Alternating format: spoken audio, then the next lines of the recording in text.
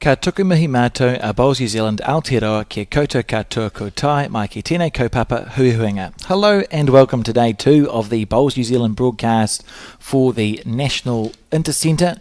It is day 2, as I said, and it's the women's Intercentre that we're watching today, and it's an in-progress game of pairs between Auckland and Southland, and then around 3:15 this afternoon we will see Central Otago take on Canterbury. It was a good day of bowls yesterday, Steve. Certainly was. It was a high standard, I thought, for the conditions where the green's running super quick, 18 plus, and the wind was at 100 miles an hour. So it was a very good game of tactics and choosing right shots at the right times in the majority.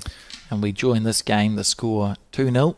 You can see in the background, and it's between Linda Ralph and Jana Savov of Auckland, who posed nicely on the left of our screen, and it is Kerry Heffer and Emma Hanley from Southland taking them on. Kerry there, the skip, and Linda the skip for Auckland. So it should be a good game, this one. We see the wind a little bit better today. It was 30-something kilometre an hour winds yesterday, 16 kilometre an hour northeasterly today, with a high of 27. And look at the humidity, 92% in Auckland today, Steve. Well, I don't quite know what that means other than it's sticky out there and that's what it means. Yeah, not too sure how they measure humidity. But it should be an interesting game, this. It's two ways, is that Auckland played this morning whilst Southland had the bye. So as a general rule of thumb, I generally believe that the team that had the bye is slightly disadvantaged. But who knows? It's an important game for both there with the, at the moment, they're sort of in first equal spot. And with Canterbury hanging around in their section as well. So this will is a key match for both sides, really. It's Emma here on her back end. And we do join just on end 2, and it's the top of the board. It scored 2 shots, and the top of the board is on the left of the screen, which means it must be Auckland who scored a 2 on the first end. So it'll be 2-0 to Auckland after one end. What a sneak view that we could have seen with the last one there. It's I think Kerry, Heffer and Emma had some close bowls, but Linda Ralph doing what Linda Ralph does. I think she drew 2 shots from what I could see. So this is Jana on the backhand side, so that's the right to the left of the screen as you see it. And we're playing a different direction today, so we're to and from the clubhouse, whereas yesterday we're parallel to. Yeah, and with the wind that whips around down the stairs in the corner, it'll be different. I'm not sure if it's better or worse, Steve, Yes. But it'll be different. Yeah. So we saw a big swinging hand and a half green yesterday. Yes, they're sort of going by the car park on one side and virtually straight up the other side.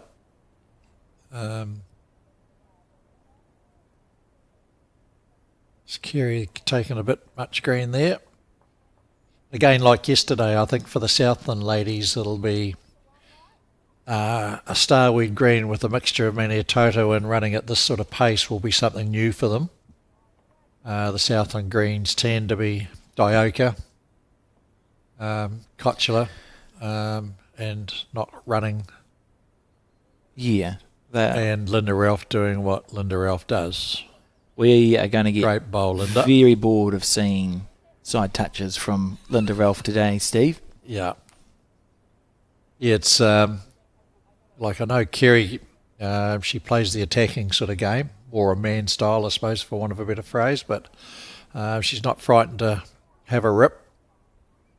But that slight movement there of moving it sideways from Linda just effectively taken out all the Southland bowls that are on the... Oh, that just tracked out a little bit. Did walk a wee bit, didn't it? It's interesting. Won't be the green. as we can see with every shot of the green. It's got such nice coverage, particularly, I mean, Starweed's a fickle surface for a green, Steve, and if it's not maintained as well as Hickey does here, the weed can get quite big crowns, yes. And then that's when it's not much fun, but he does such a good job because they stay nice and small, so it is a very flat, plain surface. Yeah, well, if you can't draw a shot at Howick, then you can't play the game. It's simple as that, because Paul Hickey is an outstanding greenkeeper, especially of starweed greens, and he's the oracle within the greenkeeping circles. If you want a great starweed green, then talk to Paul and take advice.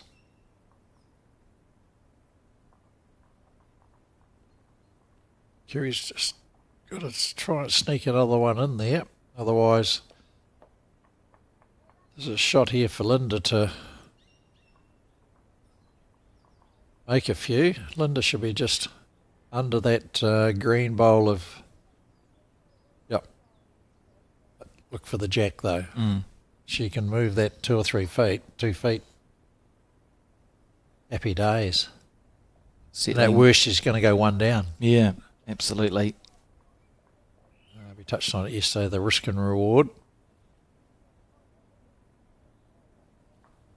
She's on a line for it. She's such a dangerous player. Look at this. Doink. Oh, 1 up to 1 up. Yeah, 1 there. So 1 to Auckland. 3-2 as we start the 4th end. Oh, okay. Only saw 2-0 on the board when we first came over. I trust our graphics department. Obviously that beautiful bowl from Linda Ralph has been such a staple for that Auckland side, Linda, and you look at the Auckland Centre Honours Board, and she's won so many titles. Her sister as well, Estelle Hickey, a very good player. And their mother, a Commonwealth Games gold medalist for South Africa in the fours when it was held in Victoria in 1990 something, 4? Mid-90s anyway, the Victoria, because we had the one in that's Canada, was it? Canada and Victoria. Canada. Yep. That was the one Jim Scott, I think, went to.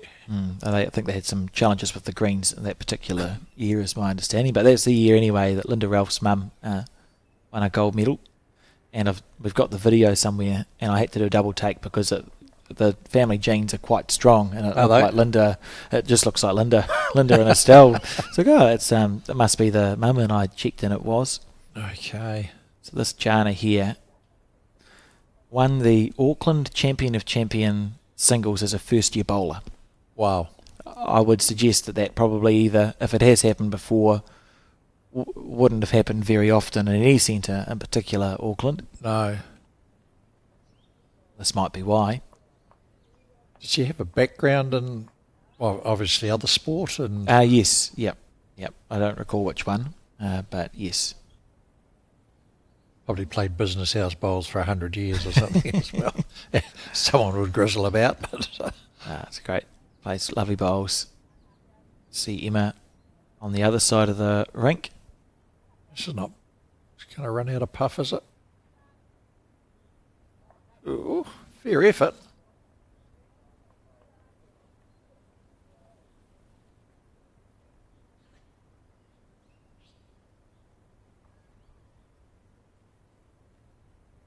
Both these sides are undefeated to this point as a pair. So we see that Auckland had a bye in round 1, played Gisborne East Coast and won that rubber 2-1. And then this morning stitched up Wairarapa 3-0. So they're undefeated, but with a bye in there. And Southland played Central Otago round 1 and won that 2-1. Played Canterbury round 2, which was a big game, and probably slightly against the odds, won that one 2-1 and had a bye this morning. So it's a pretty tough section, this one. Yeah. As you were saying, the centres, it's like, goodness gracious me. And Gisborne East Coast can, there's a few in there that can play. Central Otago as well. Ladies, Wairarapa. Well, Central Otago won this event when the final was at Browns Bay 2020, 2021. We've got that there somewhere. Oh, actually, yeah, I could have just looked at the bit of paper in front of me. The magic of AI nowadays and what Alex can do. Spits out a reasonable amount of information, most of which is right. Yeah. When was it? It was 2021. 2021, yes. Central Otago. Jane Anderson, Christine Buchanan, Debbie Jackson, Deborah Lloyd, Liz Tomlins, Pam Walker, Lindley O'Callaghan and Yvonne McCutcheon. That's a great achievement for their centre. We see Kerry Heffer now on the forehand. Another player who's been around for a long time on the Southland scene. And we saw her reach the semi-finals of the Open Women's Singles this year. How's this? Where's it going? Needs to follow the jack all the way. She got it. Always good when you get it square, Steve. But she had a couple of options there because she could have landed the shelf and happy days. She got the perfect result. Well, she's trailed it so nicely because it's removed all the position that Jana had put some position in because there were bowls past, but she's trailed it past all that stuff, and now there's 6 bowls in the way. And Emma's one of Emma's bowls is sitting in the catching pen there, so happy days. Oh goodness. Ship's passing in the night. She's not far away. She gets a wee rub here.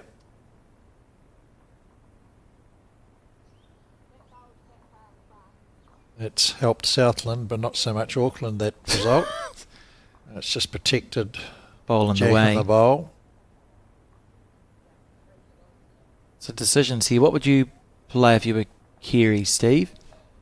You'd be looking to, ideally, you play to the jack and turn it round to fraction. Last thing you want to do is leave something high, or short and wide more be worse, but something that they could work off. So now Linda just has to play the perfect bowl. Yep. And more than capable of doing. Guys, would not be betting against a side toucher on the back end here from Linda Ralph. With the look of it, got lots of seconds. These 3. No easy path to get the bowl out.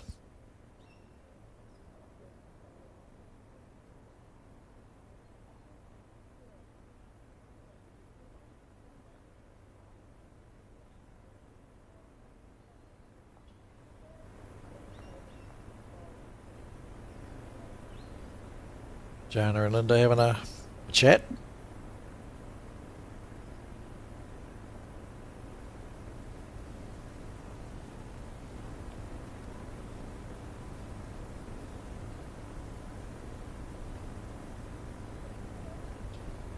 See what they've decided.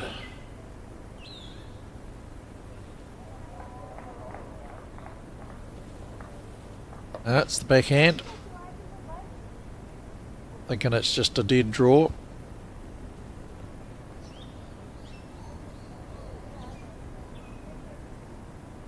It's not far away. Ew. Good effort.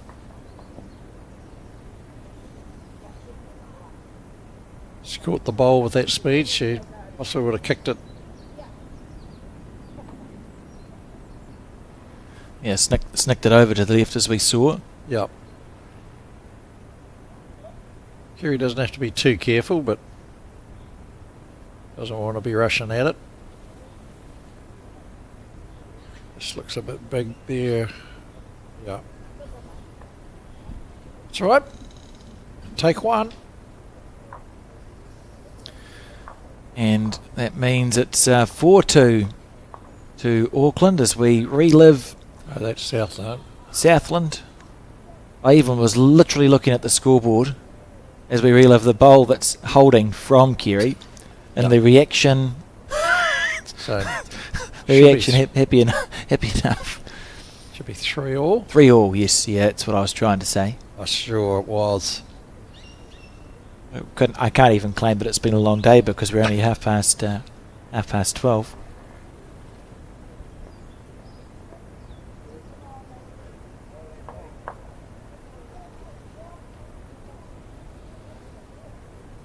Just hope the weather holds today. The weather forecast wasn't too flash at one stage, but Auckland been Auckland. There's always beautiful weather in Auckland. Depends which window you're looking at. If you look out the other three, it's a different weather forecast altogether, Alex. We know that. Oh, you're not wrong. You also have the 7 or 8 seasons in one day as well, which is exciting.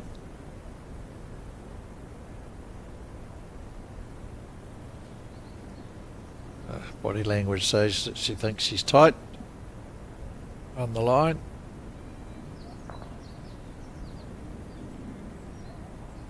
That would be a yes.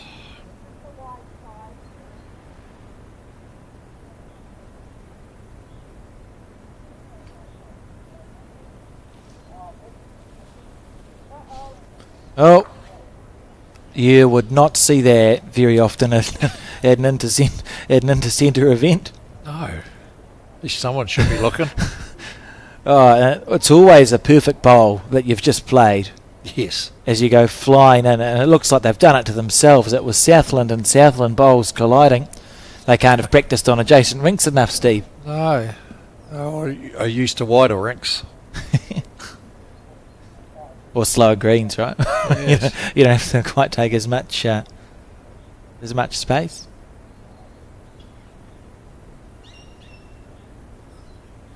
So looking through this, it doesn't look like Southland women have won this before at all. No, I'm sure they've gone close in the past. There's some great Oh yes, great bowlers from Southland who played for them.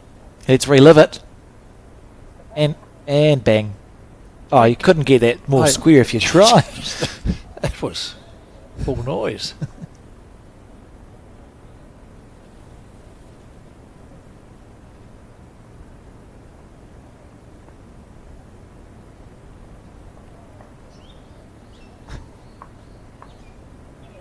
Yep.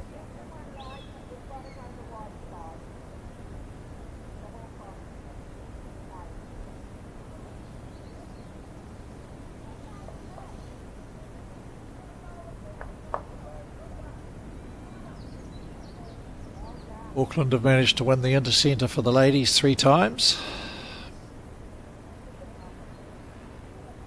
Most recently at Howick, I think. Jill Fraser skipped the 4. 2019 maybe, 2018 or 19. 2017 I think. Oh, but earlier. That makes sense.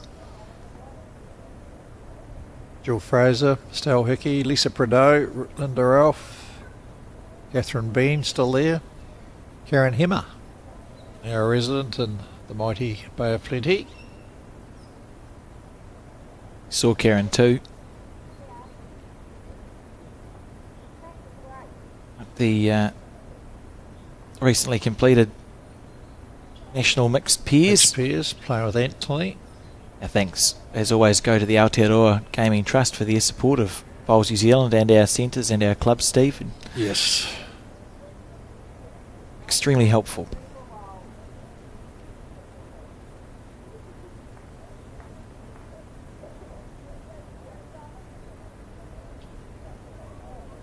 I don't know if it's the rink or just no one seems to be nailing the line here. Particularly on that hand, we've seen some drifting. Be interesting to see if Linda wants to play the backhand or the forehand. I'm not sure if she's quite made up her mind yet, and opting for the forehand, which is to the left as we see it.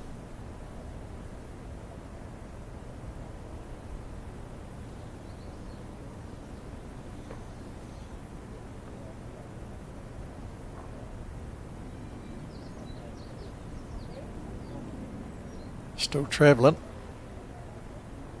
Or a slice of heaven or a slice of hell. Well, possibly helped because on the line there, she might have Southland were holding 3. So Southland with Kerry's bowl here. There's a sort of a light bluey sort of colour, and her partner in crime Emma. She's got the greeny coloured bowls, and Jana's got the only one in sight for Auckland at the moment.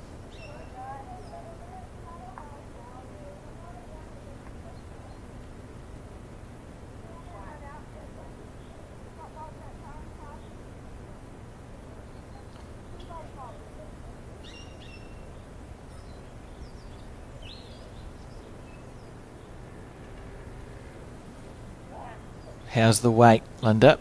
Certainly giving it some air. She catches this.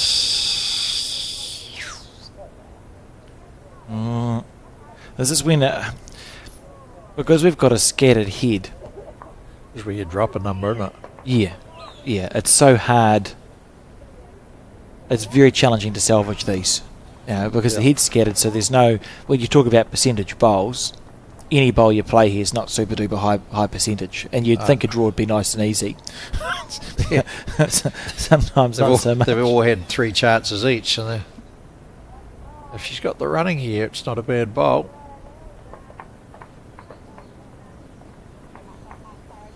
It looks like Southland's holding 3, just they're more level.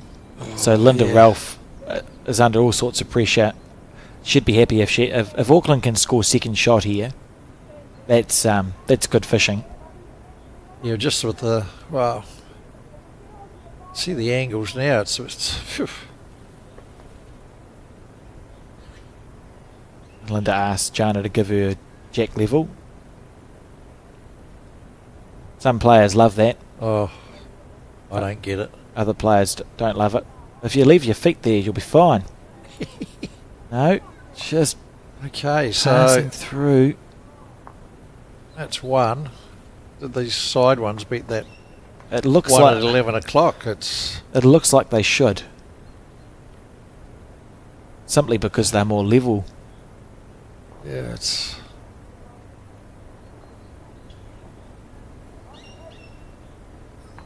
The old camera angles, it's we're not going to get a good idea here. Where are we? Oh, we can see that it's against the jack nicely. That's close.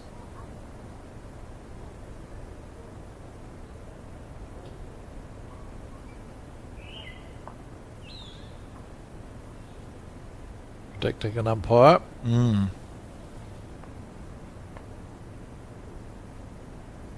Wait.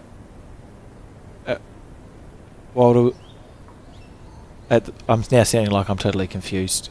Yeah, so we're measuring for 2. Yeah. So we've seen bowls moved. Oh, we'll start that again.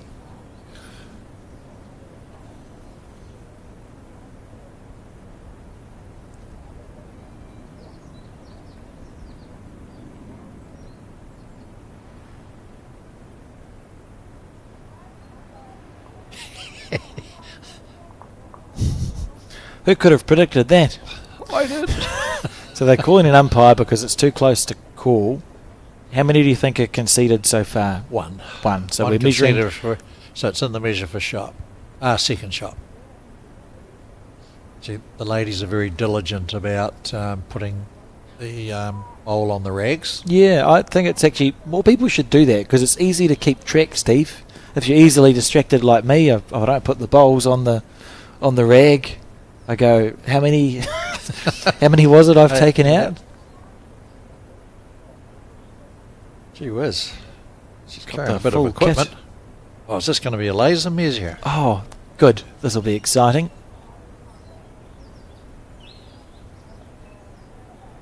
Must admit, because it takes so long, I'm not in favour in time limit games. I think they're very cool, is my opinion. And if it's more than an arm's length, I think they're brilliant. Less than an arm's length.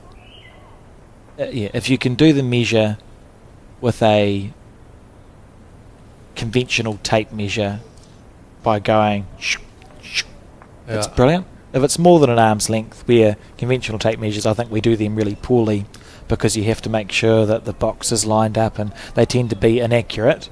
I think lasers are great. So more than an arm's length, I think, is brilliant. See the bowls line, one of the types of laser measure, and you put the two plates that reflect the laser back, and then you turn it on, make sure the battery's in, and as long as you can count, Steve, you're okay, because you look for the whatever number is lower. Well, I've seen them, but they didn't aim for the centre of the bullseye on it. Oh, we and can't. Surely if you're going up on a slight angle, it's longer. That sounds far too technical for me to have a comment on. Right, so she's done that one. And we look, remember, it's only for second shot here, so we were talking about Linda being under huge pressure. But she may only Auckland may end up only dropping the one shot. So that's the Auckland bowl of Jana's there. And press the button. I'd love to know how much it's in by. Jana's a second, so only one. Only one for Southland. It looked like it was going to be a more dramatic end than that. On the cameras. There we have it, just the one. Just the one. And 4-3 the score as we start the sixth end. Reminder, if anyone's looking at the scoreboard going, well, why is that bowl blowing next to Southland? That's because they're going first. So they've led off on this end. Tells you the team that has scored most recently. And we did talk yesterday that the next advancement will be like curling, where if there's 6 bowls to play, there'll be 6 dots up there, and they'll be removed as it goes. As it goes. Yep. It's very high on my list of things. Just so that, because we're aware most people watching this aren't actually listening to us, Steve, as hard as that is to hear for the commentary team. If we're having bowls on television and pubs and sport bars and gyms, you're not going to listen to the commentary. So it's about how can you communicate what's happening in the game if someone just sits down and looks at it on screen. So we're trying to make the scoreboard a little bit more intuitive. Yes, we're not, because of the angles and all that, it's at times it's very hard to predict who's got shot. Just even that last end as an example, whilst those bowls were square, and experience tells us that they should have been closer to that one on an angle out. The one on the angle out looked far closer than the other one.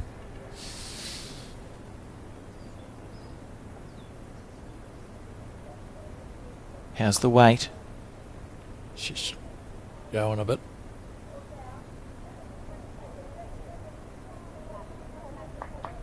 See that right blue line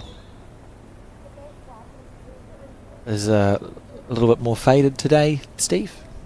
Well, it's going the other way, so we can't quite see it like we did. It's less traumatic yes, to look at. So those that were watching yesterday, right beside the white line was a blue line, and the blue line was not straight.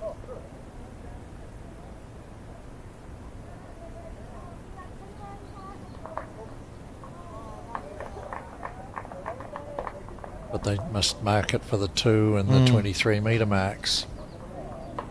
Saves a bit of time.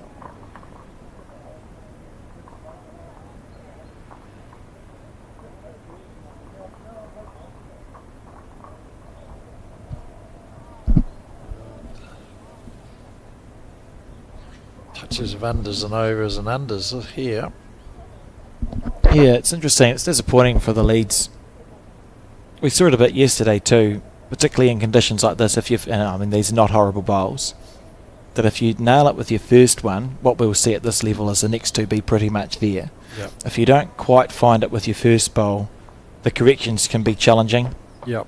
on these quicker greens. So that's when you see your unders and overs, or you think maybe, I don't need to change that much, so you go flying past twice. This is a very good correction from Jana. And 3 reads, that's the green's perfect on all 3 of those bowls. So Skin Institute, Steve, bowl is an important one for us to think about, because we spend so much time in the sun. Out in the sun. 0800 754 637. Get yourself checked out, and if you're playing, put the sunblock on, wear the hat. Slip, slop and slap. Sounds right. This was the slogan, wasn't it? Back in the day. Yep. Kerry looking pensively at that bowl.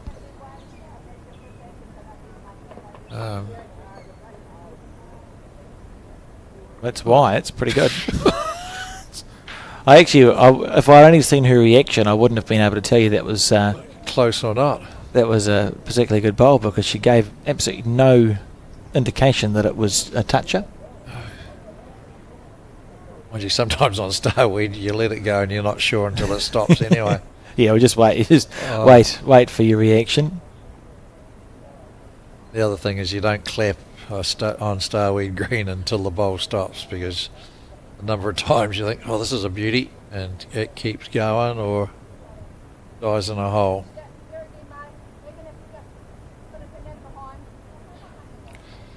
Good call from Emma there to Kerry. Couple of feet over would be perfect. Takes that wee bit of danger away if Linda drags. As the weight. Sure, she sent it all the way back. Could be it's a back. Gonna be close. Could be a back toucher.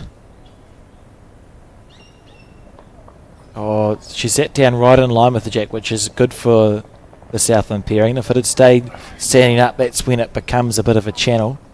Takes the forehand out of play, but I think it's created a bit of a framed it on the backhand a bit. But you got to come through those through Emma's very short bowls there. But again, risk and reward. Linda Ralph is another player who will give you no reaction if you watch your body language. It's exactly the same, whether it's a good bowl or not, and that's a nice reaching weight, possibly slightly overplayed. She would have wanted to give her bowl a chance to turn into the shot bowl, so it needs to be turning when it gets there. Yep. Kerry will be quite aware of the danger, you would think. Well, she's got the backers bowl. If Linda's going to play with that weight, I don't think she'll be too concerned. So she'd just be wanting something not to make the target that much bigger. This is coming to a good home. Perfect. Very good. Very good.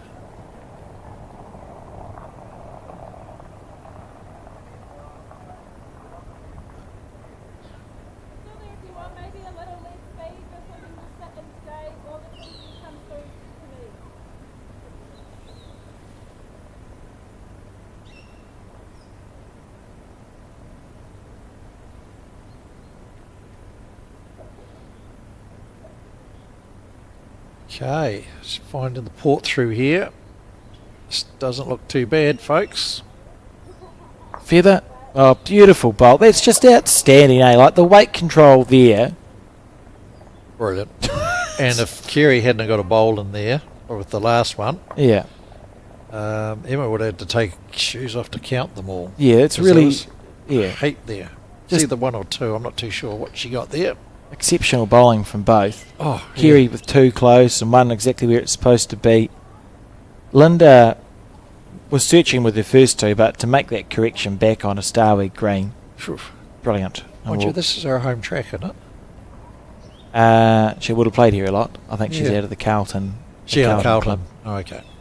But Auckland plays here a lot because it's such nice facilities. And it was a 2 by the look, Steve. So 5 shots to 4. So we start in 7 here. Of 18, remembering of course it's 4s, pairs and singles, so the National Intercentre is competed. There's a men's event and a women's event in every centre in New Zealand, of which there are 27. 27. Select 7 men and 7 women to represent them in fours, pairs and singles, or 8, sorry. It's 8 men and 8 women. And you pick a fours team, a pairs team and a singles team. It can be changed. The teams can be changed around in between rounds. So the managers have to hand in this round's playing order no sooner than 15 minutes or earlier before the round starts. So it's 8 people are picked per centre, and you pick a fours team, a pairs team and a singles player. Section players against other centres. There are 4 sections. Top 2 in each section go through to a quarter-final, which will be tomorrow afternoon, Saturday afternoon, the quarter-finals, and then semi-final and finals played off on the Sunday. 2 out of 3 in the disciplines constitutes a match win in post-section. I think the only difference is in qualifying, draws count. Draws stay as draws, and post-section they have to be played out. How much is this ball going to turn? It's going to turn enough for a second shot. It's 2-2 Southland. Again, no one's got it yet. Or consistently anyway, no one's got it. Yeah, just seeing lots of bowls that are sort of searching. This is turning early. And that's perfect weight. But underneath the head, so there's 3 bowls that are jack level there. Tell story. Good speed means you missed the line. Great line means you missed the weight. Yeah. And if they say nothing, you've missed everything. It's probably both. Yeah, this one's coming a bit. Doesn't want to catch it, but it's going to come into a nice wee pocket there anyway.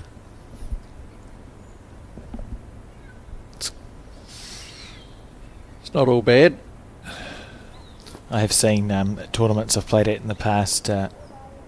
Steve skips literally throw their team's bowls over the fence and tell them to go and find their rubbish. That's a bit rough. It was quite dramatic. It was said with this. Thankfully, it was said with everyone laughing all round. So it was said in jest, and it was understood to be in jest. Because otherwise, that would have been quite a stressful experience for all involved. But the player was asked something quite achievable, I think, along the lines of just keep your bowl on the rink, and he went out of bounds and in the ditch. So the skip picked up the bowl and just dropped it over the fence and said, "Oh, you can go and get that." All right. It's right up there with the classic. Last time I played with them, how do you know? They just told me. A lovely line from Linda. So we've seen 2 bowls on the right line and 4 bowls on the right weight. So if we can stitch the 2 together, we'll be in the money. See if Kerry Heffer can find it. This is down to the speed. She doesn't want to fat that. Going to get wrecked on Linda's bowl. Hasn't pushed it up enough to be in for the shot, but it does mean if Linda is a little bit narrow, comes back into play though. A couple more rolls on that would be in for one. Yes. She's got options now. Turn her own bowl up, get it perfect, or sit the shot bowl. It's at 3 o'clock as we look at it. Might have posted that a bit high as we.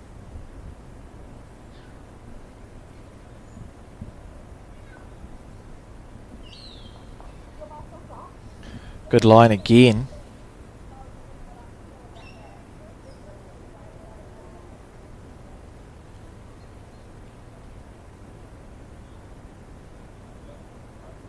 And I think for Kerry it's probably just taken a bit more green. A bit more green, the speed was probably right.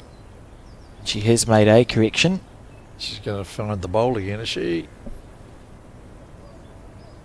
Oh. Not quite. Did it stop in time? Maybe. Yeah. Angles. I'd say it's still just the one to Southland, and Linda Ralph had perfect green twice. Been over and under.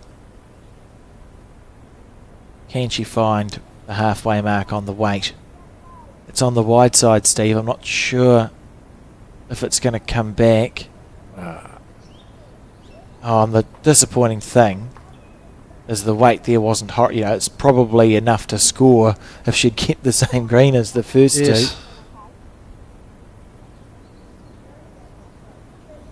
So we think Southland certainly holding one. And it's just a gentle bonus here required from Kerry Heffer. Yep. Sort of precarious-ish in that there are bowls to roll up of Auckland and there are bowls to roll away for Southland. So she's got it again. Try to be gentle. Try to be gentle. That'll be very disappointing for Southland. Yeah. And it's 1-2 Auckland. Yeah, 6-4. There could have been two. There could have been a 3-shot swing there. Kerry knew when she let it go as well.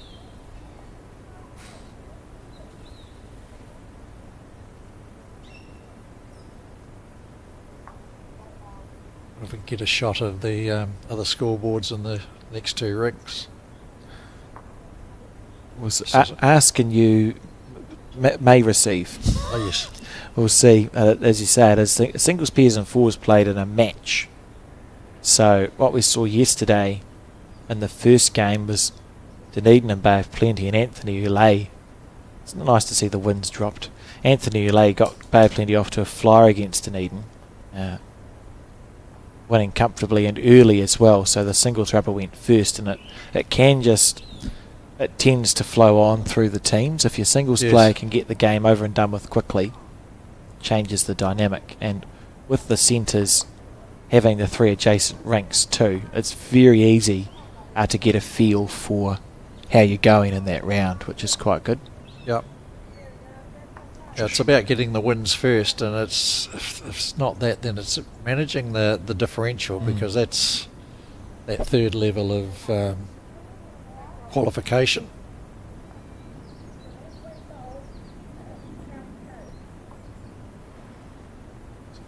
Jana on the back end.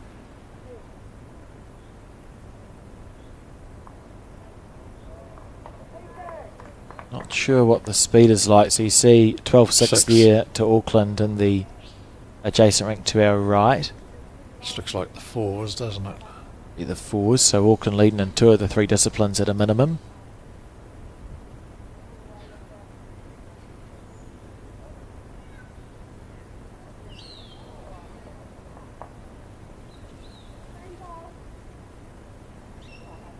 Or is it the singles next door, I think? Matt's been carried. Oh, no, it is the singles, yeah. Yeah, it's, we couldn't have got that more wrong.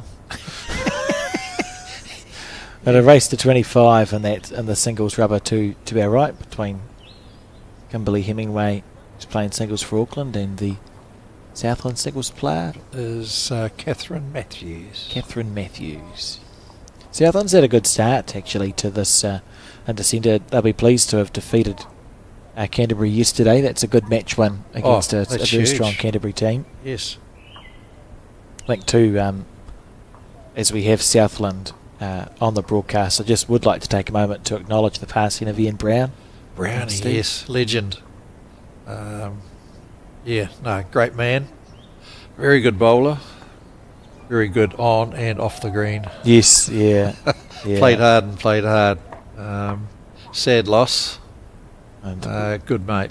In his later years, heavily involved in the Southland development teams and rep teams as a coach and a selector. Yep. I'm sure he has had a big influence on the teams that are representing Southland at this event, and sadly missed him. But, I'm sure he's in everyone's thoughts.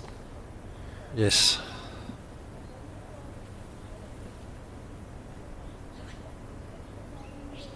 Probably a man with the least amount of coke in a rum and coke that I've ever seen in my life. It's like just a dollop. Yeah, a bottle of Lots Coke. of ice. A bottle of Coke went a long way. Great guy. Yeah. Always up for a yarn.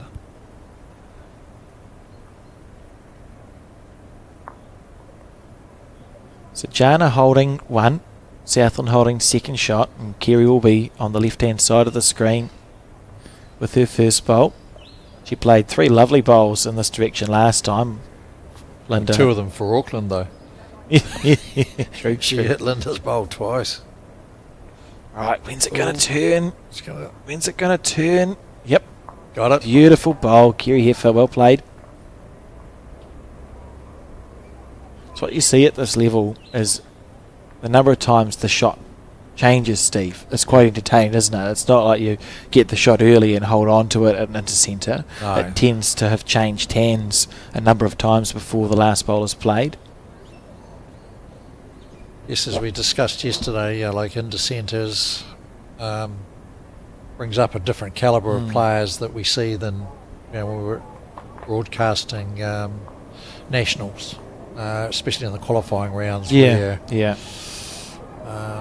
Our Nationals is open, which is a really cool absolutely. feature. It means anyone can play the Intercentre. It's literally the 7 best available men and the 7 best available women for the centres. So if you tried to count the number of titles on the screen that we see, you'd probably lose track. Yes. All know how to win bowls, and it's Kerry Heffer with her second effort. This is close. She gets that shelf. Yep, in for 2. That's beautiful stuff, eh? Well played. Yep. Making up for... And that's honestly what they're capable of doing too, because you get a little bit, you go, oh, can't believe I did that. So these players are capable of zoning in for the next end. You go, right, I made a mistake. Try and make up for it. Unfortunately for Southland, there's still a bowl that Linda Ralph has to play as we see it coming up the green. And she'll give it every chance in the world. And it has got a chance. Look at this. Unless it goes through the hole. Look at this from Linda Ralph. What a shot. Well played. Can you see it? Not sure how. You have to go quite quickly to rip that bowl out. Well, she can't go any worse off going it. Kerry's can't go any worse any weight, any hand. So opting for the forehand, just reaching, so it's a slightly less aggressive route, but it's still worth a few if she clears the front. She'll be close if she clears the front. Right, what's going to happen? Through the jack. Where'd it go? Show me. Oh, there it is. There's Trailed it the right bowl. back, and I see 2 Jana's bowls. So Kerry, The white went right, didn't it? Yep. Out with the 1. the Yeah, 1. that's pretty good. Good shot. Take that. Guts the jack square back. The second time she's done it in this game, and it's 1-2 Southland, which makes the score 5-6 at the halfway mark. Very entertaining game going on as we see the singles match 13-6. Very colourful bowls over there, wasn't it? Yeah, look at this. So she's just passed the front one, trailed it back. Perfect weight. Was probably Well, she was not going to get any more by sitting, unless she chopped and lay with it. She was only ever going to get 1 with that sort of weight. It's that orange and white, and then there's purple, green, and no use asking you, is there? multiple colours. That's what we At had. least 3 colours on one of them and 2 on the other. Excellent. It's the beauty of the modern game today, Alex. You were telling me, and you put in front of me, I'm currently looking at February the 14th, 1913. It was a Friday.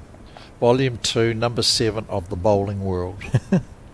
A journal put out by bowls or bowlers in the Auckland area, and they talk about in here the straight bowls. So they were complaining about straight bowls in 1913 and the pokers. I think we call them rakers nowadays. Yeah. So there's been a slight change in terminology. And they were complaining about not having a fair bias, and play therefore were of a pleasant nature, brought joy to the hearts of a true bowler. Oh, how times haven't changed. No, they haven't changed in this. And unfortunately, they're pointing the finger at the southern players, being pokers. So up in Auckland, it's fine. It's It the was Southland. fine. It was it was there. So they were worried about the woods. Obviously, they played with wooden bowls back then. That's fantastic. Quite an article on the Southern Pokers. Oh, that one's turning. You can see once they go, they go. Yeah. It's Typical of starweed. once they reach that breaking point. Yeah. I'll And just if you push away. through another foot or two to get to the breaking point, be perfect. So in reality, you've not missed by huge margins. No.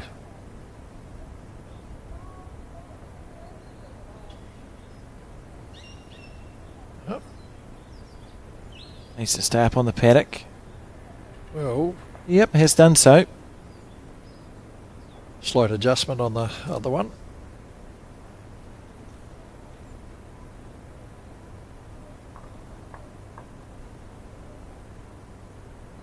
Oh, nice bowl from the leads. Been quite considerate for their skips, leaving plenty of room for them to show their skills.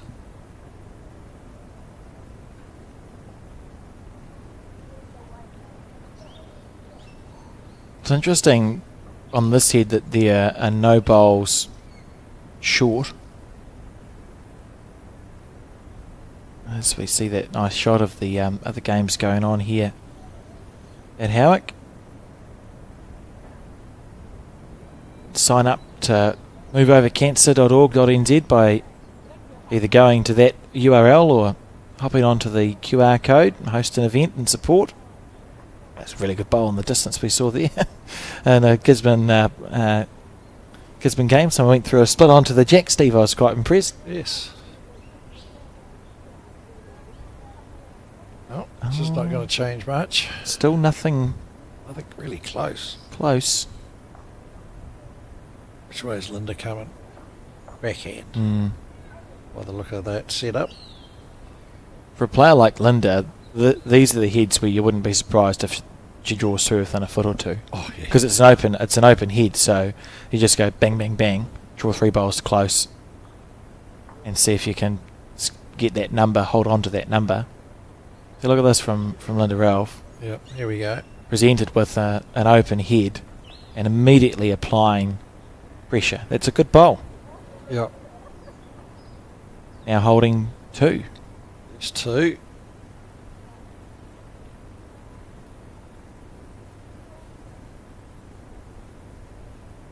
And again, the deception of TV, that looks like, it's quite a wee way away when we know it's less than, well, it's about a foot away. The saving grace for this bowl is it may feel like it's in Linda's line. It probably isn't, but she may be tempted to switch to the forehand. No. Linda's played on this stuff. Yeah, so that's the sign of a confident bowler, isn't it? Yep. Sometimes you can, be forced to change for no reason. As the weight. Like if you kind of hit it, it's a bad bowl. Yes. So.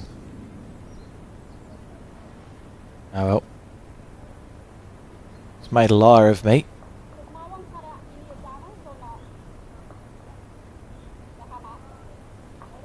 Oh, great communication. You just heard in the ambient mic, Kiri go, has my one cut out any of Jana's? And then just understanding if they're still 2 or 3 down and asking what sort of correction needs to be made. So Kiri will stay on exactly the same hand. Yeah. And just look to make that little correction on the weight. And mentally, if you step on the mat, I'm only 1 down at the moment, so just a wee correction is... Well, the hand of God just sat Linda's bowl down. Just giving her a bit more room and... Needs it to keep running. Starbeat, it's going to move sideways and not towards us. Oh! Turn turtle. Talk about the hand of God. Oh, there's a dog. A lot of those at the bowling greens over the years, Steve. And yes. The club cats you see around the place as well. Yes. A lot of club cats. Club cats.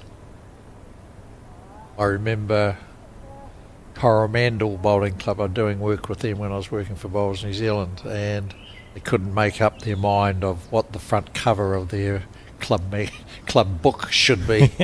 And in the end, it was the cat. Fair enough. And the cat had a scoreboard of rats, rabbits, mice, and birds.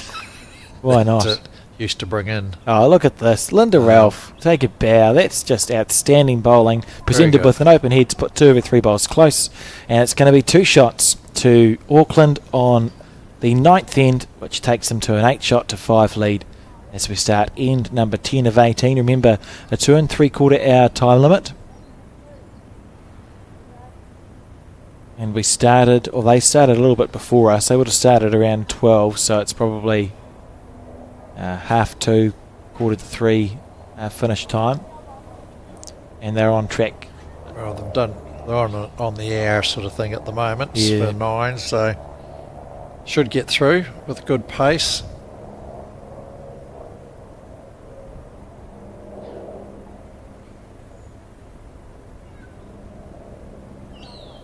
Jana on her back end. It's looking like a much nicer day here today at Howick, isn't it, for bowls? I've not seen the bowls impacted by the wind in the same way we saw it yesterday. That's a perfect example. Jana then took lovely green just outside of the rink. It's come back to the centre line. Didn't deviate. Didn't look like it sped up or slowed down because there's been a gust. Perfect conditions. I actually quite like it when it's not too sunny. it's nicer to be overcast.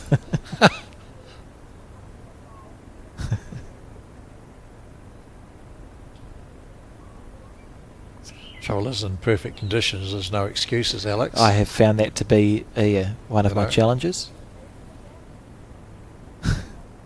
Though we should all know that it's never the bowler's fault. No. Even if the conditions are perfect.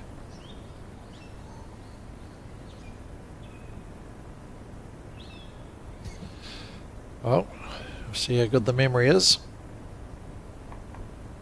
It's one of the ones, if you've got the weight right,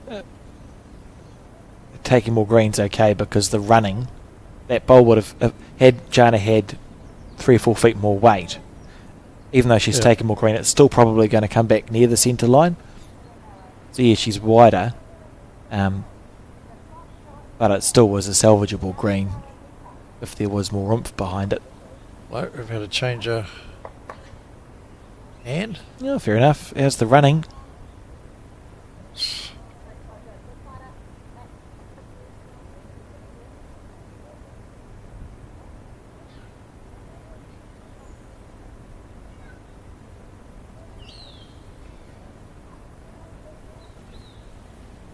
Very economical delivery there from Jana.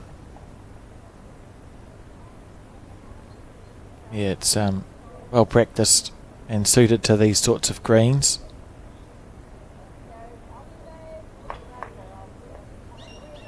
So that was 18 seconds on the dot, that bowl, and it didn't quite reach the 2 metre mark, which is an indication of how the screen is running. Yeah. I did have it on good authority that the trial ends this morning saw the ditches well tested with the first bowls. Yes, and we did look to see where they were playing yesterday, so it's not surprising. Coming off a completely different surface. Yeah, and onto a green that's known to be one of the quicker greens in Auckland, if not New Zealand, depending on how the country's been treated with the weather, but certainly one of the quicker greens in Auckland. Years ago, it used to be quicker, even still. It slowed down, yes, you're right. Remember when I first moved up to Auckland, there's a sea green right down the bottom at Howick, and that was running very fast, and it was quite windy. Yep. And you sort of learned some lessons in trying to stay calm at bowls, but it's now runs between 17 and 19 seconds at Howick, which is a bit more controllable. Still on the quicker side. Yeah, last century when I played, there was the Nationals, they were headquarters. I played with the great Ivan Masik and Paul Girdler and Nakonda.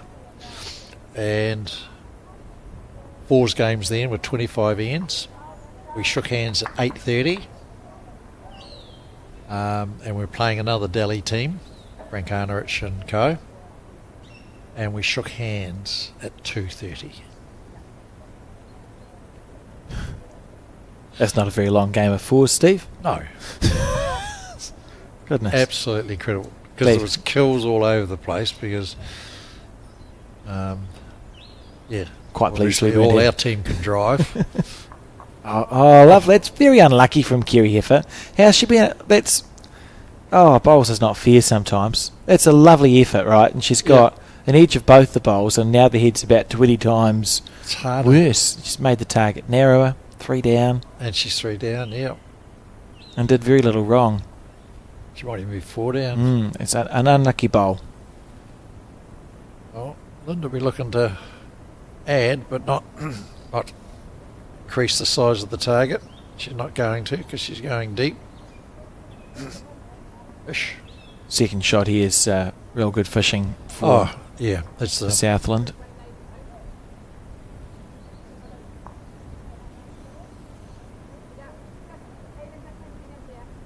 Yeah, well, the blue bowl looks like it's Kerry's bowl. That the contact bowl was it's wobbled away.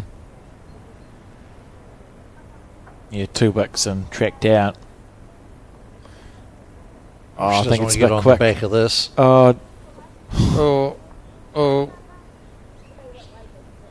so it's going to be at big pressure for Kerry's last bowl. It's like seeing the driving that we saw yesterday with Nigel Birkbeck in particular, driving particularly well. That was very impressive, and that's a response to the conditions that we had yesterday as well, with 30-40 kilometre an hour winds. It actually becomes really a percentage shot, and Nigel, there's a bowl, he ripped a bowl out for 5, didn't he, near the end of that game. That's just outstanding confidence. So we see Linda not wanting to fatten the target. She's going to Oh, beautiful bowl. That's absolutely brilliant. A 1-bowl target. all the pressure in the world on Kerry now. Yeah, and she's going to walk to have a look at this, because one of the options, you've got a bowl-sized target. If you hit it, it kills, is a option, or is it easier to try draw a second shot? She won't have a lot of confidence based on her first 2 bowls. She was unlucky with her first one. Second one was overplayed.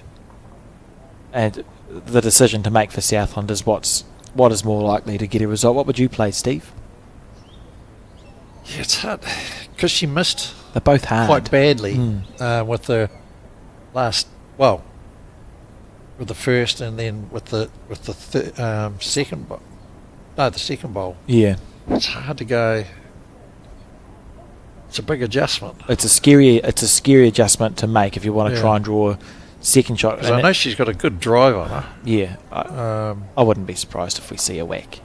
Because even third shot's hard to get here with the fact that you've got 3 bowls within a foot. So if she's on a forehand. that must be a hit then. No. Oh. This is a big call. And she's missed the line, has she? Wants to hang around. Right. I'm not sure changing the hand was the best option, to be fair, but we're in here and Kerry's out there. So a forgettable end for Southland. And 4 conceded. Yeah, it could be a measure between those.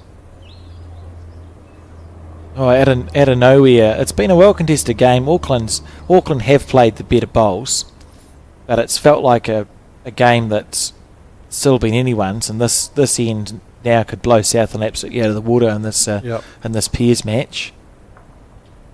Jana measuring, that's Linda Ralph's bowl against Southland one. It is a 5. I think it was a handful there, wasn't it? Yeah.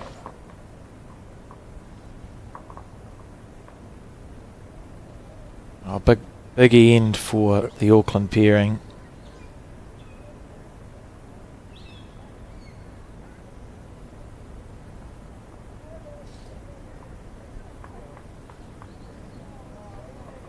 Yes, I think again, like the players make the choices. They discussed what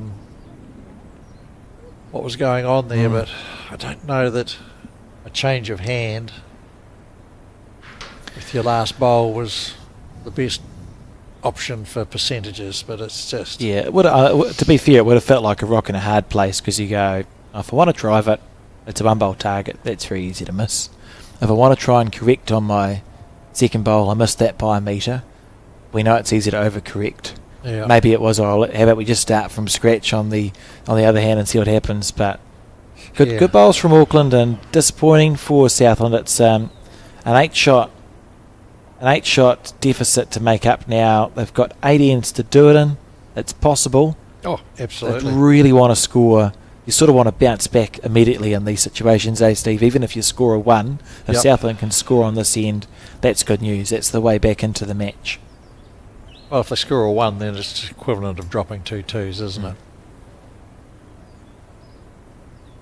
It's not ideal. No. Pressure's a funny thing in bowls.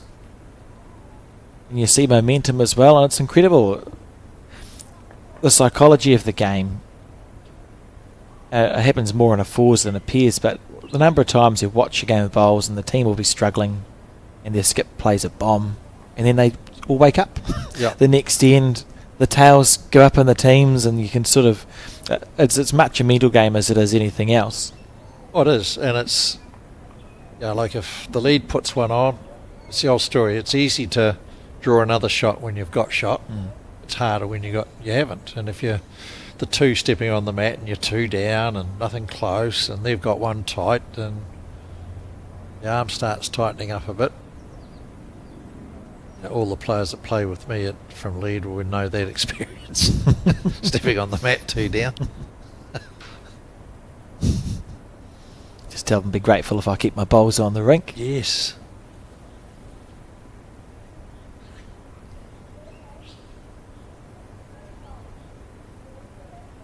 But it's a game where the brain is the factor, and it mucks things up. Still one of the best bowls books around, to my mind, is The Inner Game of Tennis by Timothy Galway. Absolutely. So write that down if you want a good book to read, the psychology of thinking and not thinking. Great book. Amazon probably be the best place to go and get it. Yeah, he's a good speaker too, Timothy, so even if you just search that on YouTube, he's given a few lectures on his thinking. He was the first person really to think about sports psychology as we talk about it today. And it was in the 70s when he wrote that book. The first one really to sort of consider, well, what is it that makes top sports people tick? And what is it that is, how can we get the best out of ourselves, and how are we feeling when we do so? Yeah, it's that, and that's the awareness. And if you have a think back to when you bowled really well, guarantee you weren't thinking. You were just stepping on the mat, letting the brain work it out. Your eyes tell you what to do, and you just play it. And that's the premise of his theory. And it's, you don't think, when you turn the light switch on, you don't think about, left hand out, finger out, flick it up. Do this, and in bowling terms, it's can't be wide, can't be short on this one. Is the wind blowing and all that? You start throwing that into the brain. Brain in the end goes, no, heck with that. I'll do what I want, but you're just throwing a whole lot of factors in there that don't need to be considered. So Southland need to score on this end, really, having dropped a very disappointing bundle on the previous.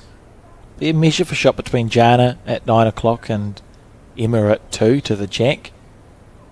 Both the skips playing ineffective first bowls.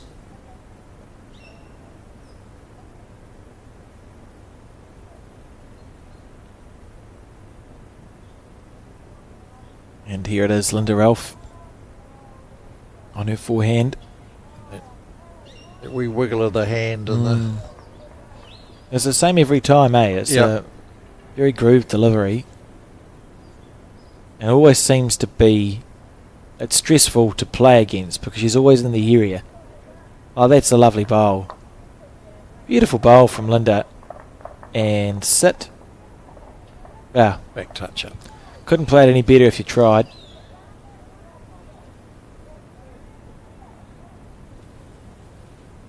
Be hard work to to play against someone who's every end sort of 2 out of Putting 3 bowls within a foot or two of the jack.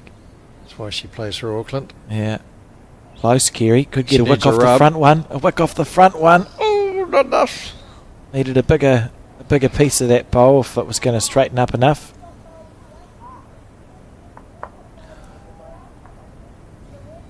Wonder if Linda's moved. Oh, probably hasn't moved the jack enough that Emma has second shot. So I'll stop that thought in its tracks. Yeah, if anything, she's made it. Taken Protected it away it because better. Yeah. she's pushed it. Oh. Got it. I mean, it really shouldn't happen. So who wasn't looking? I'm suggesting that, given the distance that Linda's bowl had travelled, which wasn't that far, it was her fault. I don't understand. Look at She this. should have looked up. Bang. Look at this. And it's gone. Yep. Just, yeah. So if they meet at halfway, then you say both didn't look. Well, I think it's the same person twice. Anyway. On the forehand. Was the second attempt better than the... Well, we don't know if it's better than the but she's similar previous to bowl. her bowl's similar to the one that's just in behind. Yep, classy bowl.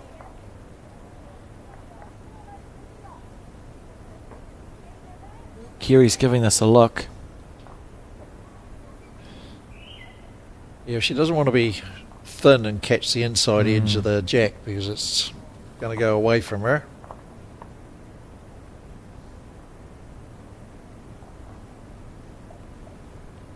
It's on a thin line. If it holds up enough, this is absolutely brilliant from Kerry. Oh, she's going to chip it out clean. What a ball! Excellent. And 2. Ah, Very good. I've actually got nothing I could say. That was unbelievably good from Kerry Heffer. I think it was a 2 there It to has to be a 2. Southland. Yeah, it has to be a 2. Oh, what a shot. That's that. And you talk about a skip playing a bomb that can lift a team. You wouldn't bet against Emma having a really close shot here. Look at that from Kerry. Couldn't afford to get the jack, didn't. Has sent the shot bowl out perfectly for 2 shots. For chop and lie. 13-7 is the score. And we're on end 12. And Dad will be sitting at home going, that's my girl. Yeah. You did a better job of the accent than me. Well, you're from down close enough to Southland. You've got a bit of the burr. Got a bit of the R going. Bit of the burr going on.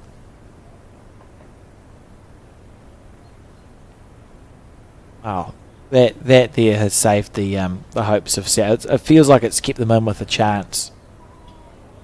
Whereas, had they dropped 2 that end, it's 15-5 against gone. very good bowlers, and it just would feel like it's just that enough out of reach. It's not likely. Whereas with Kerry's, genius. It's 13-7, so 6 the difference now on end 12. And very important for Emma. If you can go end on end now, you want to sort of score 2 ends to Auckland's 1 on the way home. So it's about trying to gain a little bit of momentum if Southland can secure a good head here. So ideally on the crossover, Kerry will be hoping to be holding the shot, and if she's not holding the shot, she'll want it to be a nice head where you've got sort of bowls, a couple of bowls past. Just how big's the correction here? Yeah. Just over. Just need the lead just to try and step up a little bit in these situations. Auckland well ahead in the singles match. 21-9. 9, was it? So it's 9. important for Southland to try and work their way back into the pairs games and the 4s that you see to the far right. Not sure what the score is in the 4s.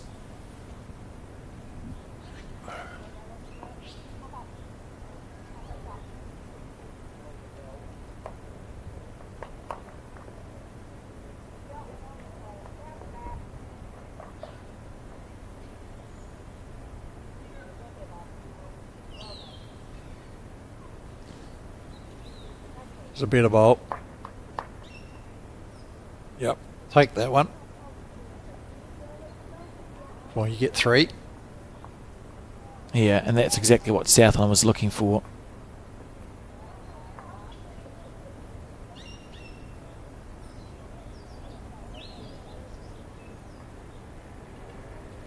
Jana's a bit tight again on the line.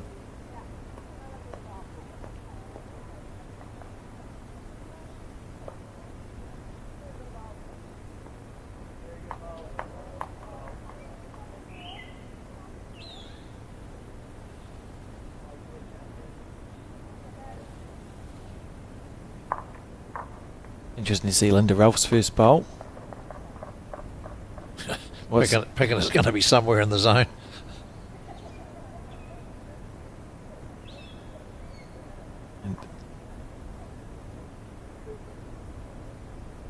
It'd be good for Kerry to just get one handy, really handy. Just give her the confidence back again.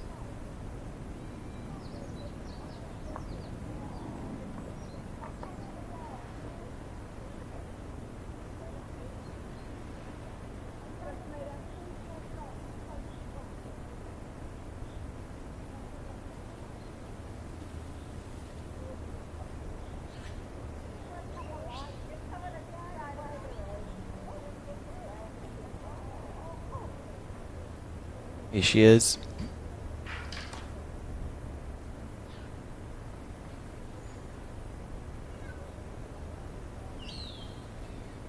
Just travelling.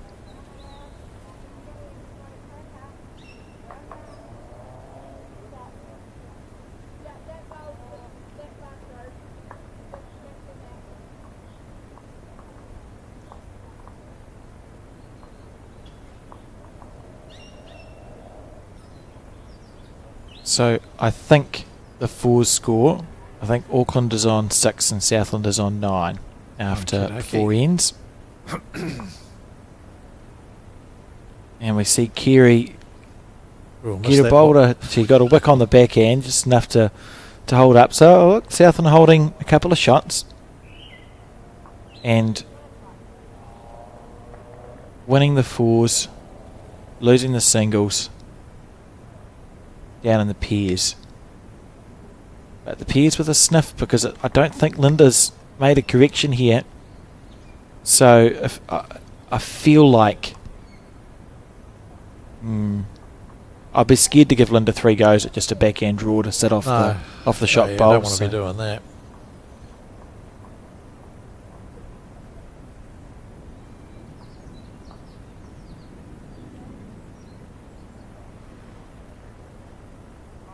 Sorry, it's 6-5 after 9 ends. 6-5. See, 9 looks like a 4. Yeah, this is where Linda's brilliant. I would almost bet the house that I don't own on Linda drawing the shot here, because she's had 3 goes at the same bowl. Yep. Very good at making that correction.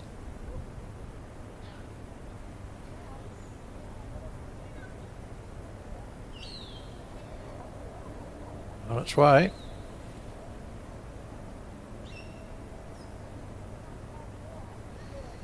Three goes at the same shot. Linda Ralph unable to make she hasn't made the correction. That's very surprising. 3 bowls almost identical. Yeah. And it's 2 to Southland, who are working their way back into this game really well. 9 shots to 13 now after 13 ends. It reads a lot better than 13-5, doesn't it? Certainly does. They've bounced back really. It's been a perfect recovery from dropping almost that. 15-5, wasn't it? It was. They dropped to 5 and they were 2 down and looking up a creek without a pedal. Gary played a bomb. Yep. And they're right back in it.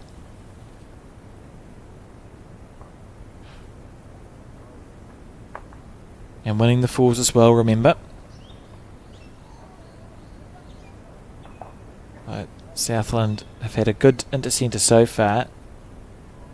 And we'll be really hoping.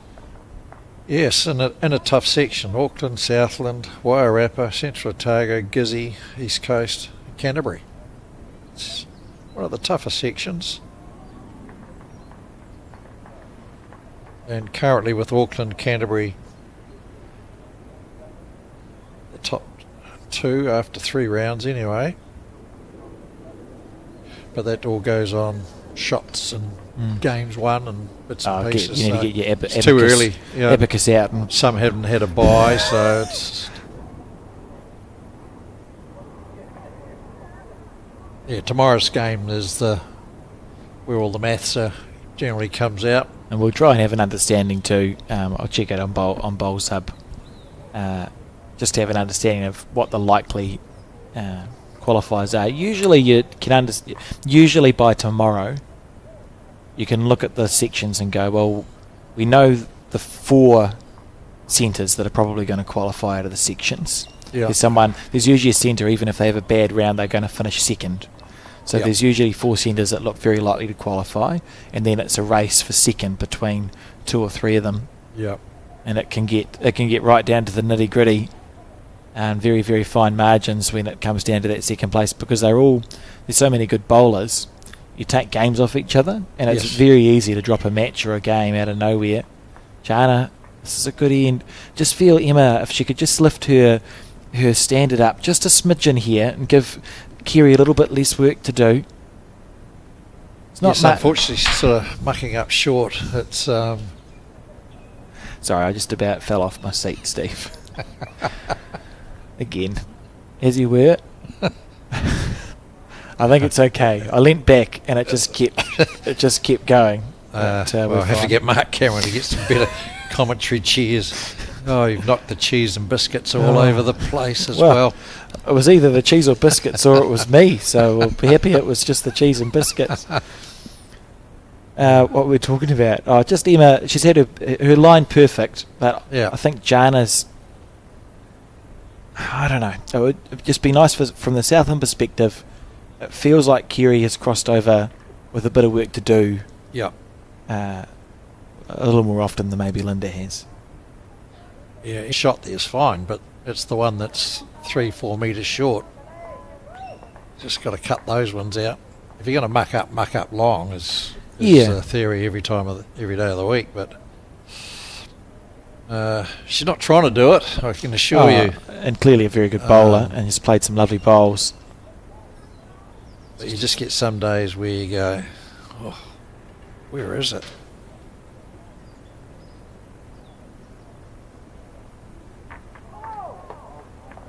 This might be a bit thin, Kerry.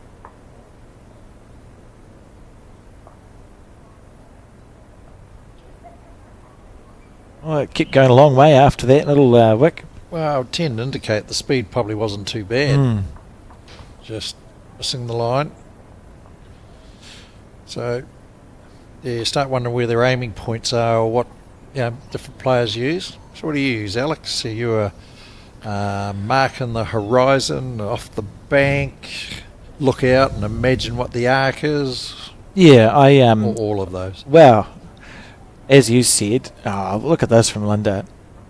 When I'm playing really well, I couldn't actually tell you. I just know if I've got my line right or not. Yeah. But I don't play very well that often.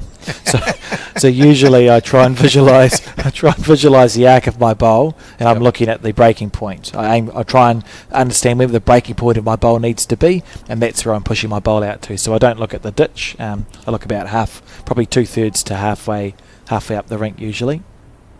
I couldn't tell you why I do that. It's just the way I tend to play bowls. What about yourself, Steve? I'm a bank boy or horizon. And to sort of try and find that lane that is that. And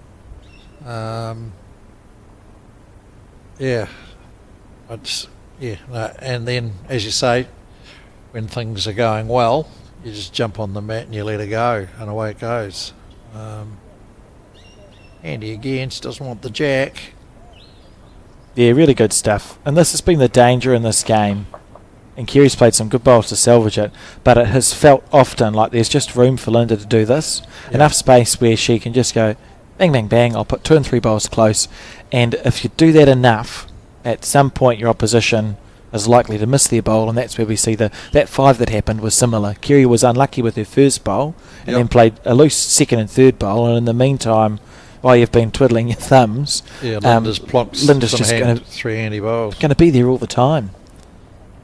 Yes, well, Kerry sort of missed the line both times this way. She's hit that front short bowl of Emma's twice on different hands. Yeah, here we go. It's going to be another bundle. At least 2, possibly more.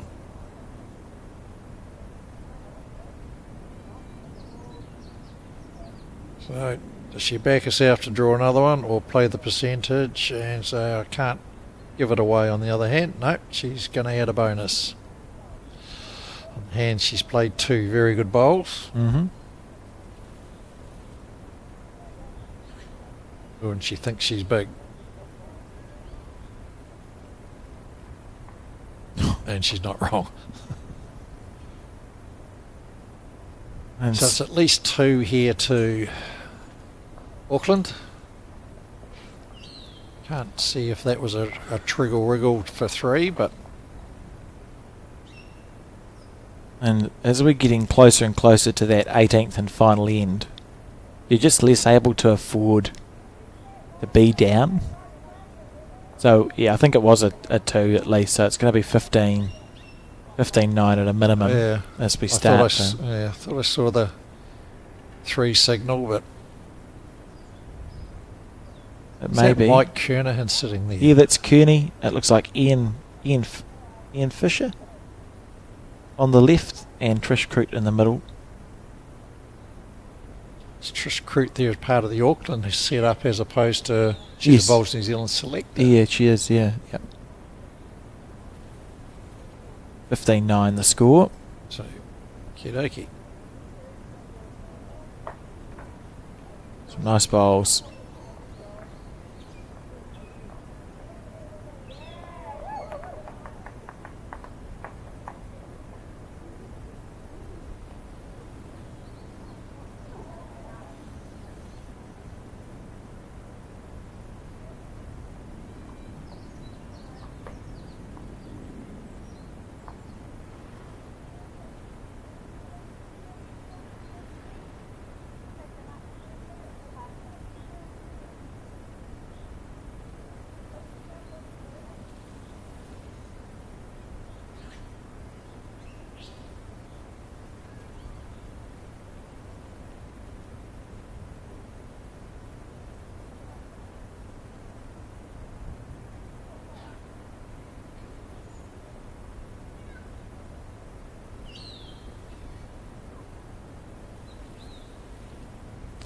How's this correction?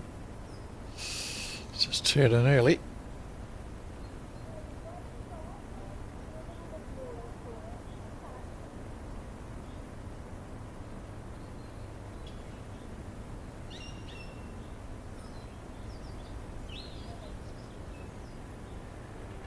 Okay, you might nail one.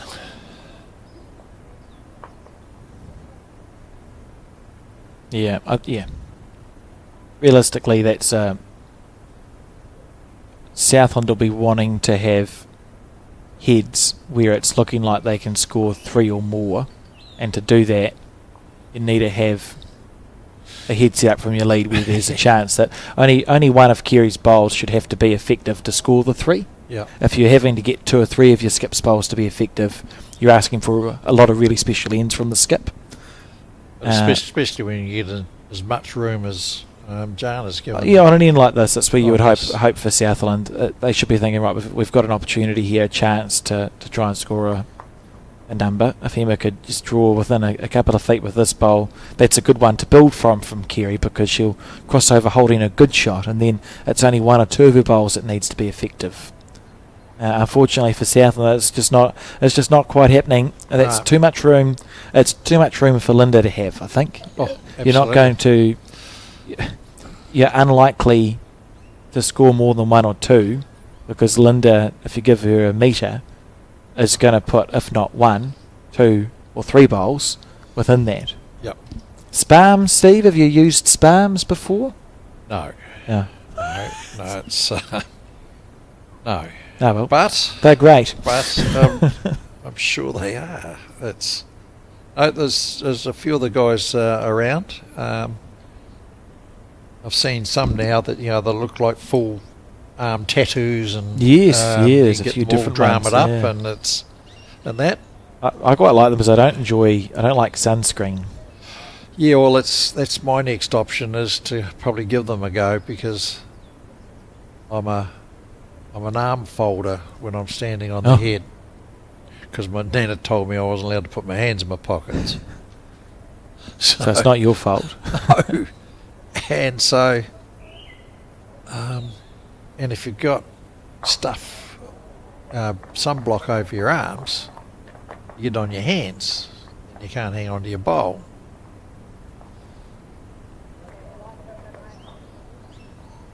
So I am yet and maybe convinced to give them a go. Talking of spams, looks like Linda Ralph might have some spams on. Or a thermal. To protect from the sun. To protect from the sun at Howick. Yes. Well, it's only the humidity. I'm not too sure there's much sun out there. Oh.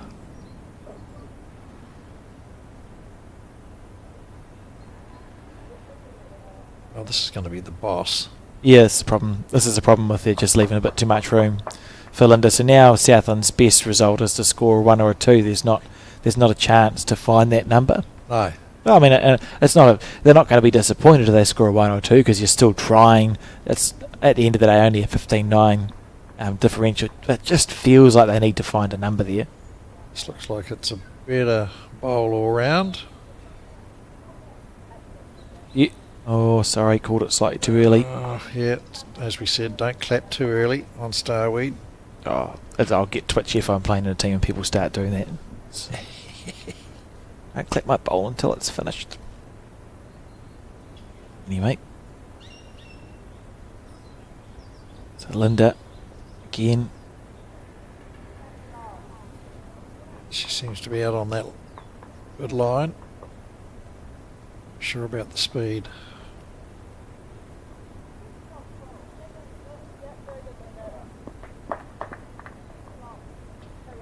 Well, that's probably a very good bowl because otherwise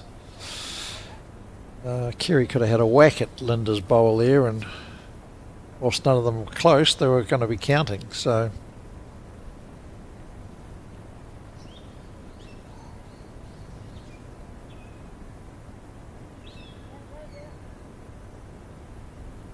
needs to find the jack or the bowl. Oh. Okay, that could be 2. And so 17-9. The score to Auckland, looking like they're going to be on track to victory here in this match against Auckland. So it's not the end of the world for Southland. They've had a good Intercentre so far. So it's about trying to keep. Well, we saw it yesterday. Their first loss, so yeah, it would be, and it's almost at the point in this game. Is this the 15th end?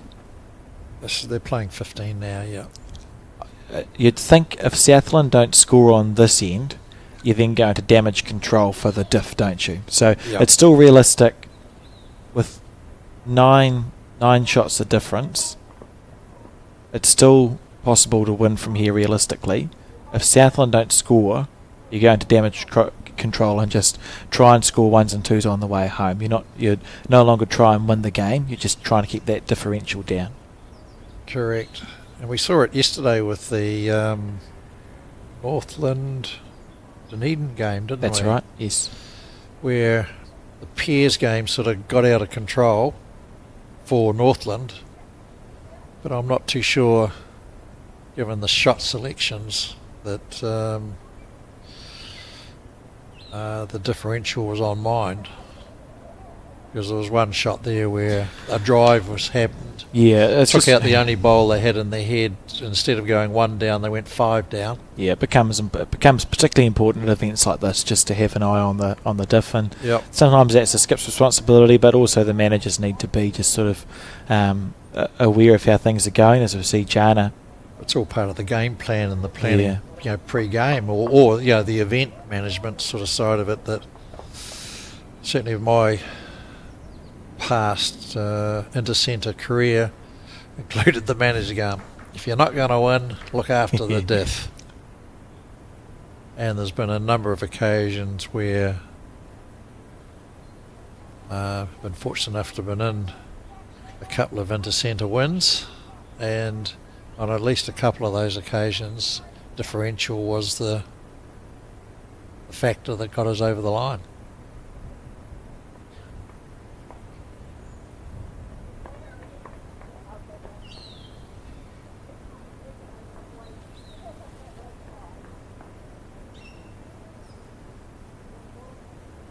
That could be Kerry's dad in the background there, is it? Yeah, oh, it is. Yeah, it is Jason. Jason. No? So he wasn't sitting to watch. He would have been physically at the venue saying, I taught you that shot. Yes. Yeah, it is Jason. He's a good bowler himself. He's won a number of centre titles. Certainly has. Tirangi club with... Or Tirangi, Tirangi. if you say it Southland. So good. They have a lot of clubs in Southland actually. It's a big They centre, do. and it's well spread out. They've got lots of sub-centres in the It's Southland one of the centre. biggest, second biggest, I think, geographically. Christchurch, Canterbury's the biggest. It's but these littered with wonderful little country clubs where they get the hospitality and everything right. It's I think we touched on before is that like in 2017 Bowls New Zealand did a census of every bowling club and went to every bowling club, and I had the pleasure of doing part of Southland, and Isn't it cool? Yeah, just the it's just beautiful little country bowling greens that where the whole community get involved. And I think I was there once, and then the fire brigade siren went off, and half the green disappeared because they're all volunteer firemen.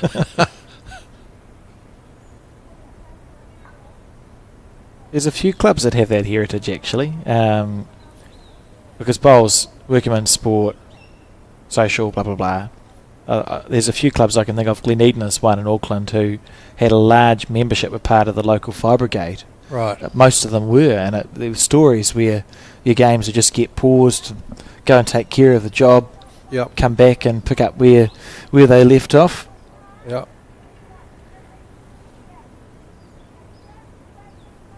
This was at I was doing some commentary at Maori Bowls at Nongataha, and sure enough, the fire alarm bells were ringing. It's a frightening siren, isn't it? I think the bombers are heading in. Luckily, the world's a peaceful place at the moment, so I'm sure that won't be a problem. Wow, who knows? Just keep playing our bowls at the bottom of the world. I think my boss at home, she was reading up that New Zealand was rated third most safest country in the world at the moment, given what's happening in Middle East. It's good news. Yes. We spoke about this end being an important one, and it is. Kerry Heffer has played 2 perfectly green bowls. If she cannot draw the shot with her last bowl of this end, it's damage control. Let's try and lose by as little as possible. It's the last realistic opportunity that Southland's going to have of finding a way back into this match. Needs to nail the last bowl. It's going to be probably 4 down when she gets onto the mat. Linda, Has Ralph, she cooked it enough? I think they're underbaked, but in. Yes. So yeah, 4 down, big pressure, has to draw the shot. Nothing to hit. No, nothing to hit up either, really. Just have to draw the shot on the forehand.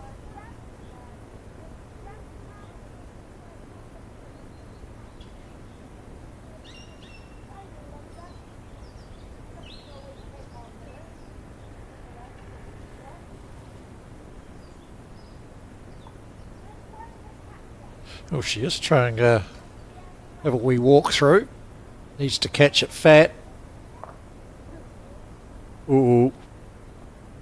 Well, fair enough. Yep, take that.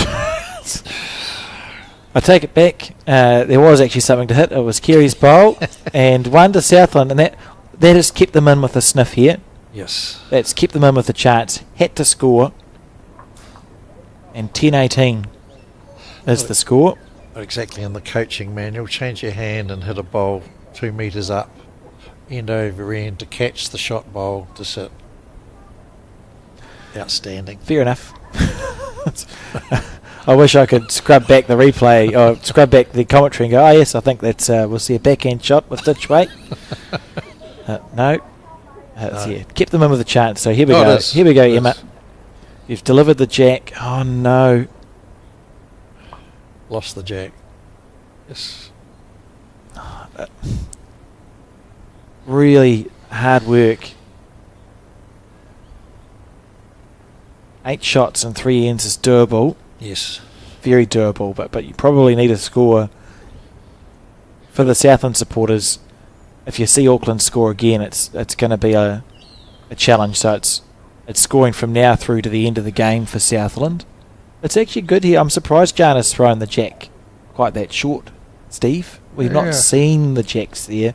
It feels almost more like what Southland might have been convinced to do.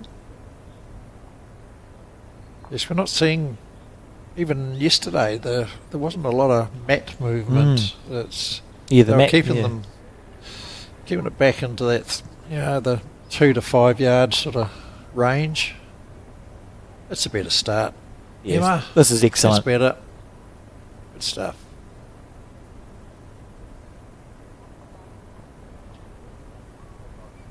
See if Jana responds.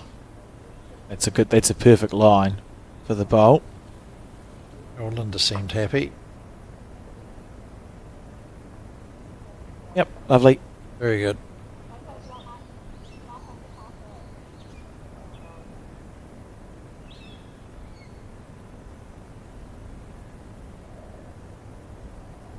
Very compact delivery.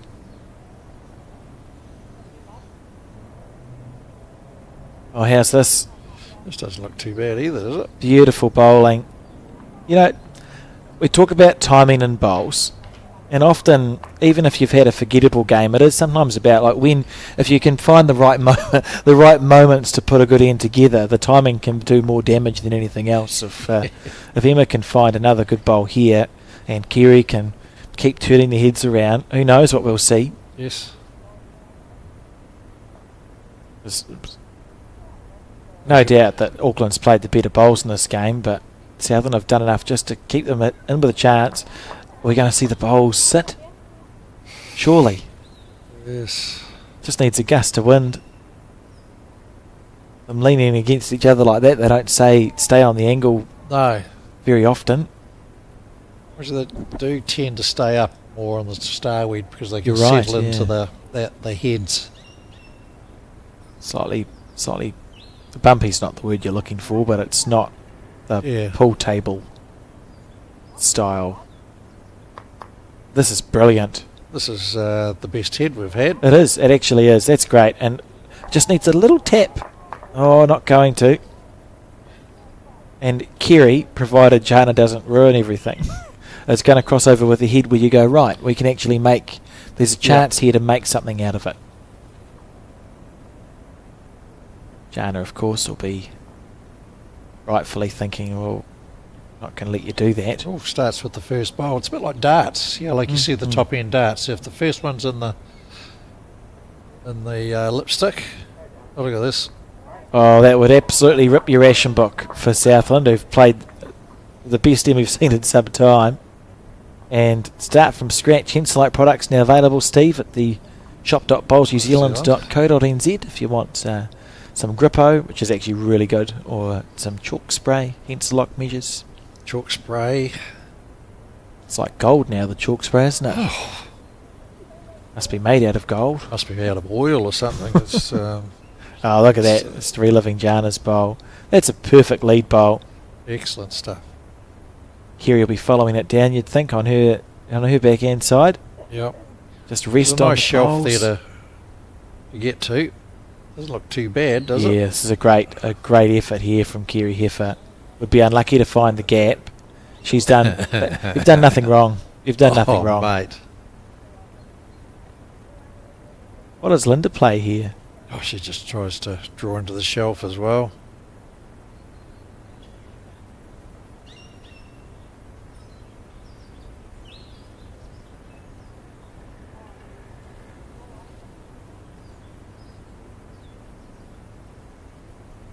(23-18). You see the score to Auckland in that singles match to our right. And Linda Ralph willing her bowl down. Back into the head. Not going to. Actually has made the This is where probably the wee bit of a difference the men's and women's game. I can imagine if that head was yesterday, Nigel Birkbeck and Lee, Warburton would have been into that. Absolutely, and you're hoping to miss wide on the wide side.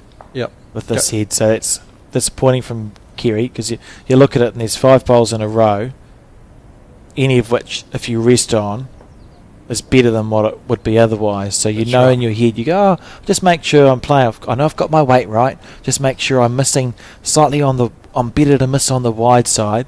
You miss underneath the head. Doesn't achieve a whole lot unless you can snick the jack over there, I suppose. Yeah. And Linda Ralph, I just had a quick look. The last 200, she's played 202 games, and out of those 202 games, she's won 154 of them, which is 70-something% win rate. It's not bad. Very good strike rate. I was told when I took up the game, you're going to lose more than you win, son. Incorrect. I've said it before and I'll say it again. If Kerry doesn't get a result with this bowl, that's the end of it for Southland. Yep. He's found a way to keep them in it.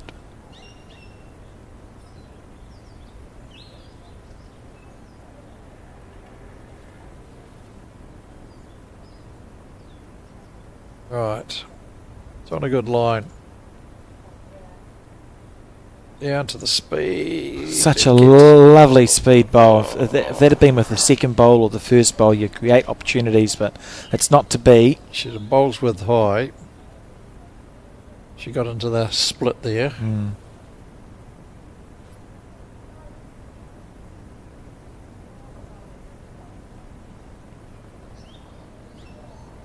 I think she's hoiked that a bit high. So it certainly looks like 1, possibly more. 2.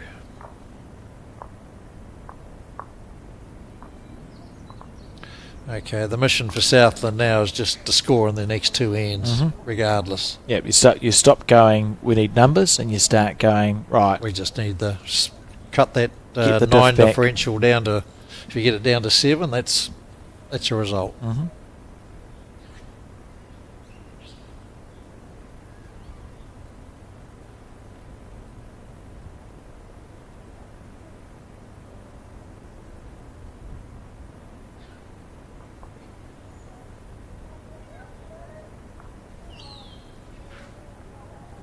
Yeah, you sort of wonder there a wee bit with, but Emma lost the jack there, didn't she? And then Jana threw it short.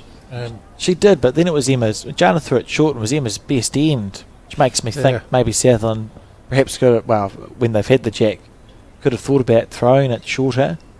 I'm not entirely sure why we're seeing short ends with Auckland having dominated on the longer ones. 1, 2, 3, 4. Oh, I can count to 5.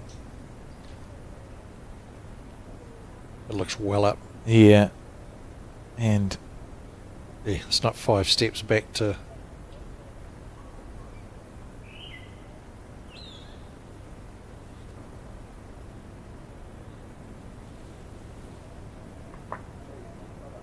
Nice opener. Very nice. Bit of work to do now, just to get the shot.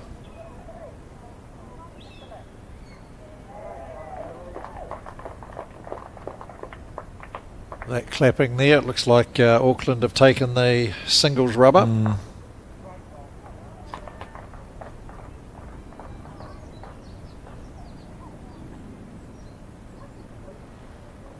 Emma's bowl, oh, there it is.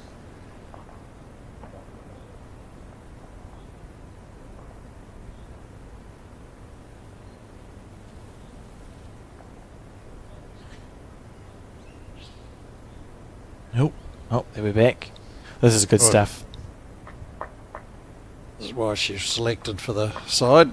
Yeah, solid bowls. We've seen some loose heads, but we've seen some extremely good bowls as well in this pairs matchup. Yeah, that's more to do with the green surface and the player's ability. It's It's just hard work, but it makes it satisfying. You probably only see it in New Zealand because in the UK and their indoor bowls, they've got quick greens, but it's Perfect. yeah, it's perfect. It's removed from the elements. So if you put 16 bowls down on a quick indoor carpet green on a ramp, they're probably going to go into pretty much the same place. You put 16 bowls down on one of our quick Starweeds. yeah, starweed greens or the any natural surface in New Zealand, because it's travelling 37 metres on natural surface on a ground with a breeze, they're not going to go into the same place. So it's harder. Correct. It's harder to be consistent in our game, which is part of the challenge. There are 3 great bowls there from Janet. Excellent bowling. Yeah, and just on a starweed green, you just got to find a high crown on one of those on the weed there, and it tilts your bowl by 5 degrees, and that makes the difference makes a huge difference. I think 5 degrees is general for about at least a yard less or At the more end, pull, yeah. as the general rule of thumb.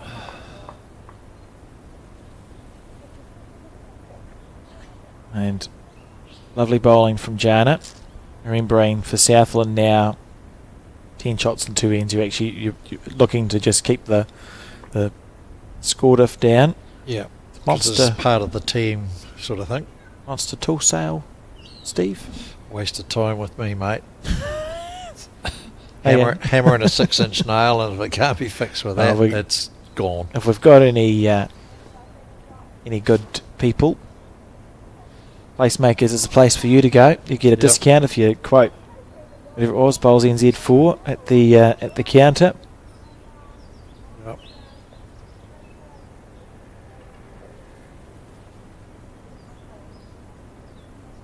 Yes, DIY mechanical skills escaped me. I'm similar.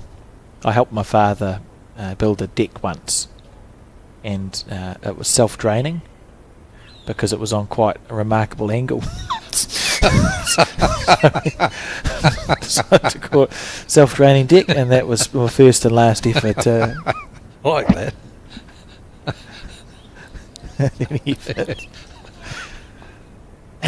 Anyway. Hang on, Kerry. Yeah, just underneath the line. Good weight. It's been a really good performance from the Auckland pair, and a team that will have backed themselves coming into this tournament too. Steve, has been real chances of winning the entire event. Auckland, it's a very big centre and a very strong centre, and they've picked 7 good men and 7 good women to compete. Yes, although like some of the names aren't exactly household, but outside Auckland, but those in the know that they can play. Yeah, I think having Kimberly Hemingway in the singles and this very strong pairs combination and the pairs with the match format too, they're going to give themselves real good chances in both of those disciplines. See, Kerry's trying to either kill it there, I think. Let's give her the benefit of the doubt. must have been, yeah. Dad telling her what to do. Yeah, it's...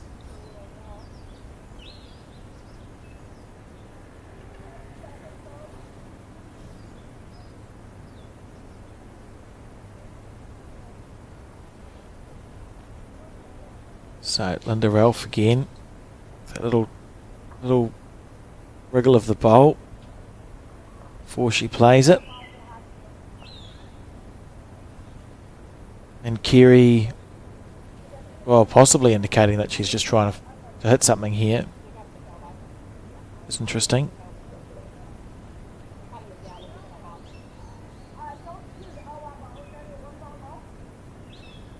She's going to go again. Yep. Closer this time. Oh, just flicks one out. Yeah, lovely effort from... No, you can't shake hands. You can't shake hands. You have to play the game. 2 for 21. It's match play, team. You wouldn't want that to come back to bite you at the end. Where's the manager? Yeah, got to keep playing your bowls. Yeah. That was frightening. I hadn't prepared to... I hadn't compared an end speech yet, Steve. I thought we'd have another end to go. Yep. It was 2. Right, so that... 21-10. Yeah, if it was post-section, it doesn't matter. You shake hands when you can't win. Yep. But because it's section play and it goes back on match wins, so if my centre's beaten your centre, I get points for that.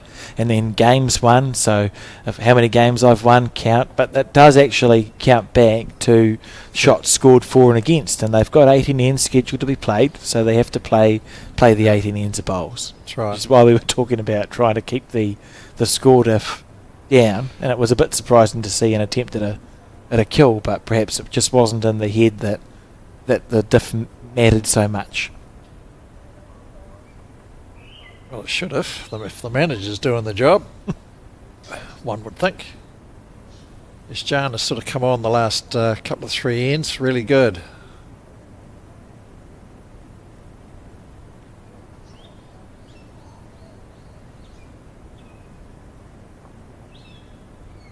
Just to find a friend.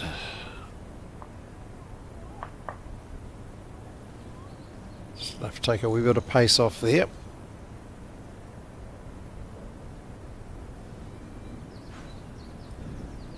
A reminder, we're coming back with coverage of Canterbury and Central Otago's section play game. We think at about 3:15 that will be. So enough time for a late lunch. Anyone watching? Look at this. Oh, sure. Jana, you're right. She started off strong. Then I felt like we had some looser bowls in the middle portion of the game, but finishing, giving Southland absolutely no sniff. There's been very few opportunities for Kerry to go, I'm holding on the crossover, I can make a number. It's been more salvagey stuff.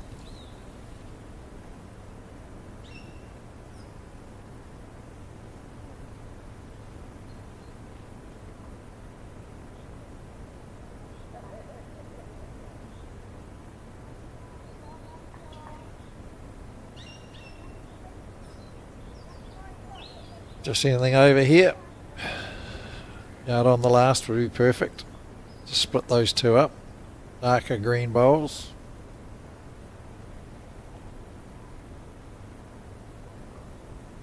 And for Auckland, it's a chance to extend that score diff now.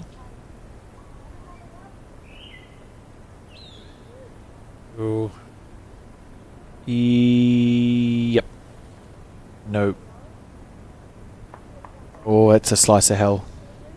Yes. From looking very good to... Yeah. And no, hasn't missed by that much because her weight's perfect back to the 2 metre mark. She's probably half a bowl narrow of snicking it, but quite a lot narrow of what she could have been. Emma on the forehand.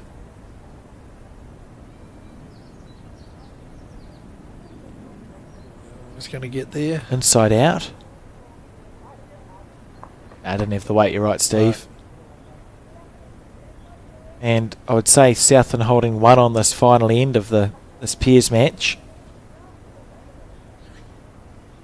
Linda likely to play the forehand. Are we still selling those books? We are. We actually still have some in stock, the Bowls Through the Decades books. And I could be incorrect, but I think we're selling them at the very cheap price of $15. 15. On the Bowls New Zealand online shop. It was put together by John Carter in 2014 for the centenary of Bowls New Zealand. It's a fantastic resource. Did a great job putting that book together. And it's a wee bit different too than for a centennial book. It's not it's not the traditional sort of... Yeah, it's well put together. We've got five left. I just checked. Five left in stock. In the entire world, there's 5 left for sale of that Bowls Through the Decades book at shop.bowlsnewzealand.co.nz. And you're right, he wrote it. Oh, it's in the name, Bowls Through the Decades. So John wrote a intro and gave a brief rundown of the history of bowls. It's got all the archives up to 2014 in it. And then as you flick through, he literally does it through the decades. So in the 1920s, these interesting things happened. In 1924, blah, blah, blah. 1927 was the first blah, It's worthwhile reading, and it's an easy read because it's all in short little bits as he goes through. Great book for if you've got any bowlers. Birthdays coming up. I'm surprised John Macbeth hasn't got his book in here as well. Bowls New Zealand to sell. And he has to ask. Yes, well, he was selling heaps at the Mount Maunganui rugby tournament the other week. It is a well-written book. It's called It's Over, isn't it? That's John's book. Yes. It's Over by John Macbeth. Can tell you that the fours score is 8-6 to Auckland after 11 Here we ends. go. Linda Ralph. Oh, look at that. Beautiful bowl.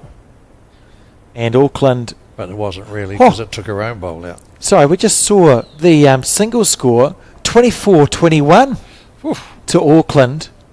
And Auckland leading 8-6 in the fours. They're going to win the pairs, but Southland could be performing the greatest comeback since Oracle and Team New Zealand in the America's Cup on the other two disciplines on this match. We got excited with Linda's bowl there, but she took her own bowl out. She actually wanted the dark green bowl. Oh, yeah, my bad. So, I just got excited and going, oh, here's a good bowl. Well. So we'll just we won't hang around for the other two games, but keep your eyes peeled on Bowls Hub. And when we do come back at 3:15, the first thing we'll do is update you on what's happened in this match between Southland and Auckland, because the pairs match has run away from them, but Southland only 2 down in the fours and only 24-20 down in the singles in that race to 25 as Linda on the forehand. Nice weight, but set through for second shot. So there'll be 21-11. Maybe 21-12. Okie dokie. See if Kerry can make the second one and final bowl count.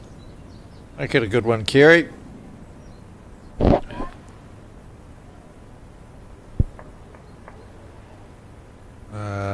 Might have missed the line. Oh, you wouldn't punch that bowl up. Oh, hit that one harder. It would have been 1 to Auckland. Goodness gracious me. And that's it. Well, congratulations to Auckland, who've taken the pairs rubber, 21 shots to 11. But the match is far from over, Steve, with games going on in the fours and the singles. Southland only trailing by 4 shots in the singles match and 2 shots in the fours match. Keep your eyes peeled on Bowls Hub Aotearoa for information as it comes in on those, and we'll let you know when we come back at 3:15 with coverage of the game between Central Otago and Canterbury. But for now, that's it from us. We'll be back at 3:15 with more coverage of the Women's Intercentre.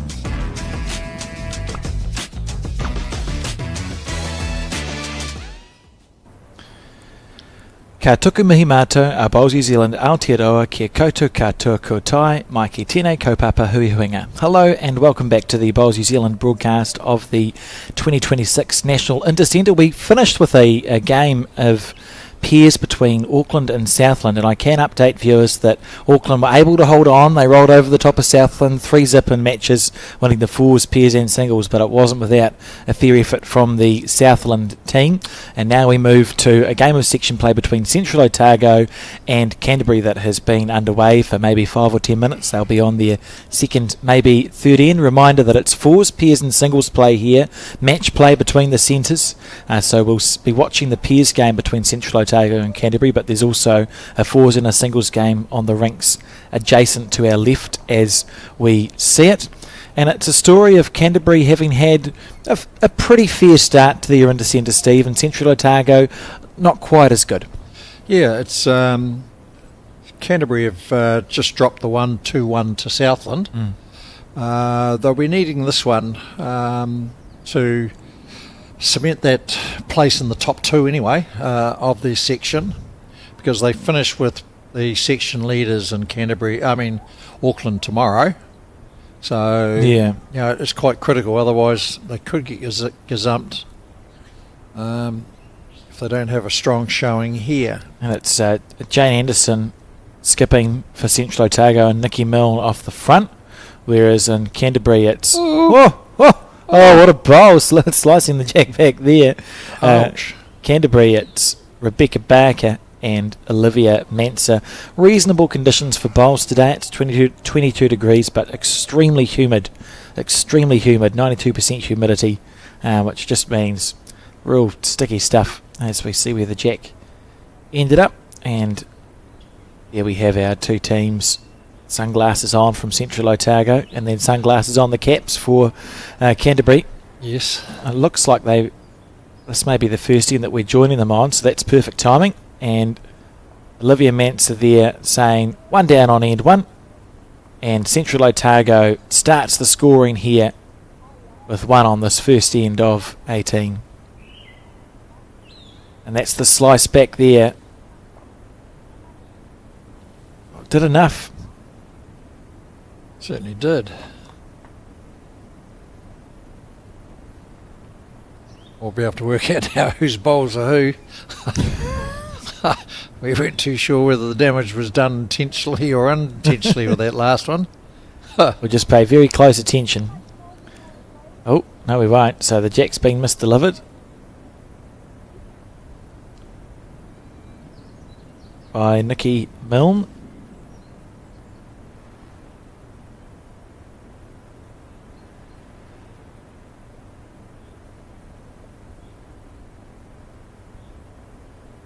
Quite a young team for Canterbury, Steve, in this pairs combination.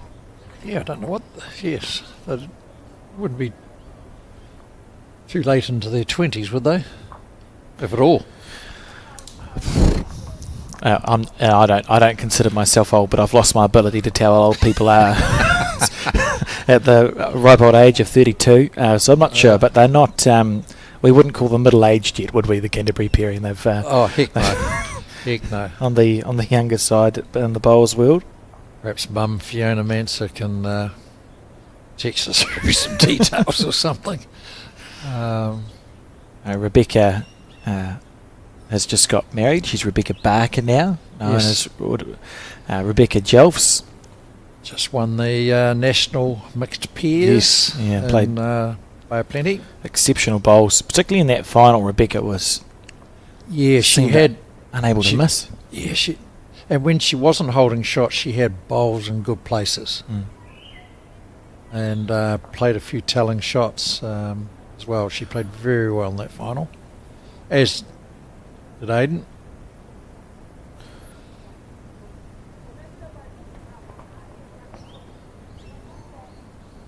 Nate and Angela are still getting over it, but they'll be fine. C'est la vie.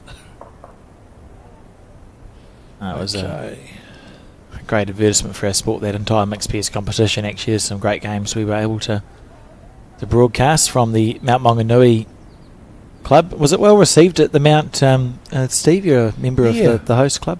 Yeah, no, the host club did very well, I thought. And, yeah, it's just when you've got a cosmopolitan club attached to a bowls club, there's sort of limitations in catering and sort of things like that. But, we had a coffee truck in, and, the club stepped up with the food and the hospitality and that there, so they did extremely well, I thought. And, just the whole Bay of Plenty and the Greater Bay of Plenty that we used. I thought Waihi Beach was a jewel that we found. Great green, great setup. And even Rotorua East, who was almost defunct not that many years ago. Yeah. And the green in disarray, and they front and centre with everything, including a very good green. Yeah, fantastic, isn't it, to see a club step up for the Nationals in that way. And really good reports we've had this week, send the survey out. We asked people to rate the greens. It's a lovely bowl from Nikki Milne. And then we went over the hill too to Hinyarira and Rewa, and they went above and beyond as well. So like all the clubs that we used stepped up. And the green's good to play on, which is the main point, right? So I understand there's a bit of travel involved, but I'd much rather, as a player, I'd much rather travel and know that when I get to the end of my destination, I'm getting to play on a top-notch green where you're able to enjoy your bowls because you're able to play well. Yeah, there's a few keyboard cowboys and grizzlers out there about the amount of travel, but the reality is if you go and play in Auckland, you try and get across town here in less than an hour. I'd say the drive is less enjoyable. Yeah. You're driving at about 3 kilometres an hour through a concrete jungle. I think I'd rather be driving through fields. I think the furthest drive was an hour and a quarter. So, God, you go through, 3 traffic lights in an hour and a quarter up here, isn't it? Take that long. If you're lucky, Steve. Oh. So Jane Anderson here on her forehand. Holding 2 they are, Central Otago, with those speckled blue bowls of Nikki Milne's. This is a handy bowl. So the Central Otago, they've got nice greens down there, don't they, Steve? Oh, outstanding. Generally very quick. Not so much starweed though, but and been another host of national fours and mixed pairs, and I would hope they put their hand up again as a player. It was a happy hunting ground for you, wasn't it, the Central Otago? It was that as well, but Central Otago I just love. It's one of the great places in the world. That staggered its way down, didn't it? I thought my eyes were going a bit wonky, but it's just the couple of gremlins.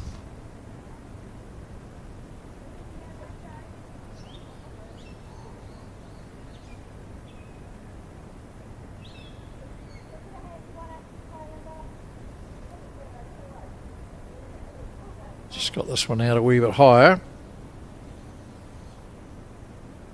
Is he going to get back? Oh, it's in the count.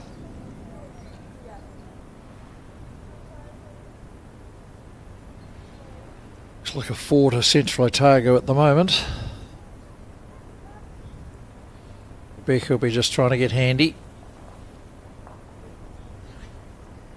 Finds a friend, it'll be good value. Yeah, well, that cut 2 out for sure.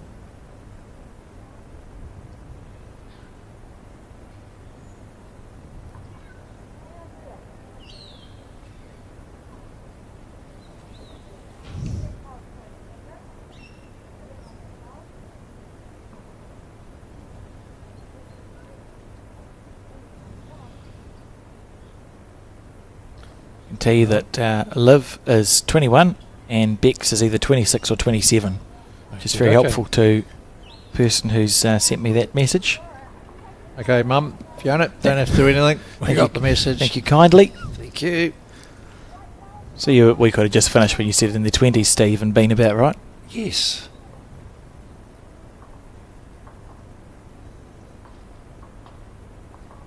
Gets round this, it's going to be handy.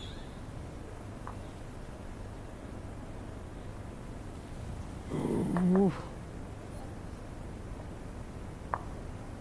And Certainly one. yeah, one. Looks like just the one, doesn't it? I think so.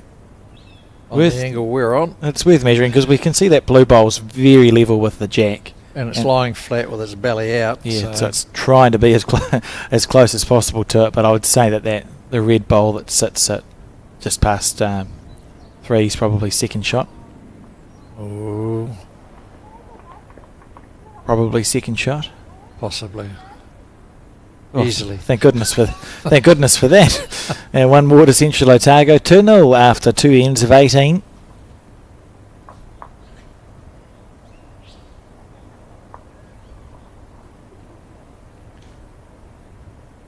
See the games ongoing here this afternoon at the Howick Bowling Club. Well, there's a laser measure out again in the distance there, Steve. Yes, it didn't take as long as it sort of seemed like just to get the set up with it, but takes a couple of minutes. Whereas a measure you can do in a few seconds. Yeah, but, excellent for the longer measures. Yeah. At least we don't have the what's it called? I think it was allowed in Queensland and not allowed in any of the other states. It's like an orbital measure where they put it over the jack and swing it. Yeah, it's a jack-sized metal circle, and it's got a tremolo telescopic something or rather on the end, and they sort of very bizarre. curling-ish. Yeah, and I think we've looked away at the right time as I was looking at you explain the measures. Yes, therefore, I'm not sure if Nikki's delivered a wrong bias or been a bit wide. I think she might have got her rinks mixed up. Oh well, let's see. Central Otago team will have a free drink tonight. Or yeah, some of these teams do the fine session, don't they? And the when you travel away for the old court session can be very entertaining.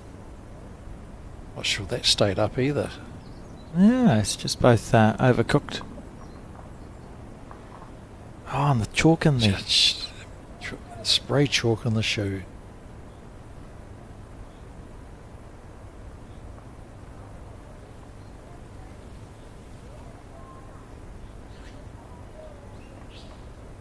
Is it going to stop? Don't know. Listening for the thud. Oh, they're both up. 2 out of the 3 on up on the paddock, and the jack is right at that 2 metre mark. There's actually not a huge amount of room between the 2 metre mark and the ditch.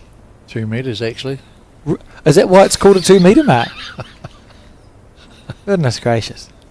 Makes sense when you think about it for more than a few seconds, Steve. It does. What did we call it before we moved to the metric system then in bowls? Did it have a... What did we... 2. Oh no, it wouldn't be 2 yards, was it? No. We must have had a name for it. I just don't know what it would have been.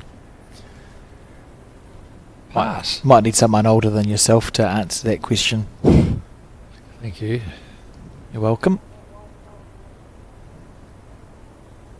I remember when the mat was 21 metres here.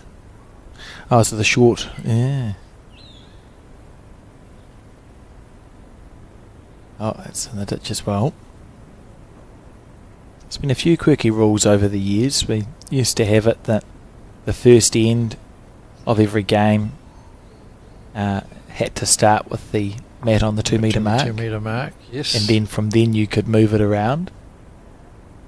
And there's stories too with our old national championships and centre championships, and that's a lovely bowl from Olivia Manser there, where if you were drawn at the completion of the game, you would have to replay the entire game of 18 or 25 ends to find a winner. Now we play. Sometimes or they also had a series where you play 5 extra ends instead of just the one that we have now. Instead of the one we had the one end shootout now. I'm not sure if it happened. I know in the women's game there's definitely Bev Morrell was part of a national final where they had to have 2 finals, so it was drawn and they played another 18 ends of 4s. I'm not sure if in the men's nationals we ever had a draw and a fully replayed game, but it was a rule. I think it was part of the 25 end games. You played 5, not just 1. Oh, and there's that cap. That must have hung around for the Taranaki Open then, hasn't it? Because Yeah. I think when that's drawn, you play 5. Yeah. 5 more or 3 more or something. Oh, how good is this? Well, we've been rambling away. Jane Anderson crosses over down, just draws the absoluta on the forehand. It's a very nice bowl. Very good.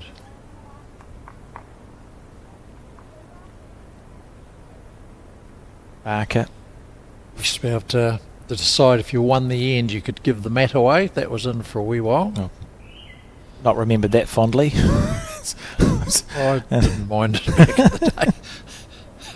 the day. Generally, the men gave the mat away, and the woman generally kept it, arguing that you set the length, but last bowls. It's designed, yeah.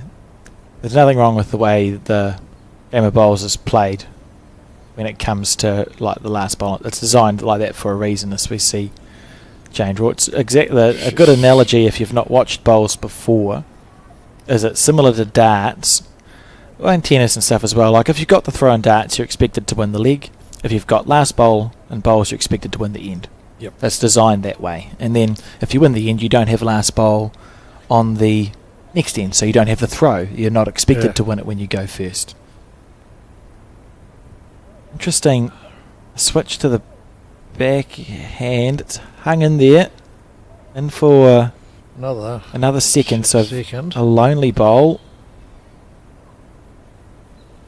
of Jane Anderson's, and should we want to get one close? Yeah, because I'm picking Rebecca's not shy of having a flick at that. Particularly when it's going to be worth 3 more.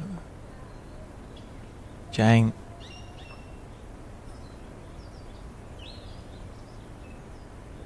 getting it away very well. If she's got the weight right, it should be close.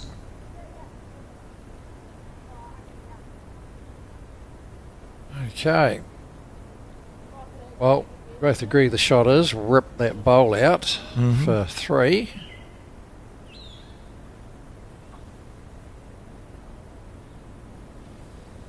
Or you could try and draw for 1 Yeah, fair enough.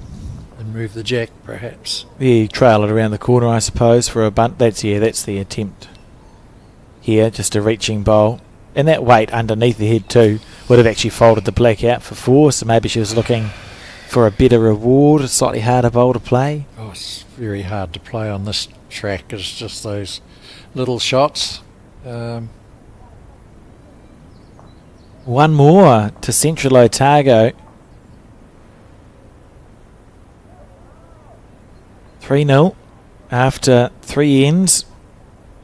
And remembering the scene as it's set is that Central Otago have had a largely forgettable Intercentre so far. And Canterbury were defeated by Southland and still have to play Auckland tomorrow. So for Canterbury, this is essentially, it's pretty much a must-win. You have to put it in your kit bag and have it sitting there in case things go badly against Auckland, and then you might survive on a count back with the rest of them in your section. So Canterbury need to win this one. Central Otago quite capable of playing the spoiler if they beat Canterbury, and Southland are just ticking in behind there. Yeah. They're not far off it. And they've already played Canterbury and Auckland, so they've played all the tough ones. Yes. That's interesting. Arguably, on paper. Yeah, it'll be a fascinating race for that second spot. We'll know after this round sort of how things are sitting in the section. And we've got those 2 games of section play to be played tomorrow. It's shaping up that Auckland will probably lead the section. Then it's going to be a really close match-up tomorrow for who finishes in So they've got one game in the morning and then the afternoon, isn't it? Is that how it works? Yes, but there's a bye. It's not a win bye. It's just a bye that runs through. So I'm not sure which centre will have played their extra game or not played their extra game. So most of them only play 6 rounds, so it'll be the 8:30 game tomorrow. Then they play that, and then everyone who has qualified shuffles into Howick from wherever they are, isn't it?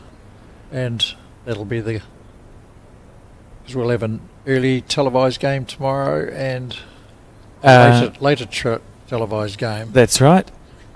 So it's 2 rounds be played tomorrow because we're the 13th of March today, aren't we? So just having a look at bowl sub, and this is section 2. So section 2 goes to Point Chevalier tomorrow, and in the morning at 8:30, it's Auckland plays Central Otago and Gisborne plays Wairarapa. Canterbury and Southland get a sleep-in. And then at the 12:15 game, it's Auckland Canterbury, which we've just spoken about, and then Gisborne East Coast and Southland. So it's 1 round played over 2. It's sort of 1 round played over 2, if that makes sense. But we'll understand after this one, or the managers will certainly understand after this one, how things are sitting. And to cut an extremely long story short, very important that Canterbury win this match. Yes. In this direction, the heads, I know we're only on end 4. Is it uphill or into the wind a little bit maybe? They seem to control, we've seen the bowls control better, particularly from Nikki Milne, who every time she's played in this direction has put bowls all around the jack. Yep, she's pretty handy. Down a little bit. Oh, good try.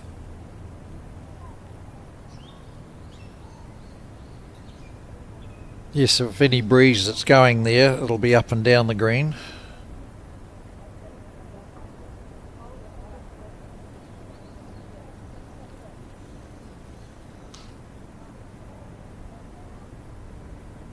Host a Move Over Cancer fundraiser. moveovercancer.org.nz. So what's the challenge there for clubs to run an event or a tournament? Yep. And donate. The details on their website. It's something you think around the bowls community. There's a lot of really fantastic tournaments in aid of variety of causes, Steve. Absolutely. Something that we do really well is the community spirit that you find in the bowls world. And when someone in our community is unwell or something happens, it is incredible the support that just pops up almost out of nowhere in the clubs and the centres in the country.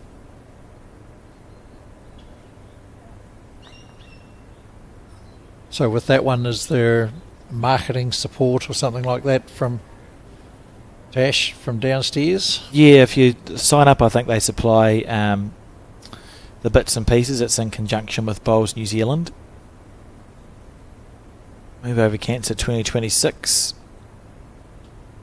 And sort of in line, we've been running the Check Your Bowls campaigns with the 2 grants, Goodwin and other grant from Riverhead. Yes. Prostate cancer. That's that one, yep. They were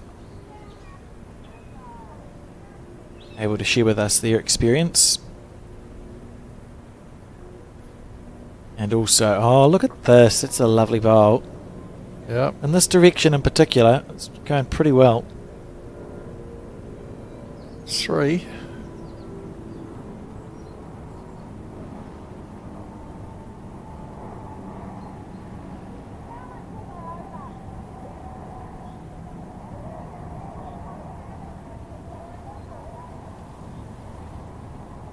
Oops, we've just tramping a fraction.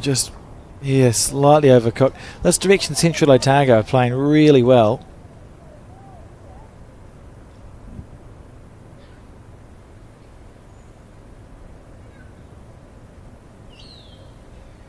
Playing in perhaps that wind's doing different sort of things. It's might be into the clubhouse there. The speed's right. This is pretty good.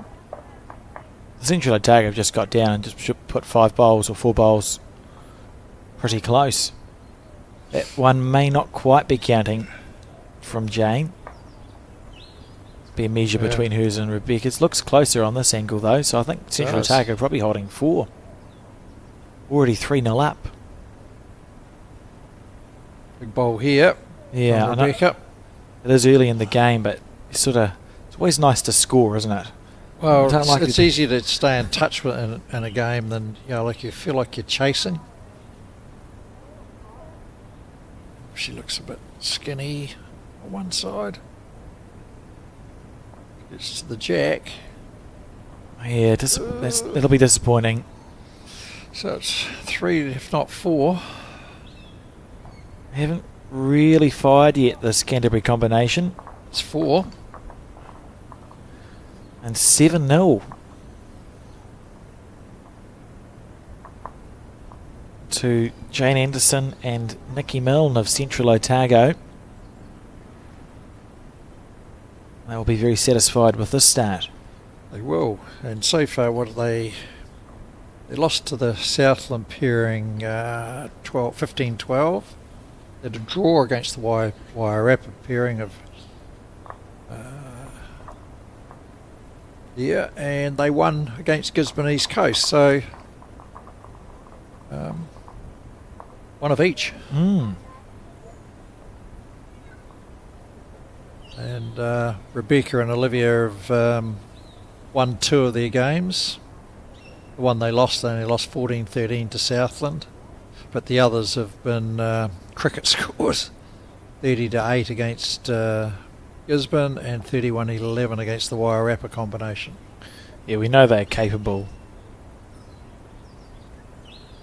Olivia and Rebecca of. You feel like it's the sort of players, and we spoke about it even with bowl. If you get your first bowl close, you just know the next 2 are also going to be close. And if you're in that sort of mood, there's Olivia just nutting one in. Yeah, very hard to play against. They haven't got firing yet in this game though. 7-0 down to Central Otago, and it's not been through shot play. Central Otago have just drawn closer than Canterbury. Correct.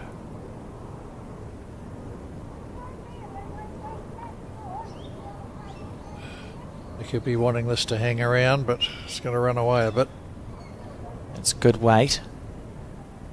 Which means you missed the line. It's almost like I skip sometimes, Steve. Wait, and my team goes, really?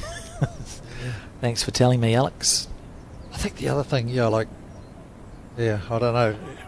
It's just that need to talk and that, but I suppose what gets me grumpy a wee bit is the ones that they clap that. Like a bowl that finishes it's a good effort. No, it's not. Oh, so if they clap that, then what do they do with a front toucher? Jump up and down. Yes.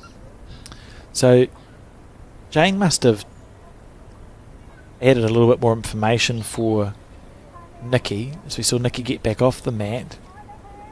Another one who puts a cant on her bowl. Maybe I just haven't been paying attention for the last 20 years of watching bowls, Steve, and everyone puts a cant on it as we see this. I know, here she is. Beautiful correction. That is absolutely brilliant. What a shot. Probably is too. Take a bow. Very good. To draw the shot underneath a low bowl on a big swinging hand. Delightful. Olivia, 2 really good bowls to start with. That face doesn't tell you that she's loving it. No, it tells a story, and it's not a happy one. Not a happy one. It's because the weight to sit through. That's still good. That's still 3 really good bowls from Canterbury. On the crossover, Rebecca will be quite happy with the way this is sitting. That was a bad bowl turned good. Fine. Yeah. So we relive. Yeah, look at that. Just underneath. Lovely stuff. Very good. What reaction are we going to get? Ooh. Again, I probably would have been a little bit more excited if I was that good at bowls.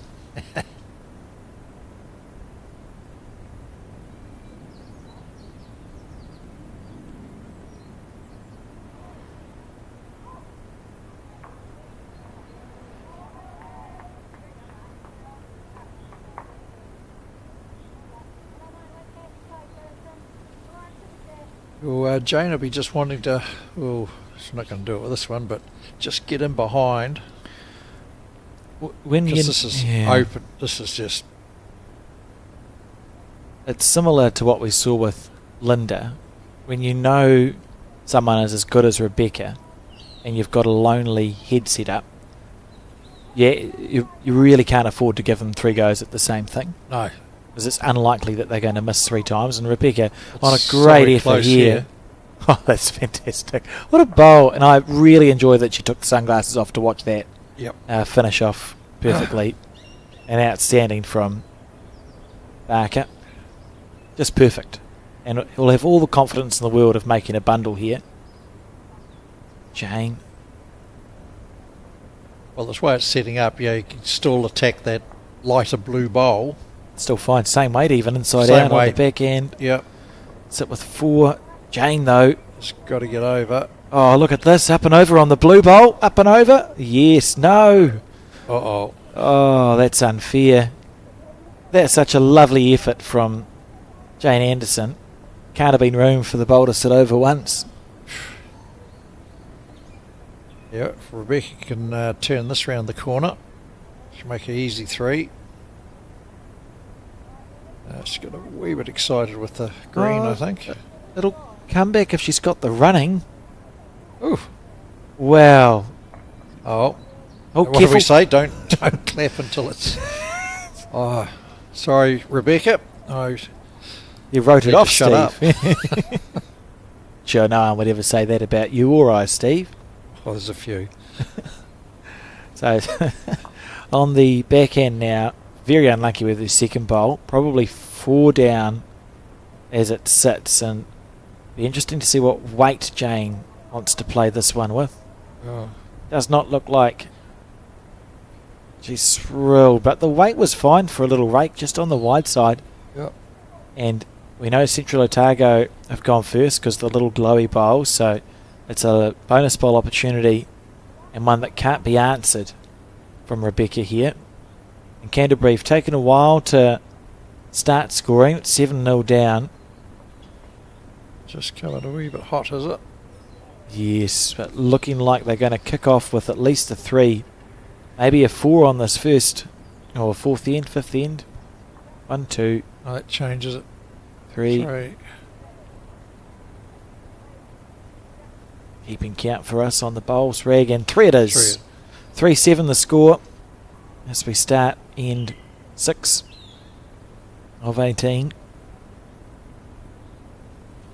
And now Olivia has the jack. It's a funny thing, isn't it? Because the jack's probably a 16th of the size of a bowl. Yeah, it's the unlucky. That was so unlucky from Jane. Right in the area, but just half a bowl wide.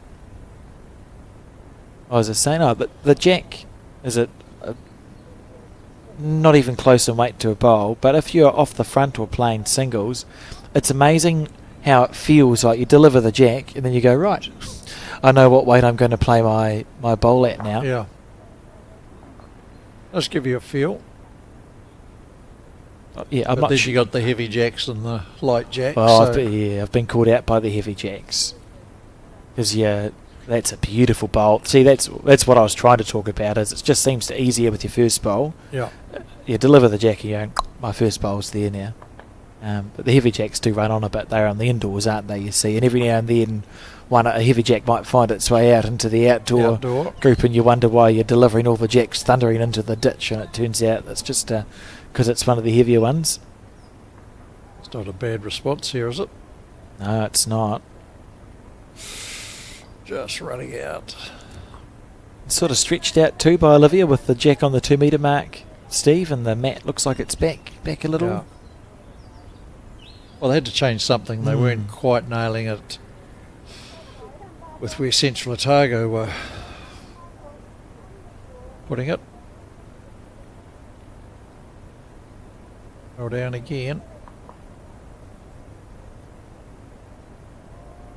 And sit. That's beautiful bowling.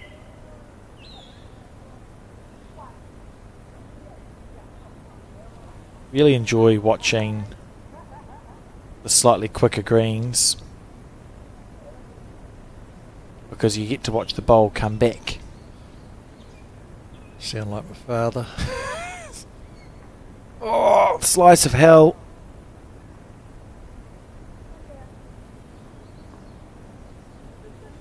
It is satisfying. And Olivia, rinse So and we repeat. change here. Oh no, don't need to. Just match that Last second bowl. Oh, Be all good. This is not far away. She's kept the weight exactly the same. Andy, yeah, good stuff. Really good leading. And sit down. That's good. You got second shot, says Jane. So just on the forehand, please. Yeah. Got to have a change and come racing up and set your own bowl out. Talking. Oh, I'll wait till after this bowl, actually.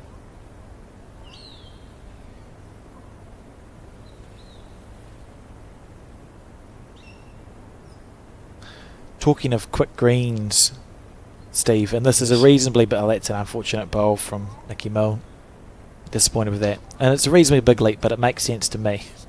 At Burnside Bowling Club, they've got that pool table at Burnside Bowling Club. Yes. Have you seen the little set of pool table bowls they've got?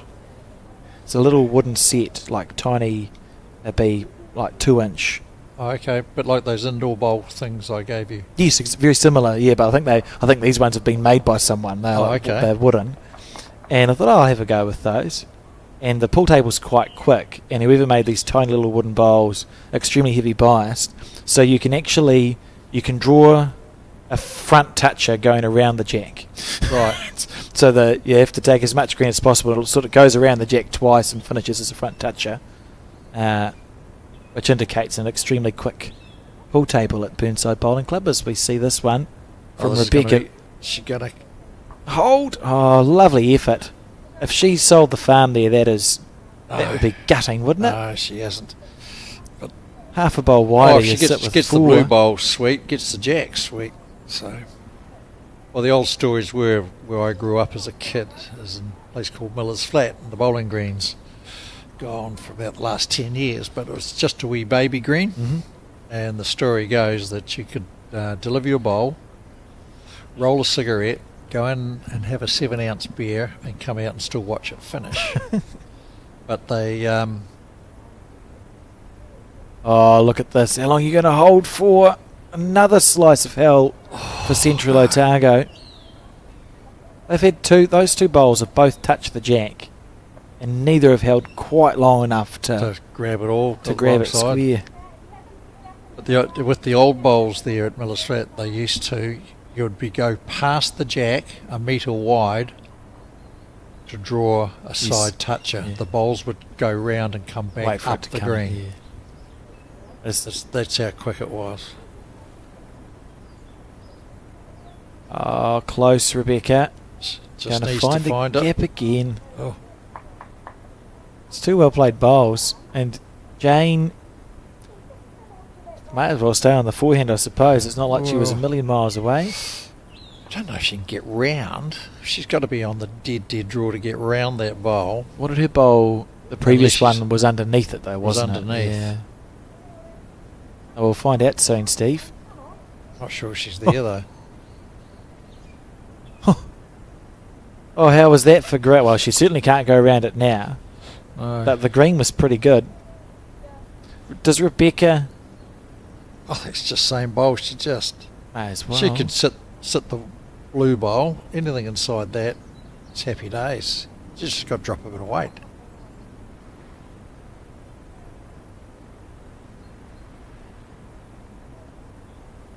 Oh, should be willing it back. So, Canterbury holding 3. Jane, we don't think she can actually get around it on the forehand. Maybe... I'm not sure what her weighted shot's like.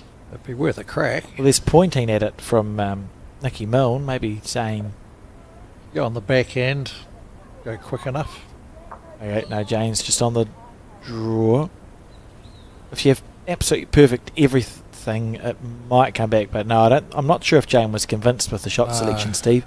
When we see a bowl miss by that much, usually it's because the skip's going, I'm actually not sure I should be... Yeah, it's taking a run line with the draw weight. I should be doing this, and it's going to be 3 to Canterbury.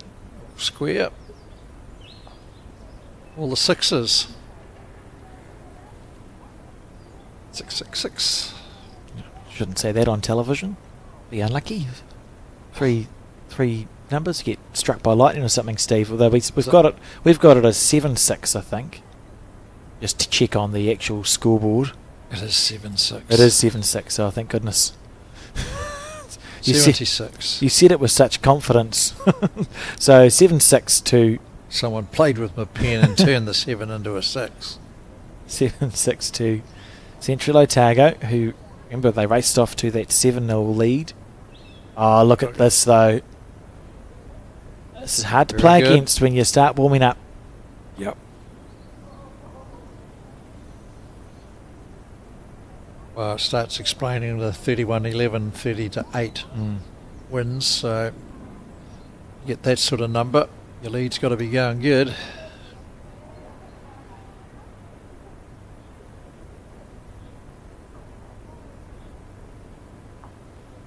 Ooh.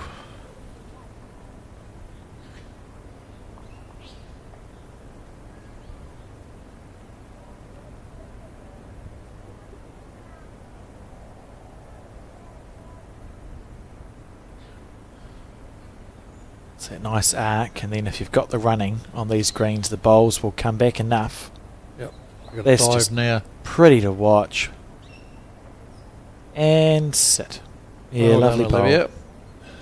I think they look like Euro Optimas to me, and the Optimas take that sort of green as well. They're one of the more toony bowls that you'll find out there nowadays. Yep. Just wait for them to come back.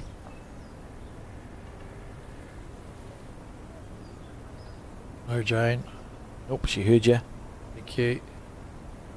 Lovely effort. It's interesting. Interesting decision to try and draw it on the backhand. Just the way it looks in our camera angles. Sort of hard for Central Otago to get around that first bowl of Olivia's and back to the shot bowl. Yeah, not really. Because, yeah, like Olivia came like a foot higher than that to get right back, so that's handy. That's very good. 3 great bowls. Yeah, and we've got the foot there to help for Nikki.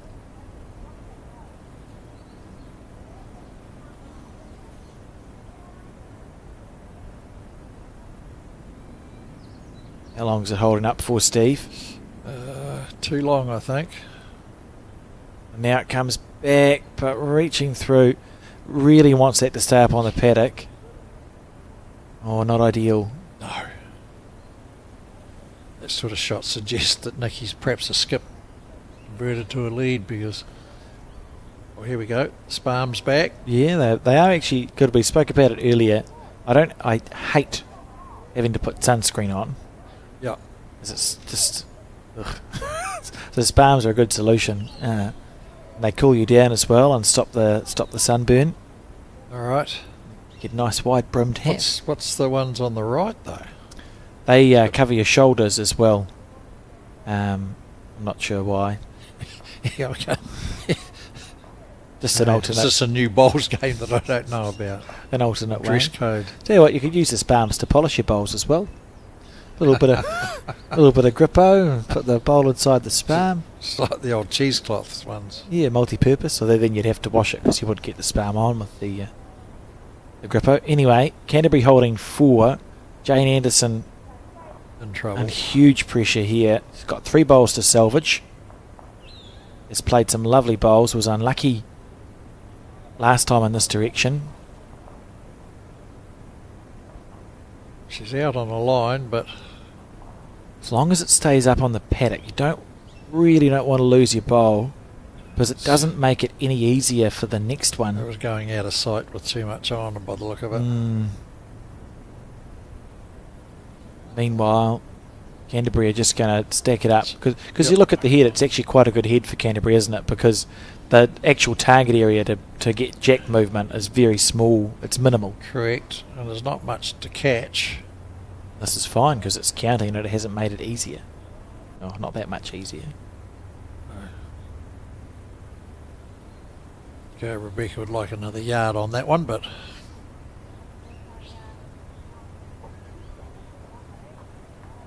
right. Close. Oh, she's going to find that. Oh, you're hole close, and Jane. Oh, goodness. What's a better effort? And God gave us 3 bowls for a reason, so Jane will be thinking, right, I need to make another correction again. What's going through Rebecca's mind here, Steve? I don't think she's worried at all. It's just where do I want another bowl that's going to count without fattening it. Oh, I'm not sure about this. But on this hand you can get to the jack and you don't really want to. Yeah, I think you go, well, the way it's sitting is real good, and they've come to that conclusion too. I think Rebecca's probably just trying to cover the back. May have overcooked it slightly, and Jane, based on what we've seen, will be trying to draw a second shot here, I think. She was trying to do that with a second. So in these situations, the easiest thing to do is try and focus on your line and back your subconscious to figure out the weight. And unfortunately, she's overcooked that one. So if you're trying to draw second shot under pressure, is that a handful? It's going to be at least a 5. It must be a 5. 1, 2, 3, 4. It's 4, then the other one's 5. Mm-hmm. This is another bowl that we can't see. Yeah, I think it's the 5 there. So what a bounce back from a poor start from Canterbury. We've seen Olivia Manser really just turned it on off the front. It's drawing the jack for fun. And they take now a 11-0. Oh, only 4, so it must have been one we couldn't see. Making a mess of your scorecard, Steve. Oh, goodness gracious. 10-7 lead for Canterbury now as we start the 8th end of 18. Lost one just out of shot that we had there. That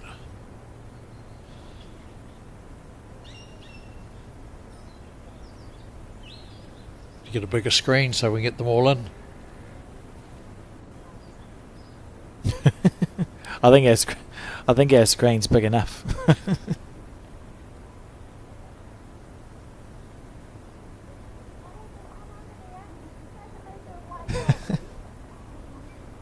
Rightio. I think he sort of started off well and then just got... Oh, just leaving too much room for Fiona, really. Oh, Olivia at least. Fiona as well. Sorry, Mum. If she was playing, she is watching. She told us she was the one who told us the ages. Just very extremely helpful information for commentary pair. You should have just said Manser. Mum. Look at that, it's a correction. It's just been, Central Otago have just fallen off a little bit, and Rebecca and Olivia have briefly forgotten how to miss. And I think what you have to tell yourself in the Central Otago shoes, every now and then as a good bowler you'll be able to put this together for 18 ends. Like every now and then the really good players can actually be amazing for 18 ends, but it usually comes in little runs, doesn't it? It's usually a run of 5 or 6 ends and you think, right, we'll just need to try and weather the storm, and then when the standard just falls down that little bit again, see if we can time our run. And this might be the start of that. That's 2 good bowls from Nikki Milne.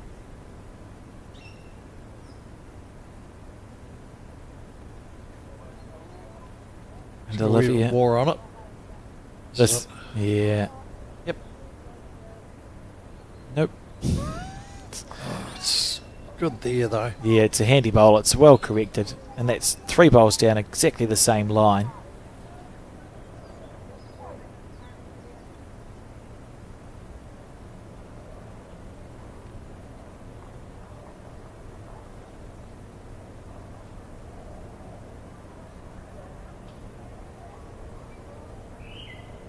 Careful. Oh. Which way we go? Oh, there's people running all over the place, and they've saved it. They've saved it there. Well done, team. Great work.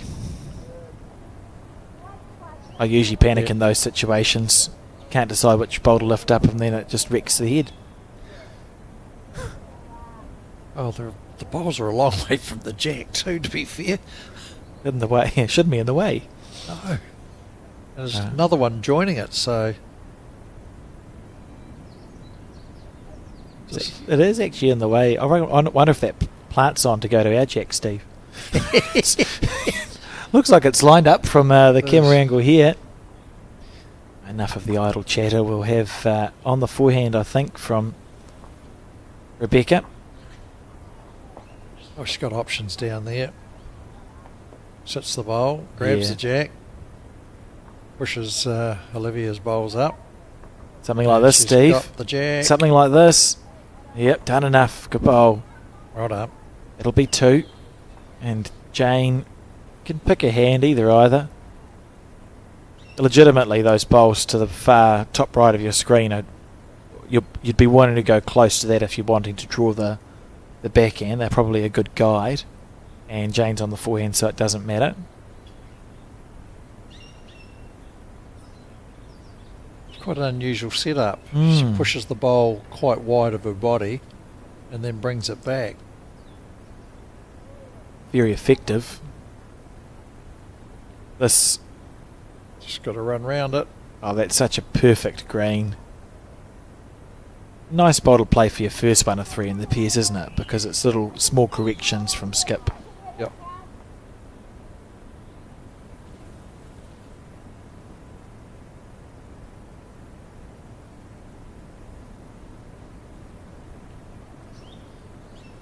How is this one?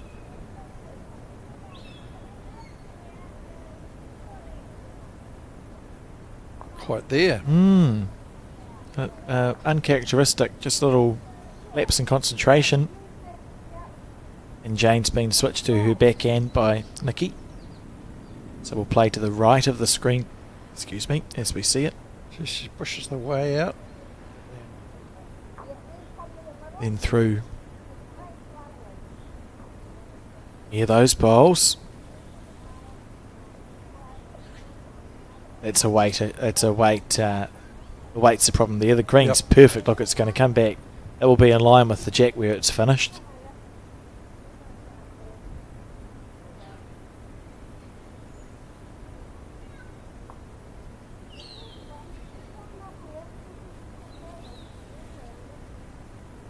I think this Where are is we? very close. Got to keep running. Oh, what a mighty effort.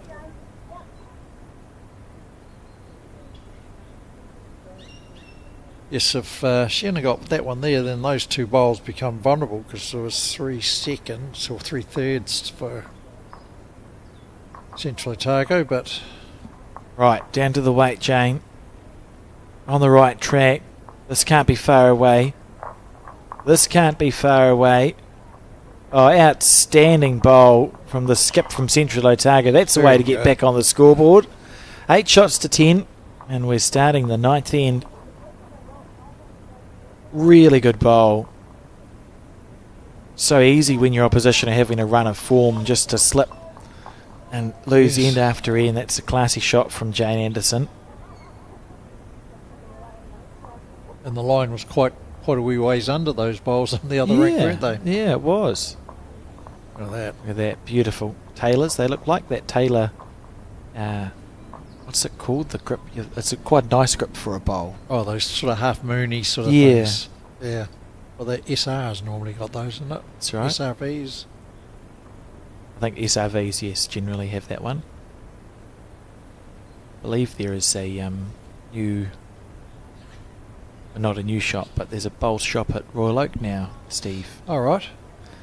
Used to be at the Ellerslie Club, Hunter Bowls. It's cool to see, I think any bowls club, and Howick has a bowl shop as well. It's nice to see it when you go, right, I go there to play my bowls, but I also, if I go to a bowls club, there's things I can buy from the bowls club to help me with the bowls. If it's all in one space, it can make life a little bit easier as players. Can do. Something we're stay tuned at further national championships as our own Bowls New Zealand shop continues to pick up a little bit of steam. Well, I do know that, you know, like at the Nationals this year, Henslight had a table there, and I think they had some, for want of a better phrase, old stock of shoes and stuff like that. and they flew out the door. Yeah, they asked permission to set up shop and were granted it, I believe, for the Nationals. It's just nice to have at a Nationals, I think. Yeah. Stuff to buy. You go there. We do have on our shop we sell the Nationals shirts, which are quite nice. There's a blue and orange one and a teal and something else one, which of the names of All it's the more bowls of club. all the bowls clubs, 470 something bowling clubs. Another good bowl from Olivia.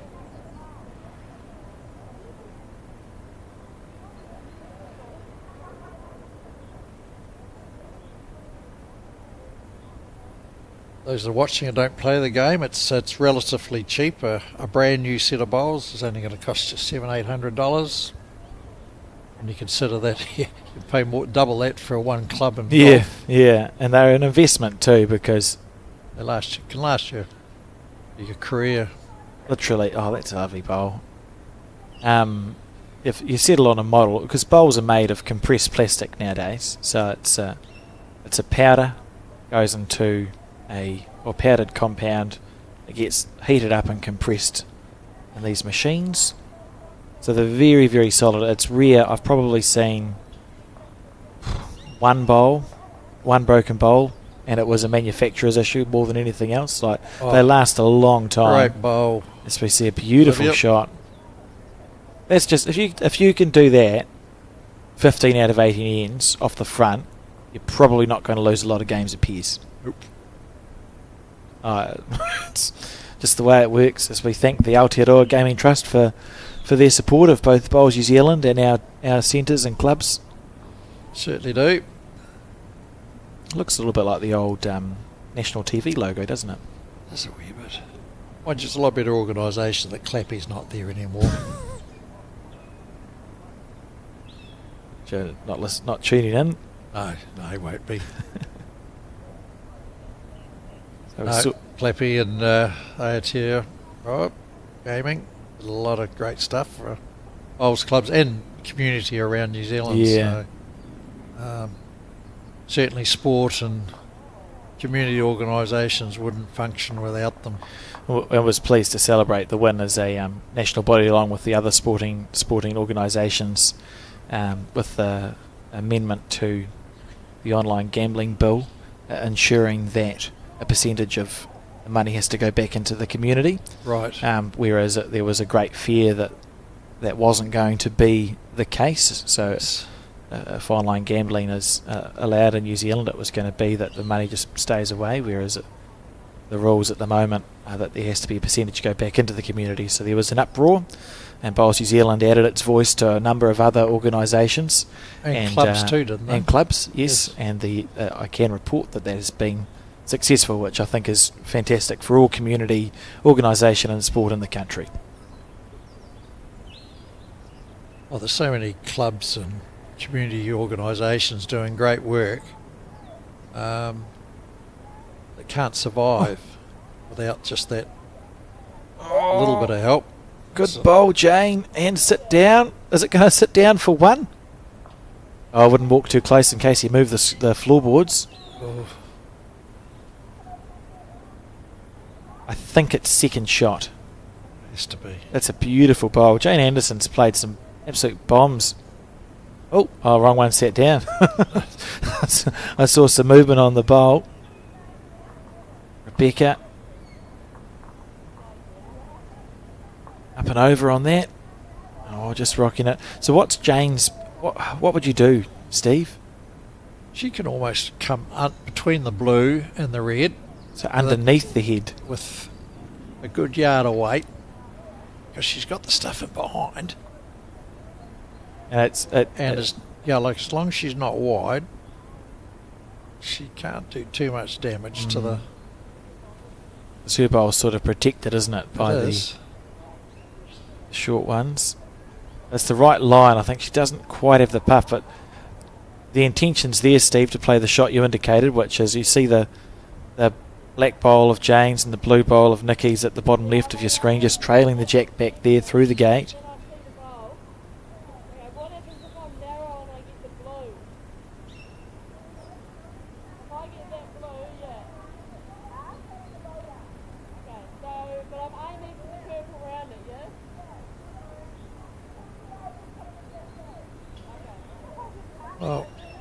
It's a similar sort of shot for Rebecca, really. She catches that light blue. It's going to punch it into Jane's bowl.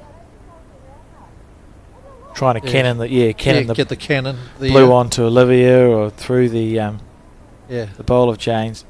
Did I hear her say, are you going to try and tell me that Jane's bowls are purple, or are they actually black? They're purple, but they're not.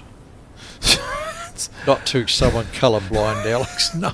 It's like, what do you mean purple bowl? And then I realised that okay, it's a deep. Anyway, so that's one more to Canterbury. 11-8. So Jane, very good job of cutting it down, and Olivia looking to play really Rebecca looking to play really positive bowl with her last, and she didn't play it as well as she would have liked, but that sort of. Well, she's more worried about being tight, I think, and then sort of, end up. The logic to the shot selection is sound, and again, Olivia's putting her bowl pretty close. Yes, it's hard work. 15-0 to Canterbury on the adjacent rink. So we see Nikki Milne. Wonder if she's any relation to the guy from South Canterbury who won the New Zealand singles in the 80s, whose name Robin Milne, lefty. Spelt the same, Milne. Yes. Don't know. We found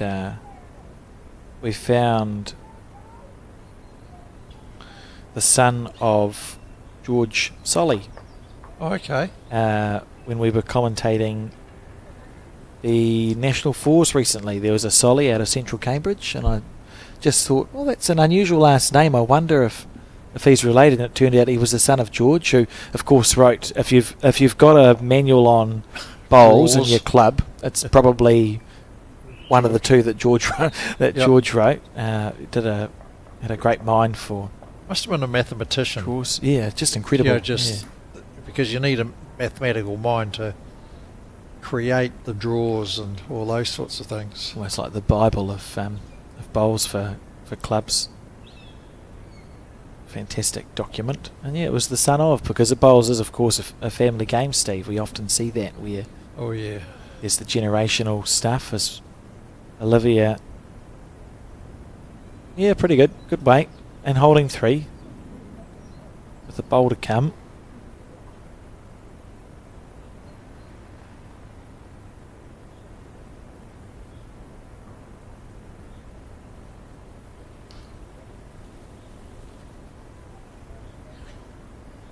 How's the speed?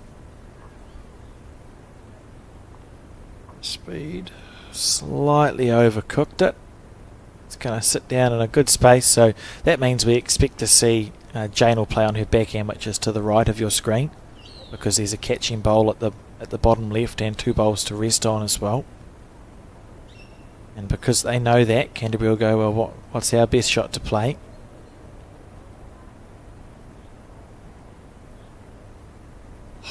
Just go to the backhand, wouldn't you? You just wouldn't want to give yourself a chance to catch that short bowl.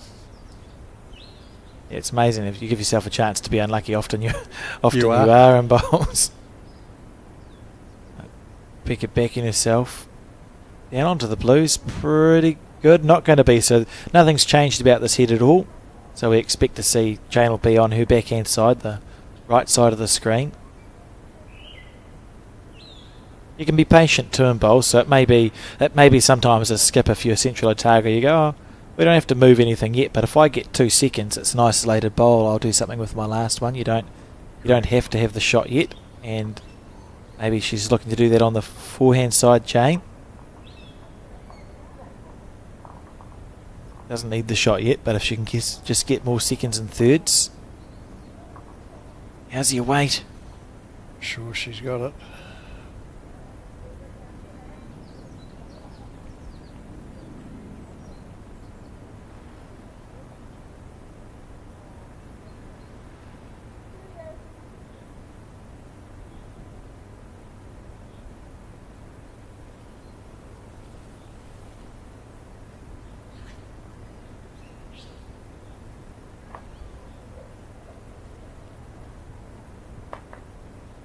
It's all the run in here. It's good.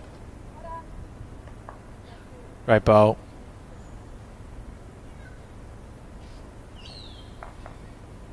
There's a bowl way out there like that. People are over inclined to over green. Get round it.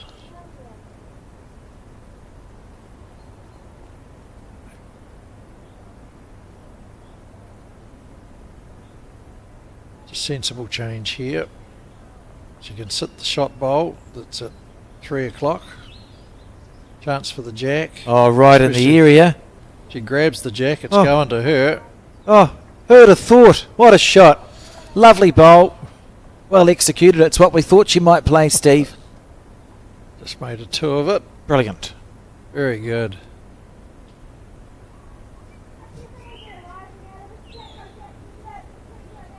She had more options there with Rebecca's last bowl. It forced the change. But she's got a look in her eyes. Oh, wondered what sort of speed we were going to see. It's a reaching bowl, so Rebecca needs to clear the front, and then anything could happen. She's not far away. Anything could happen here. Square through that one. Oh, it's locked. Nice try. So you'd play the backhand again because you've just played it perfectly.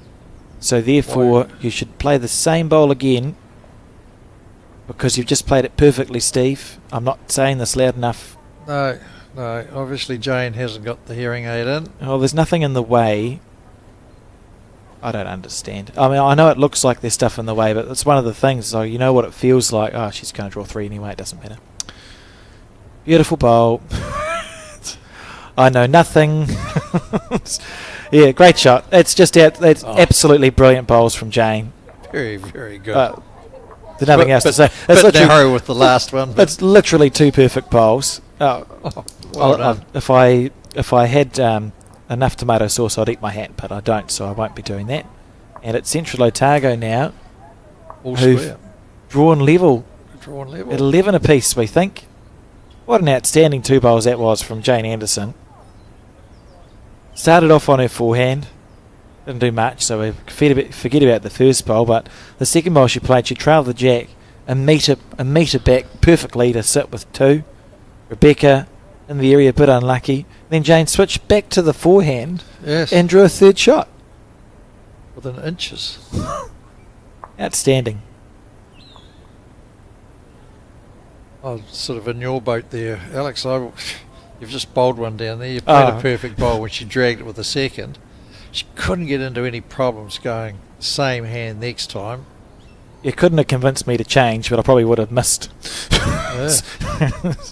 Fair enough. What do we know? Not enough. Always things to learn.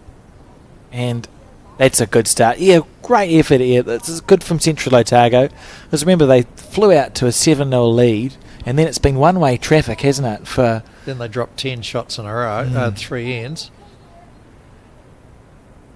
Making their way back into this game and keeping it interesting. And that's a perfect start, a perfect first bowl from Nikki Milne.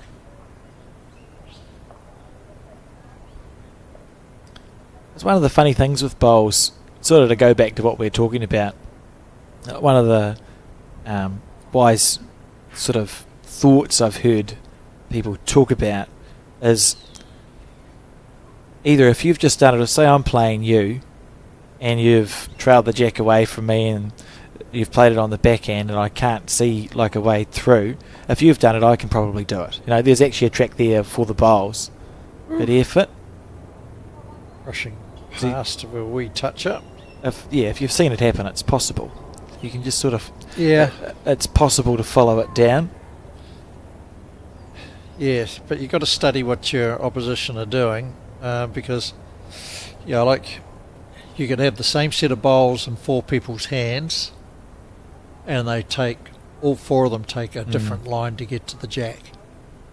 Because, as we've touched on with the ability to stand them up or not, yeah, which I'm sure we've seen more. Whether someone comes off the inside of the mat, outside of the mat, back of the mat, front of the mat, is that where they wobble them.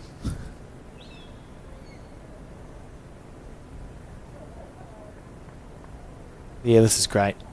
Needs it to hold just a little bit.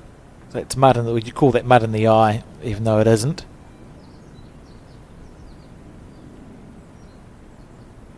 Fascinating game.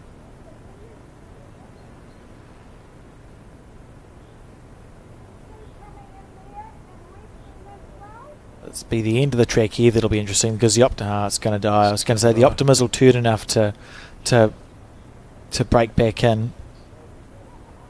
Does it feel? It almost feels like the momentum's changing again. And Nikki Milne has sort of stepped up a little bit. She's drawn a good shot. The backhand's looking cluttered. Yeah, well, part of it's about that first bowl effectiveness. You know, she put the first bowl in there, then all of a sudden, I've only got 6 inches to draw. So if that gets in your brain.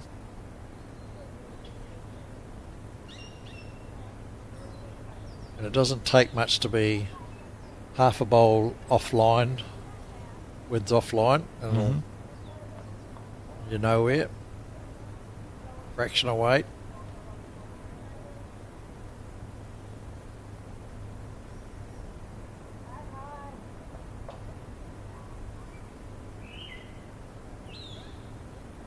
And these quick green here today won't be worrying these Central Otago ladies. With, beautiful bowl. The likes of Roxburgh running at 100 seconds.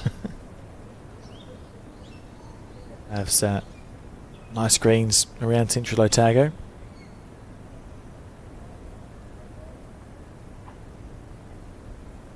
Oh. It's going to cut a couple out.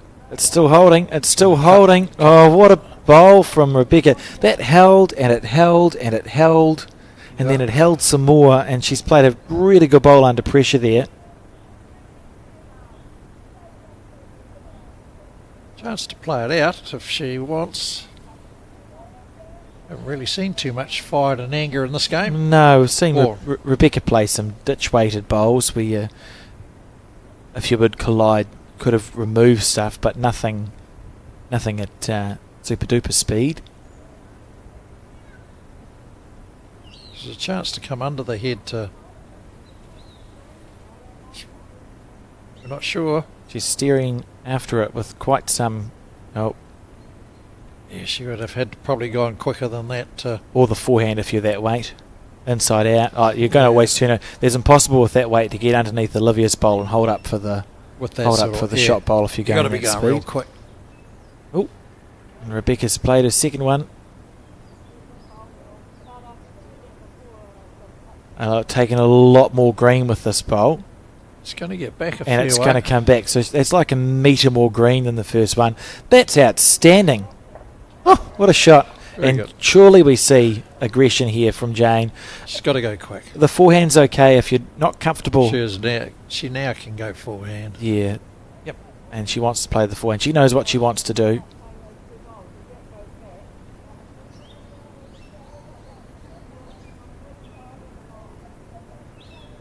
I like this. Coming to have a look at the head. And I think Jane, just checking that she's probably not more... I think you go, if I'm not going to be more than 2 down, if I put the jack in the ditch instead of out of bounds, that's fine. It's amazing that... we haven't got back bowl. But at the moment, you're 2 down. If it does go back, you're only 1 down. Yeah, so it's still worthwhile. It adds value. Just gone to have a look. Can we add this to the highlights reel? We've already seen some incredible bowls from Jane. And it'll be the forehand with weight through the 2-shot bowls of Canterbury. I was going to say the hind shot there, we could have folded this down. It's not huge weight. Oh, if it gets down, it's amazing. It's going to hold high. Goodness, that's a lovely effort from Jane. I like that she went to have a look at the head. You know, if she got the outside half of the red bowl, they probably both peel out. No jack movement. Yeah. It's not to be. You don't get you don't get your bowls back. No. And on the crossover, Rebecca was under quite some pressure, and she's made 2 out of this and hasn't tried too hard with the third one. So Canterbury bounced back now with a score of 2, 13-11 as we start the 12th end of 18. Fascinating game of bowls. This is turning into.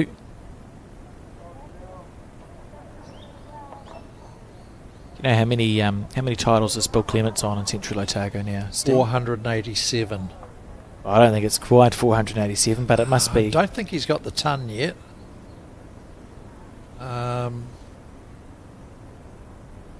It's got to be in his 80s, into the 80s. But Bill is getting quite a bit older now, and the draw shots, he's dumping them badly. Drives are bouncing, so he's not quite winning what he used to be able to win. We just make it clear that you're saying this for Bill's benefit as Correct. opposed to lovely ball from Olivia Manser. Solely for the phone call from Bill. Oh, he is on 85. There you go. Well, he got to his 85th title in 2024, so we've had a whole season and a half. Yeah, well, he used to, I suppose the tables turn, like he used to carry players to their centre titles. He's now out looking for players to carry him for more centre titles now. Right. Well, that's enough of that. But he will tell you how good he was. Don't even need to ask. Oh, this one needed to be over. Olivia.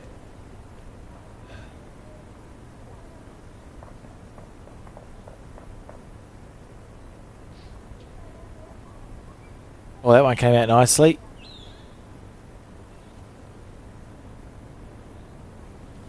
If it's got the right weight. Oh, that was a pretty bowl all the way. As Nikki got it away, lovely and smooth. Always on a good arc, and that's a perfectly positioned bowl. And now, at some stage in the head, Central Otago can think about playing the backhand onto the shot bowl to pop the jack back. Doesn't have to be yet, but it just means it's there as an option. Yep, and Olivia needs to and that's the jack and get back to it. Careful. If it's touching, it's bad. Oh, it wasn't touching, so she's not. Well, it's moved quite away.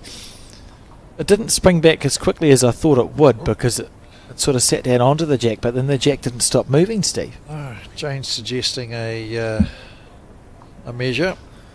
Oh, it's heart and mouth stuff as the player. When you realise you're on the slight tight side, you just go, oh, please don't.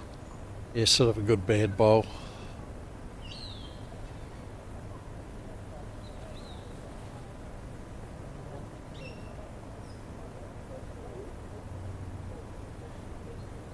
It's interesting to hear this one. I don't know. Even if Central Otago was down, there'd be a temptation of just rumbling through the split, particularly if you're down, because you're not going to make it worse, and you have that opportunity to follow through onto the jack if you think it's easier than drawing. Although Jane, last time this way, we said she'll play a backhand. She drew an absolute peach on the forehand side, so it was probably good enough to draw the shot. But does it look like that's what her game is? She seems to be a draw player and just over the bit of weight later on. But very, very accurate. Seems to be the younger brigade, the likes of the Rebeccas and the Olivias that do get out there and give it a whammy. Andy Boyd being probably one of the best exponents around on playing with weight. Incredible player. Just ridiculous. Yeah. Ridiculous. And Jane's going to back herself on the forehand. 3 balls on the forehand. She's got a foot and a half to draw.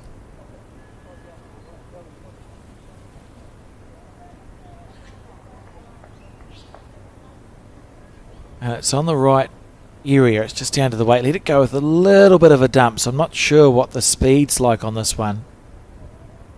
Oh, when are you going to hold? Just about wriggled in.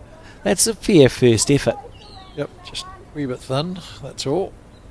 Speed was right.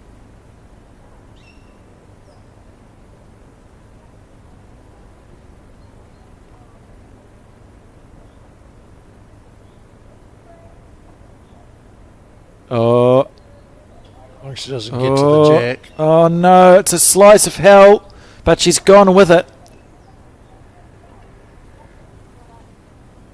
And is protected by the Great Wall of China up front from any aggression. She's got the shot. It would have been a very stressful 5 seconds for the Canterbury team, Steve. Again, once you realise your bowl's crashing into something it's not supposed to crash into, you just go, please don't let the damage be too bad. And what about this? Needs a rub. Well, hey, there's the difference. Jane's played arguably a better bowl than Rebecca. Like, she's been right in the area looking to reach something up or sit through, has found a clean gap. Rebecca on the tight side, trailed the jack, and it's Canterbury who's holding and Central Otago who's not. Correct. Strange game sometimes.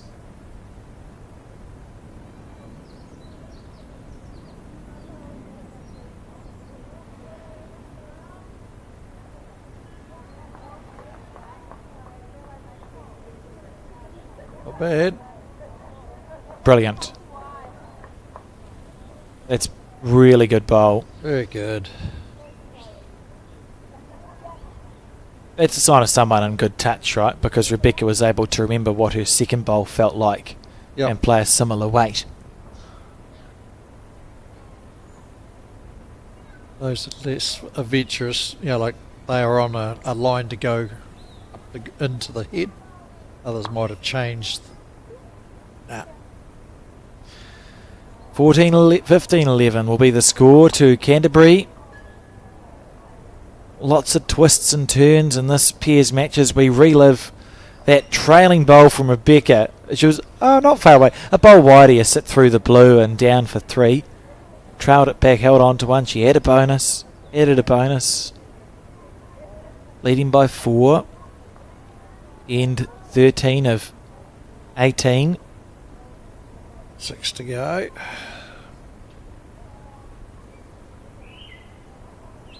Nice conditions. Actually really nice conditions to play bowls, and the wind's pretty much died away. We've not had any rain today. No, we're not seeing bowls affected by the wind. Not at all. They've not been blown around, which can be the danger at Howick. So it's just allowed the teams to play their game. You're not being forced to play shots because they're the only ones left with the conditions.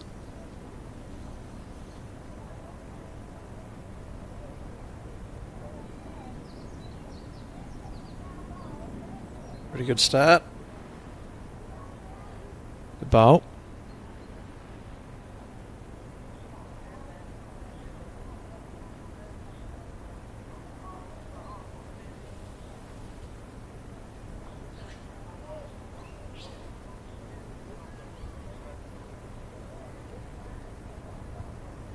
How's your weight? Got to get around it.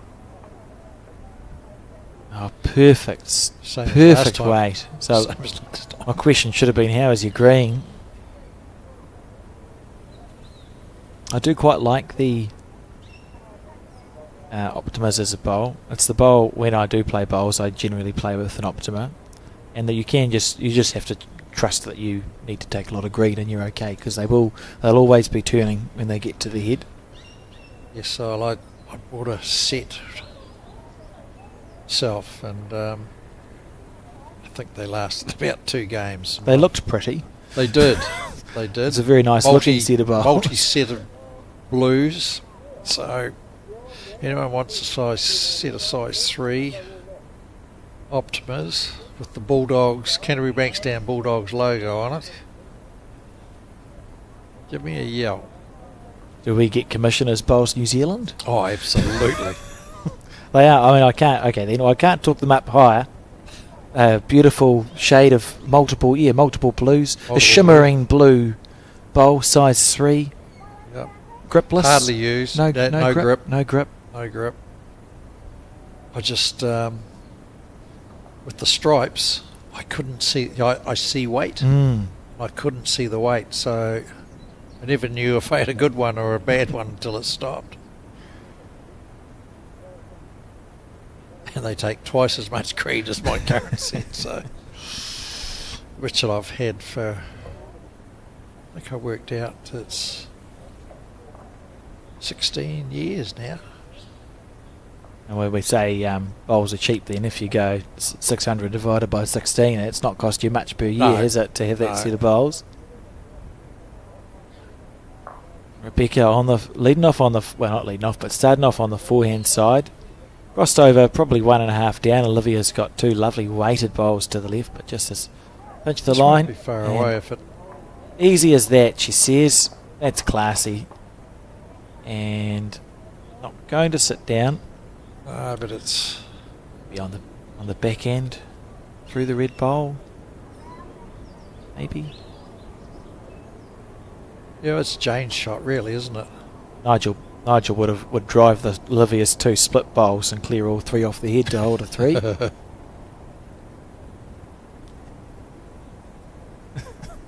Stiff around Paul Anderson too long. He was sort of shot he'd call.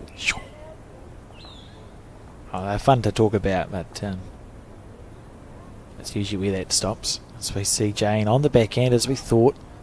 This is a nice effort here. Got bowl or jack to move, so it's just about getting that weight right.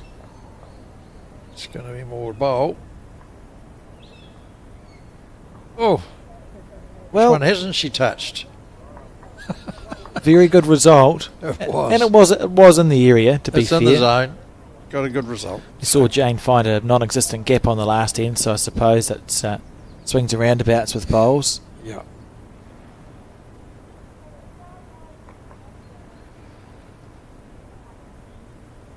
So you were a great bowl mate when your teammate plays that, or is it great result, mate? I would usually tell them they've had a good result. Thank you. And on my bad days, I've been known to tell people not to buy lotto tickets that week. Yeah. Or I've got $20. Can you find a winner in the next race for me? For bowls that are different to that. Jane played that bowl well. I'm talking more about some trauma I've got where you've had people miss by meters and meters and meters, and the celebrations try it again. happen. I don't win. Look at this. Oh, it's got it too thick this time. 2, 3. Yeah. Oh, just about. Well, that's the Central Otago bowl. She's punched up. Yep. And Rebecca needs to get something in here, because if Jane can get to that red bowl, there's a bit of hurt left there. Sunglasses off.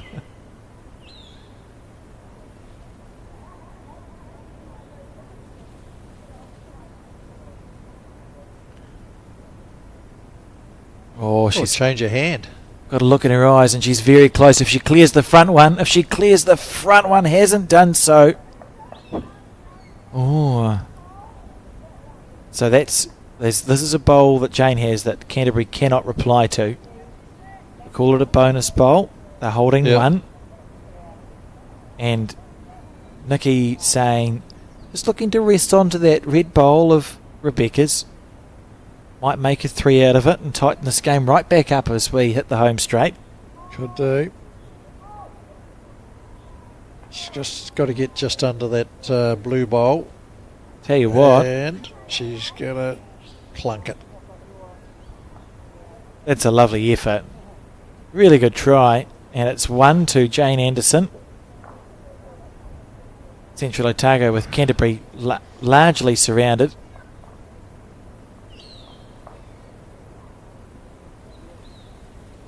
Is Colin sitting around there at HQ doing nothing? Wonder if he can give us a score with the we'll see singles and fours. See what we can find out. Oh, look at that! Relive Jane's bowl.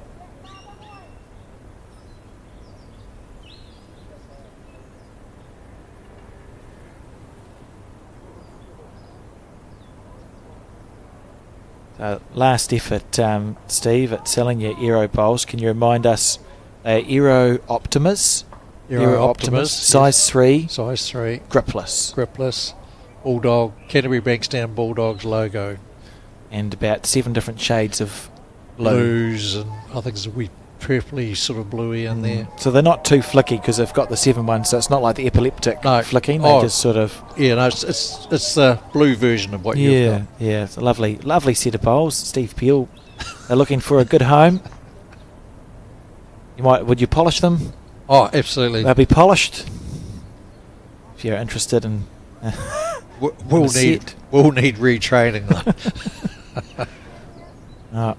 Google will tell you how to contact us as we continue to watch this game. A nice weight from both. As we head into the twilight, usually they'd slow down, wouldn't they, as the starweed lifts up? I'm just trying to think of a reason why we've seen some more bowls narrow than we did at the start of the game. The bowls seem to be turning a little bit more. I'll time the next bowl, and we'll see. It was 17.9 seconds this morning. That world famous Cantabrian Rodney Greeny suggesting that size 3 bowls for a man is not appropriate. Thanks, Rooster. I just try and get bowls that go as close as they can to the jack. Yes. Right, and this is a short end, so not sure why I'm bothering to time the bowl. Oh, but on a short end that went 17.4 seconds. So maybe it's sped up at like just a smidgen, or they could just be missing narrow now. Well, it's going to tighten up as it gets a bit cooler.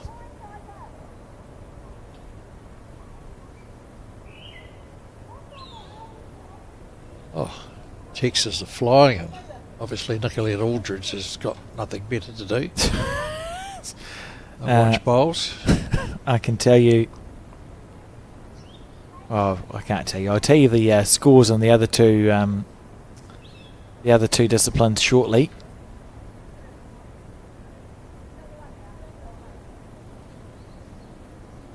Good bowl here, Olivia.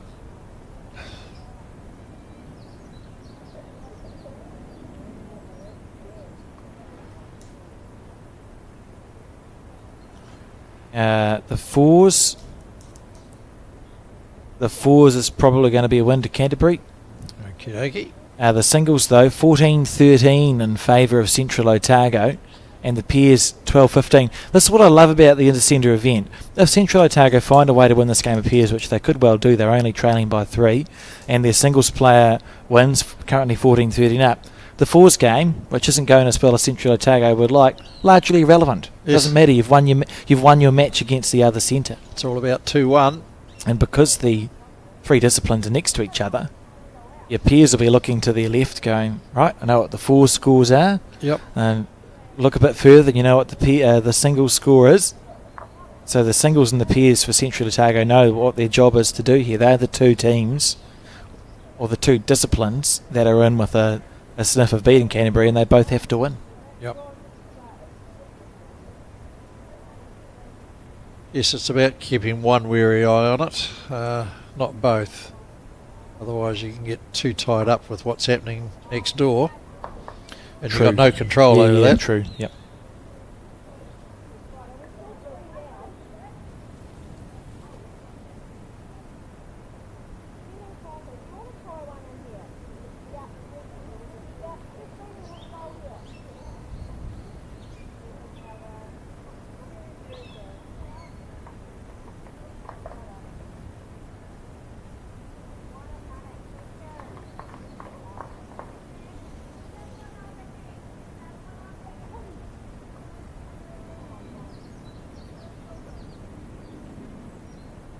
Oh, get a nice chop. Blue, 1. Oh, cut it down. Yeah. Got a result.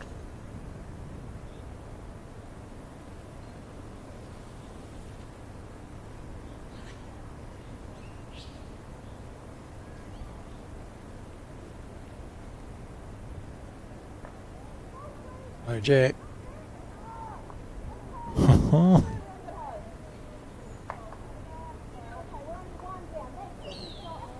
Yeah, so she has cut it down there. So the Canterbury just holding the one. And Jane, looks really hard to draw the shot on the backhand. Yeah, it is. But you can get round it, but it's got to be the perfect bowl. It's possible. You almost have to go extremely close to the blue bowl that is second shot, because we know the bowls turn late and quite dramatically.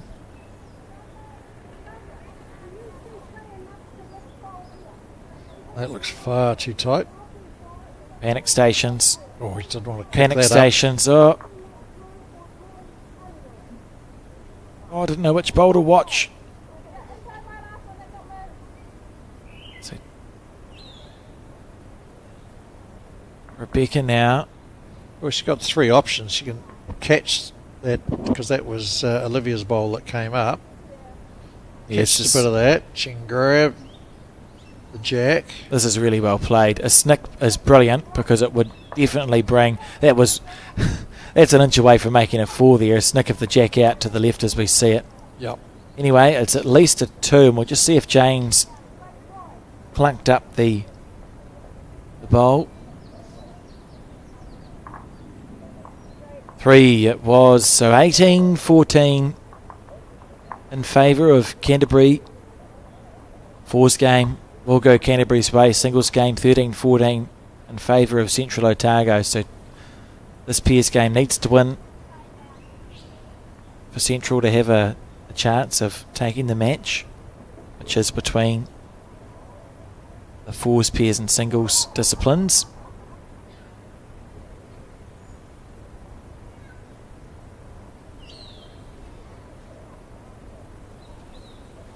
When Jane hops onto the mat, I'll get you to have a good look at the Central Otago logo, Steve, and I'll ask you a question about it. There's a hidden feature to the Central Otago logo, which is very nicely embroidered on their bowling hats, Dynasty apparel hats. So it's the logo there with the bowl in the middle and the fern on the outside. Is it a fern or is it grapes? Oh, that's not what I'm talking about. Oh, okay. Maybe the grapes for another part. But there's a hidden creature in the logo. So, you know, in the Toblerone chocolate logo, there's a bear and a Toblerone. I'll take your word for that, because I don't eat the stuff. In the Central Otago logo, there's a kiwi. Oh, okay. So the black space is actually in the shape like of a kiwi. Similar, yeah, very similar to that. Oh, okay. So if you look for the blank space in the logo, once it's pointed out, it's easier to understand, because first you think it's just like a sort of a stylised bowl, but there's a kiwi in the inside of the Central Otago logo. Here's my interesting piece of information. So the beak is above the bowl. The beak's on the right side as you would see it. Perhaps we can get a zoom in on. Yeah, viewers can spend the rest of the game trying to see where the kiwi is. So was that pointed out to you at some stage, or did you figure that one yourself? I figured that one out all by myself, Steve, which is hard to believe. But yeah, it just sort of exists in the black space, if you think of that. Some really cool logos out there now with the centres and clubs. We've all embraced the coloured stuff. You were telling me Dunedin was one of the first centres to have a coloured. Yeah, we were the first ones to turn up in coloured outfit, coloured jackets and matching hats. Still whites, but we had a coloured jacket, all that sort of thing. So Eudora was the first sponsor. I can remember it. That's Nikki. This is a close bowl. She's made a very good correction here. Oh, that's delightful. Yep, well done. Oof. Bit of room for the skips.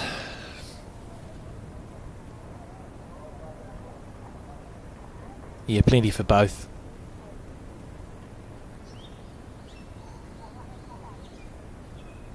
That's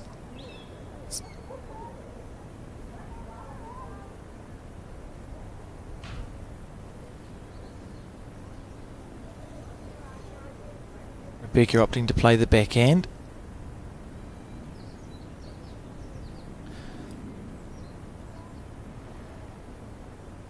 close, I reckon.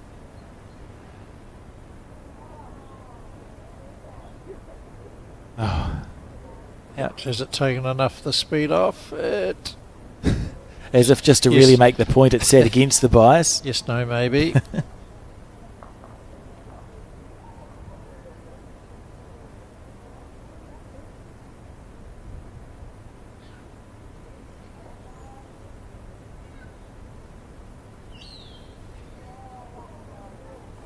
It's a shorter end.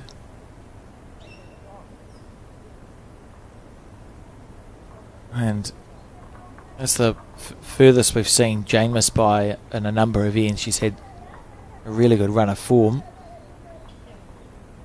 A forgettable bowl on that occasion.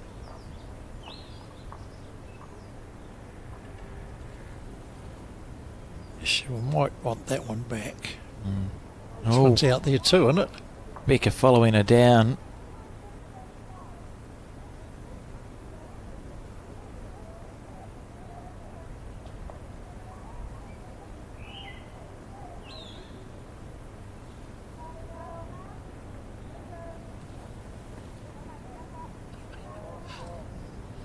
Obviously, John Macbeth's got nothing better to do. So you're going to buy a set of bowls off you, John? Well, John. he did. Steve. No, he says he's looking for a set of 3 Optimas. Mine would have been perfect, but for the colour and logo, apparently. Oh, that's a shame. We'll find someone for them. The lonely bowls. Yes. Well, probably lucky John wasn't interested because he probably wanted it free. I'd just give you a copy of his Here we book go. and you'll be fine. Careful. Oh. Well, it's Olivia's bowl, so Yes, that's a good result. it's gone well. It seems to have been when there's been connection for Canterbury, it has gone on the right place. You know, they've not had too many horrific results from bowls that have been maybe a little heavy and a little bit narrow. But again, yeah, like when Olivia's missing in the main, she's missing in good spots. Yeah, yeah.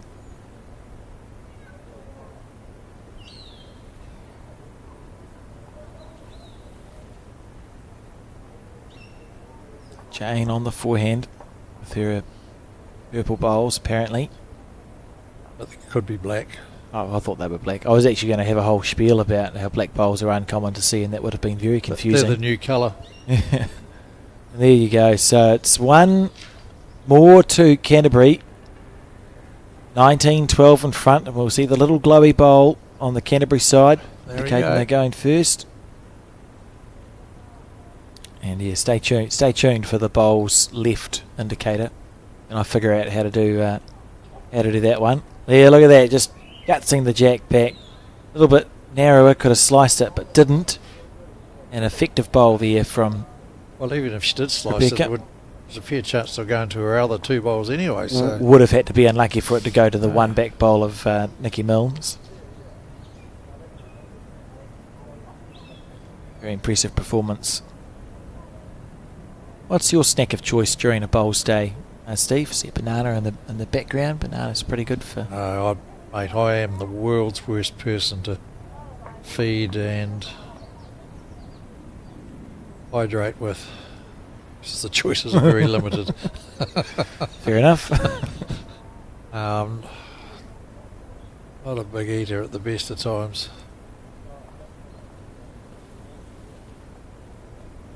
It's probably one of the things we've seen change a little bit in bowls, even on the rep level. There were days where you'd see managers run around with literally lolliboxes, so it's the high sugar, high energy stuff, and go, I'll have that, and everyone goes up on a high and then crashing down, whereas we have a better understanding now of what it takes to keep a body going, and you see the more slow release snacks on offer.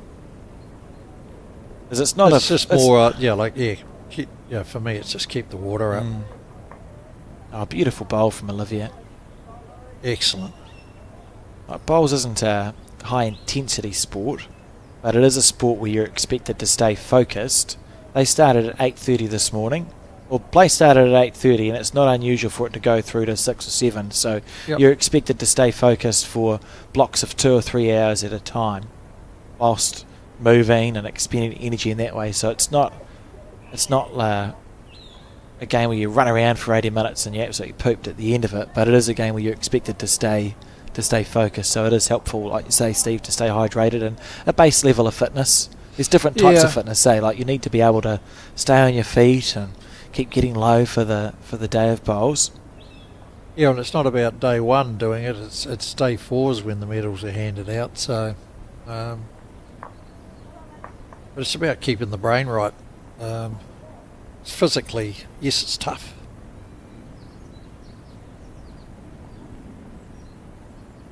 Yeah, like especially, I remember I was working with the high performance athletes in the South Island preparing for the Worlds in Johannesburg, and those greens were slow. So, like I was working. Goodwick. Paul Girdler mainly, and Girds went away as fit as a senior rugby football player, if not a provincial player, because like they had to stand 100-degree heat. And you have to properly, it's long the days. Physical exertion on the slow greens as well. Yeah, you're up and going by 6 and you're not getting home to 7, 8. Slow greens where the for our equivalent would be a full-blooded drive. That was just the draw shot. So you got to be fit. And those conditions were a bit easier here. It's just up and down. The physical energy to get the bowl up the green isn't as much. No.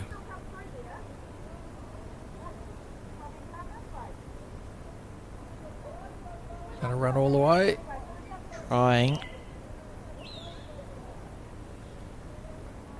So 7 the difference. We've got 2 ends to go after this. Central Otago 2 down on the head. So Jane will be wanting to. If they score a 1 or 2, it's fine. Probably a 2. It's at 5 the difference with 2 ends to go. And 2 is achievable with 3 bowls from Jane left to play. Not with that one. No. Oh, it's still holding. Can you get lucky? That's. Nope.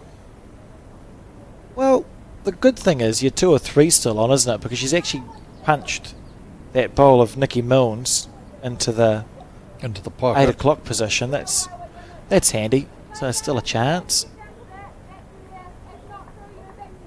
Yeah, there's the danger area that they've acknowledged there.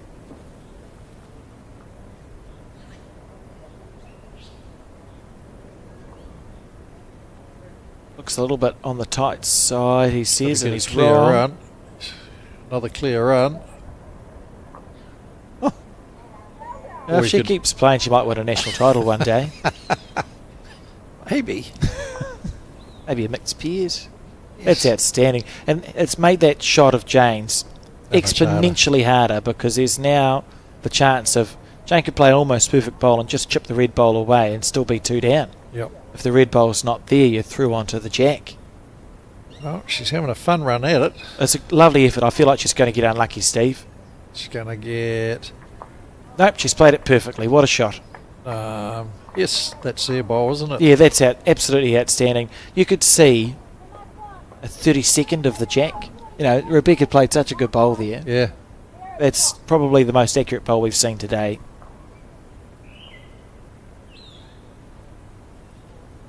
And holding 2, which is what they need. So now it's whether Rebecca or where she puts the shot bowl, isn't it? Oh. Going to run out of proof. How's the running? Well, that's very surprising. There you go. Chance of a 3. Oh, not out of nowhere, but it's I'm almost shocked. I think that Rebecca didn't draw the shot there. She's been playing so well this game. I was expecting to have a conversation with you, Steve, about whether if Rebecca finished in a space where it could be looked at to be played through, but now it's just, well, you draw within 2 metres of the jack, and Jane's going to score a 3 for Central Otago, and it should be 15. Well, no, she's not. Okay, well, it'll be 14-19. Not got a lot of things right this game. You've got to stop making these early calls, I think. 14-19 the score. 2 ends to go, and Central Otago she had a still 30-second to hit the jack and did it perfectly, and has 3 yards to draw another shot. Missed by 3. Like we saw Rebecca played this bowl, and that just made Jane's shot so much harder, and then didn't even look like touching the red bowl, just snicks the jack back. That's why we play.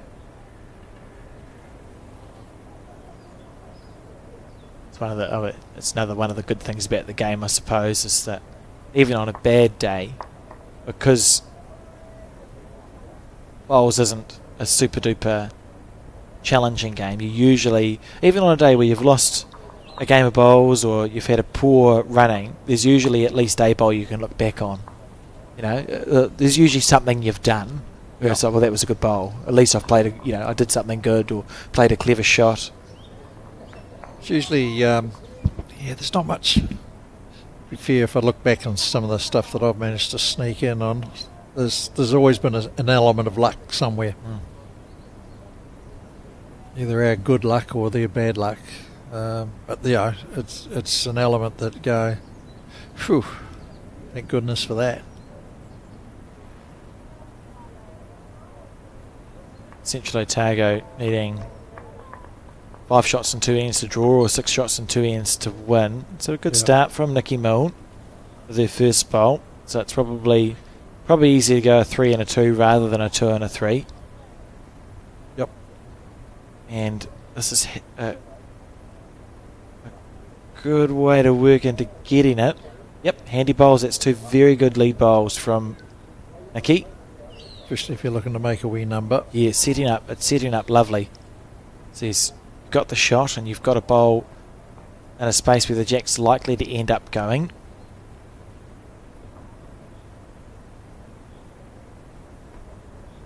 You are assured that these Euro Optimas do turn, because Rod is a wee bit worried. Yeah, no, they do turn. Euro Optimas definitely turn.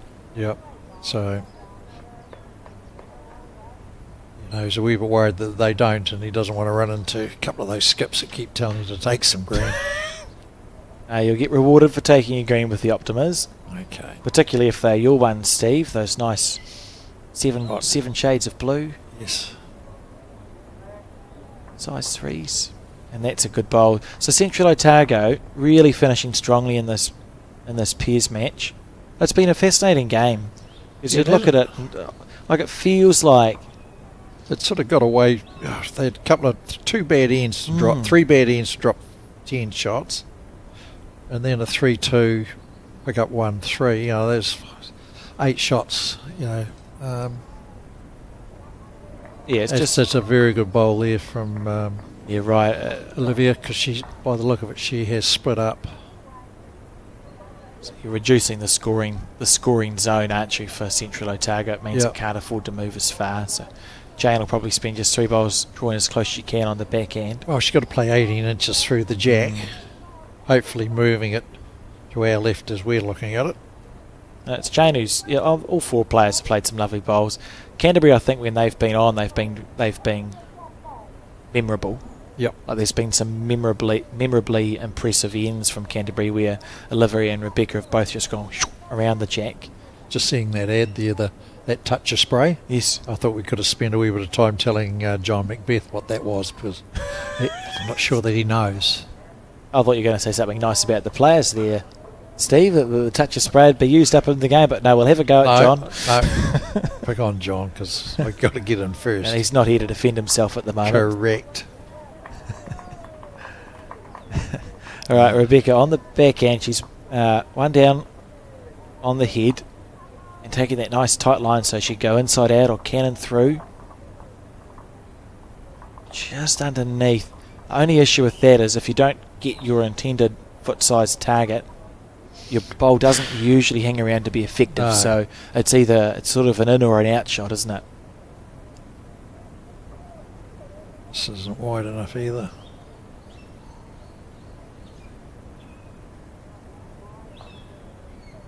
Held on just long enough. Possibly enough to sit with 2.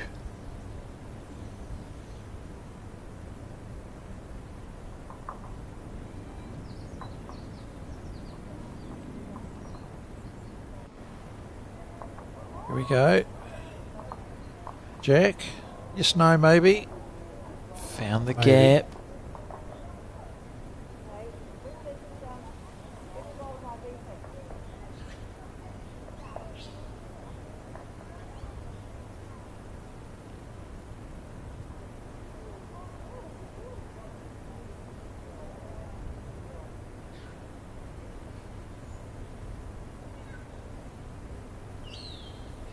Right, what's happening here? Jack? Careful, careful! Oh, oh. That would have frightened the Jack and also any Central Otago supporter, because it's that was close to an absolute slice of hell. Yeah, I don't know whether she was going for Olivia's bowl that we sort of see at 9 o'clock. Maybe. And Rebecca just settling into the draw, and this could be to clinch the game. No, not quite. It's 1. Two. It's 2. Well. After 17 ends of bowls, the score 1916. 19-16.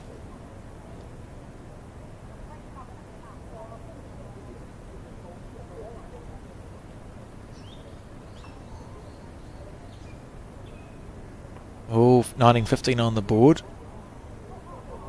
Okay. Which I think we'll go with the board. Go with the board. In our defence, often we've had it multiple times where the board's been wrong. We go off the board because it's what we can see on the cameras, and they change it when we're not looking. And then a few ends later, it's like, what? So it's 4 the difference. 4 required for Central Otago. It's been they've kept themselves in the game well. It could in another day. Yeah, Yep. it's been an interesting game. Your opener here. Yep, beautiful bowl from Nikki Milne.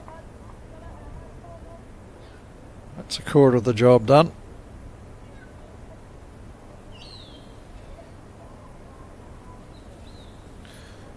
Can tell you that the singles 18-17 in the race to 25, 18-17 to Central Otago, and the fours is gone. The fours will be to Canterbury. So Canterbury have won the fours. They're 1 down in the singles, and they're 4 up in the pairs. So they're, from the Canterbury point of view, agonisingly close to ticking this off as a match win. But Central Otago keeping it interesting, Steve. Yes. Well, 4 shots scored here and it'll be a draw. Perhaps. Hanging around. Yep, that's a good bowl. It's a very good bowl.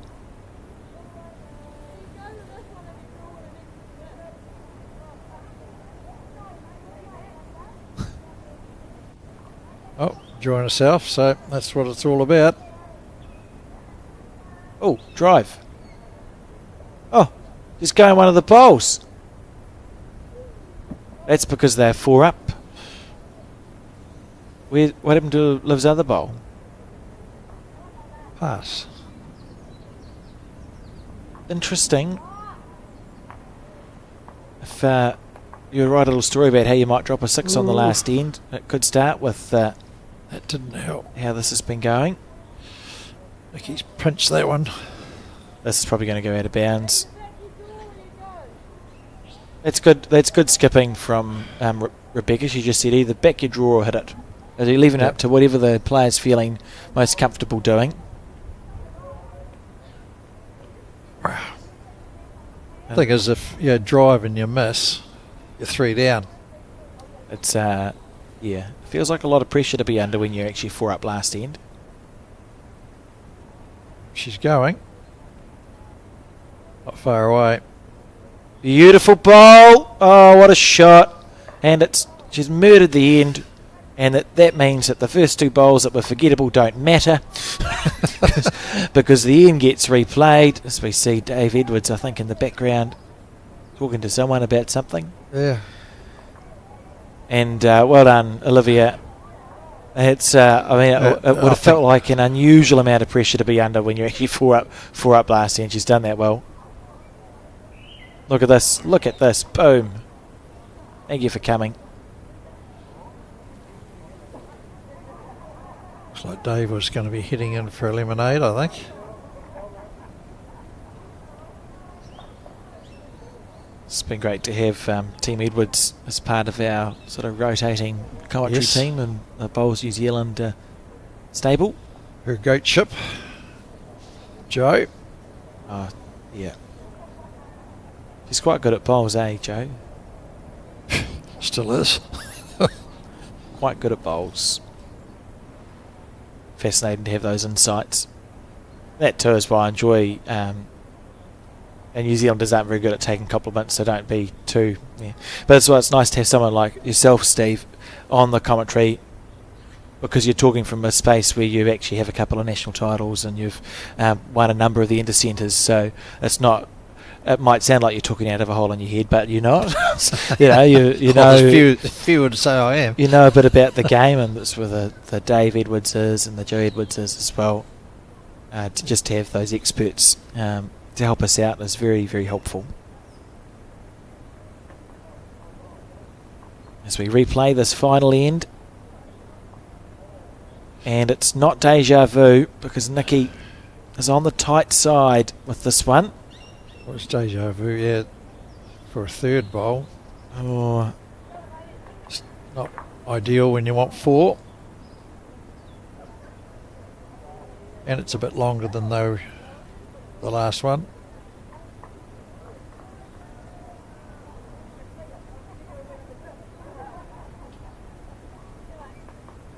Not all bad.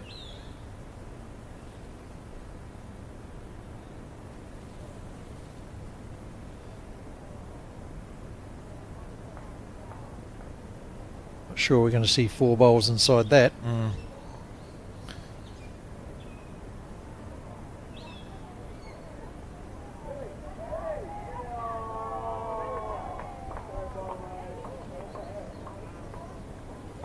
good bowl. Oh, that's outstanding. Well, there's one of the 4, Steve. Yep. It's been a spirited effort from Central Otago. Went to a 7-0 lead, and then it looked for a few ends like Canterbury might run away with the game. It did. Sort of warmed up, and it's just some magic from Jane Anderson's kept them in it. It's just been a couple of wee phases there where we touched on dropped 10 shots in 3 ends and then dropped 8 shots in 3 ends. So there's just turn those around. Yeah, just a fraction. Just blinked, and at times where Canterbury was firing on all cylinders. It's a good line.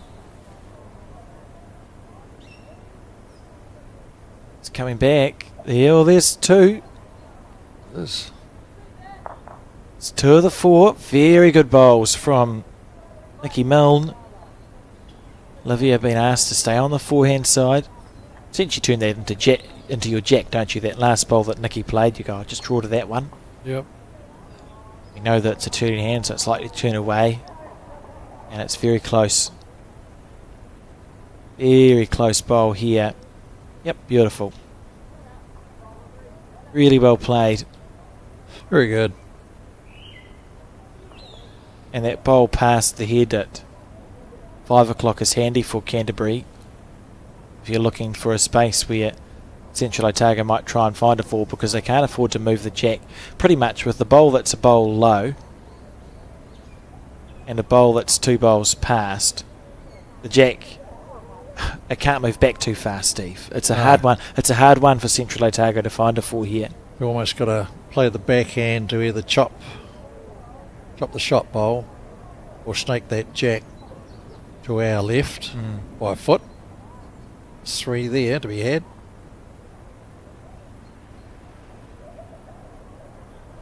Don't think there's much joy.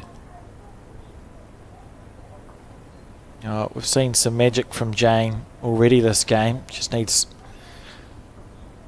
with her last bowl it'll be probably a little bit more. It's on the tight side. So now you think to yourself, just stay somewhere handy, please. Stay in the rink. If you've missed your first target, it has to be helpful. Yeah, or just Olivia's should be pointing out to Rebecca that just to get into that pocket And it looks like this is coming to a good home. Yeah, good bowl. Very good bowl indeed. Ooh. Still a chance. See that area. So the weight's probably okay from Jane, wasn't it? Just taking a little bit more space. A little bit more breathing room for this bowl.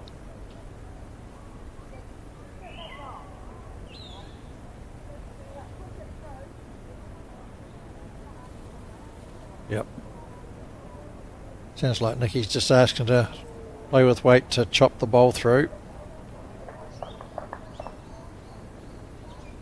In the area. High, I think.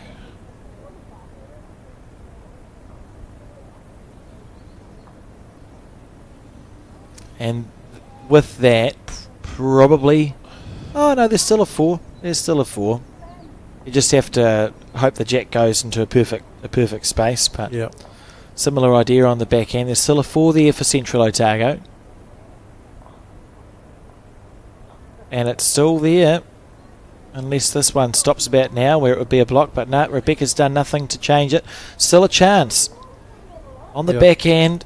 On the back end. Oh, can't have a look. So the bottom left of your screen, the bottom left corner of your screen as we saw it, that's roughly where the jack and the bowl needs to end up. Yep. If something there, you should have 4 shots. Yeah, it's got to get the... Sounds easy, isn't easy. Left-hand edge of the jack as Jane's looking at it. Now, look, she has been in the area with the first 2 bowls, like the right idea. You can see her bowl to the far right, that's Jane's bowl, so, and the 2 blue bowls of Nikki. It's important that the weight's the challenge, because her collision bowl also needs to be counting. You can't just look to snick something. No. Collision bowl needs to be counting. It needs to almost catch the inside edge of the shot, yes. The shot bowl, then squirt it out. Catch about a third of the bowl. So one way she could visualise that is you go, well, where would I hit that bowl to? Like if I hit that bowl to the Somerset logo, the shot bowl that sits at 2 o'clock, everything else takes care of itself, right? So correct. On the back end, where can I punch a bowl to, and I know that the physics takes care of the rest of it. And I think they'll find that's probably their best shot. Because if you're rolling that bowl of Olivia's away, that's good. And it means your collision bowl comes across at the right angle, which is good. And you'd get there just right in the middle where that big space of nothingness is. If there's a jack and a bowl there, Central Otago sit with 4 shots. And it's all up to... And it doesn't have to move that far.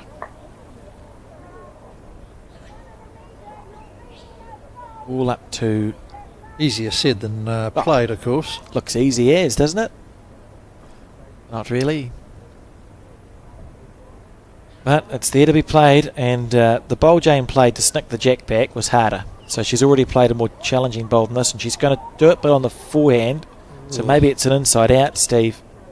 Not sure how the collision bowl's going to count on the forehand. Yeah, because it's running away. So it needs to... Okay. Well, I think that might be that. It's gone. Worthwhile, Rebecca, if she... Maybe look for a very gentle bonus bowl score diff wise, but just play it safe as. Well, if the 4's having a big one, then it's why risk it? You'd be so unlucky to lose by 1 shot, wouldn't you, on count back of score diff? So they haven't risked it, and that's absolutely fair enough. Congratulations to Canterbury, who have won the pairs, and with winning the 4s, that means Canterbury have taken the rubber against Central Otago in this round of section play at the Somerset Women's National Intercentre competition. It's been a pleasure bringing this broadcast to you this afternoon, and that final score with the 1 to Canterbury was 20 shots to 15. Remember, we'll be back with more broadcast coverage tomorrow of the women's section play, followed I think by men's post section. So it'll be 10 past 12 tomorrow. More coverage of section play of the National Intercentre. We'll see you then.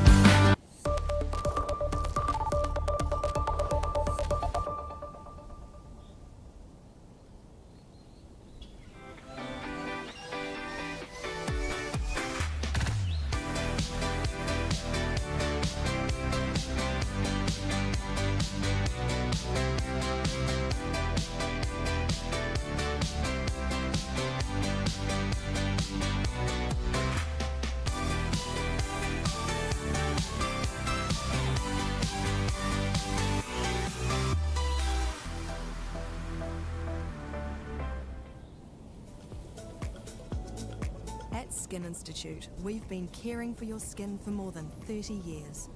And that's why we're proud to introduce Skin Tracker, our two-step system for detecting microchanges in your skin.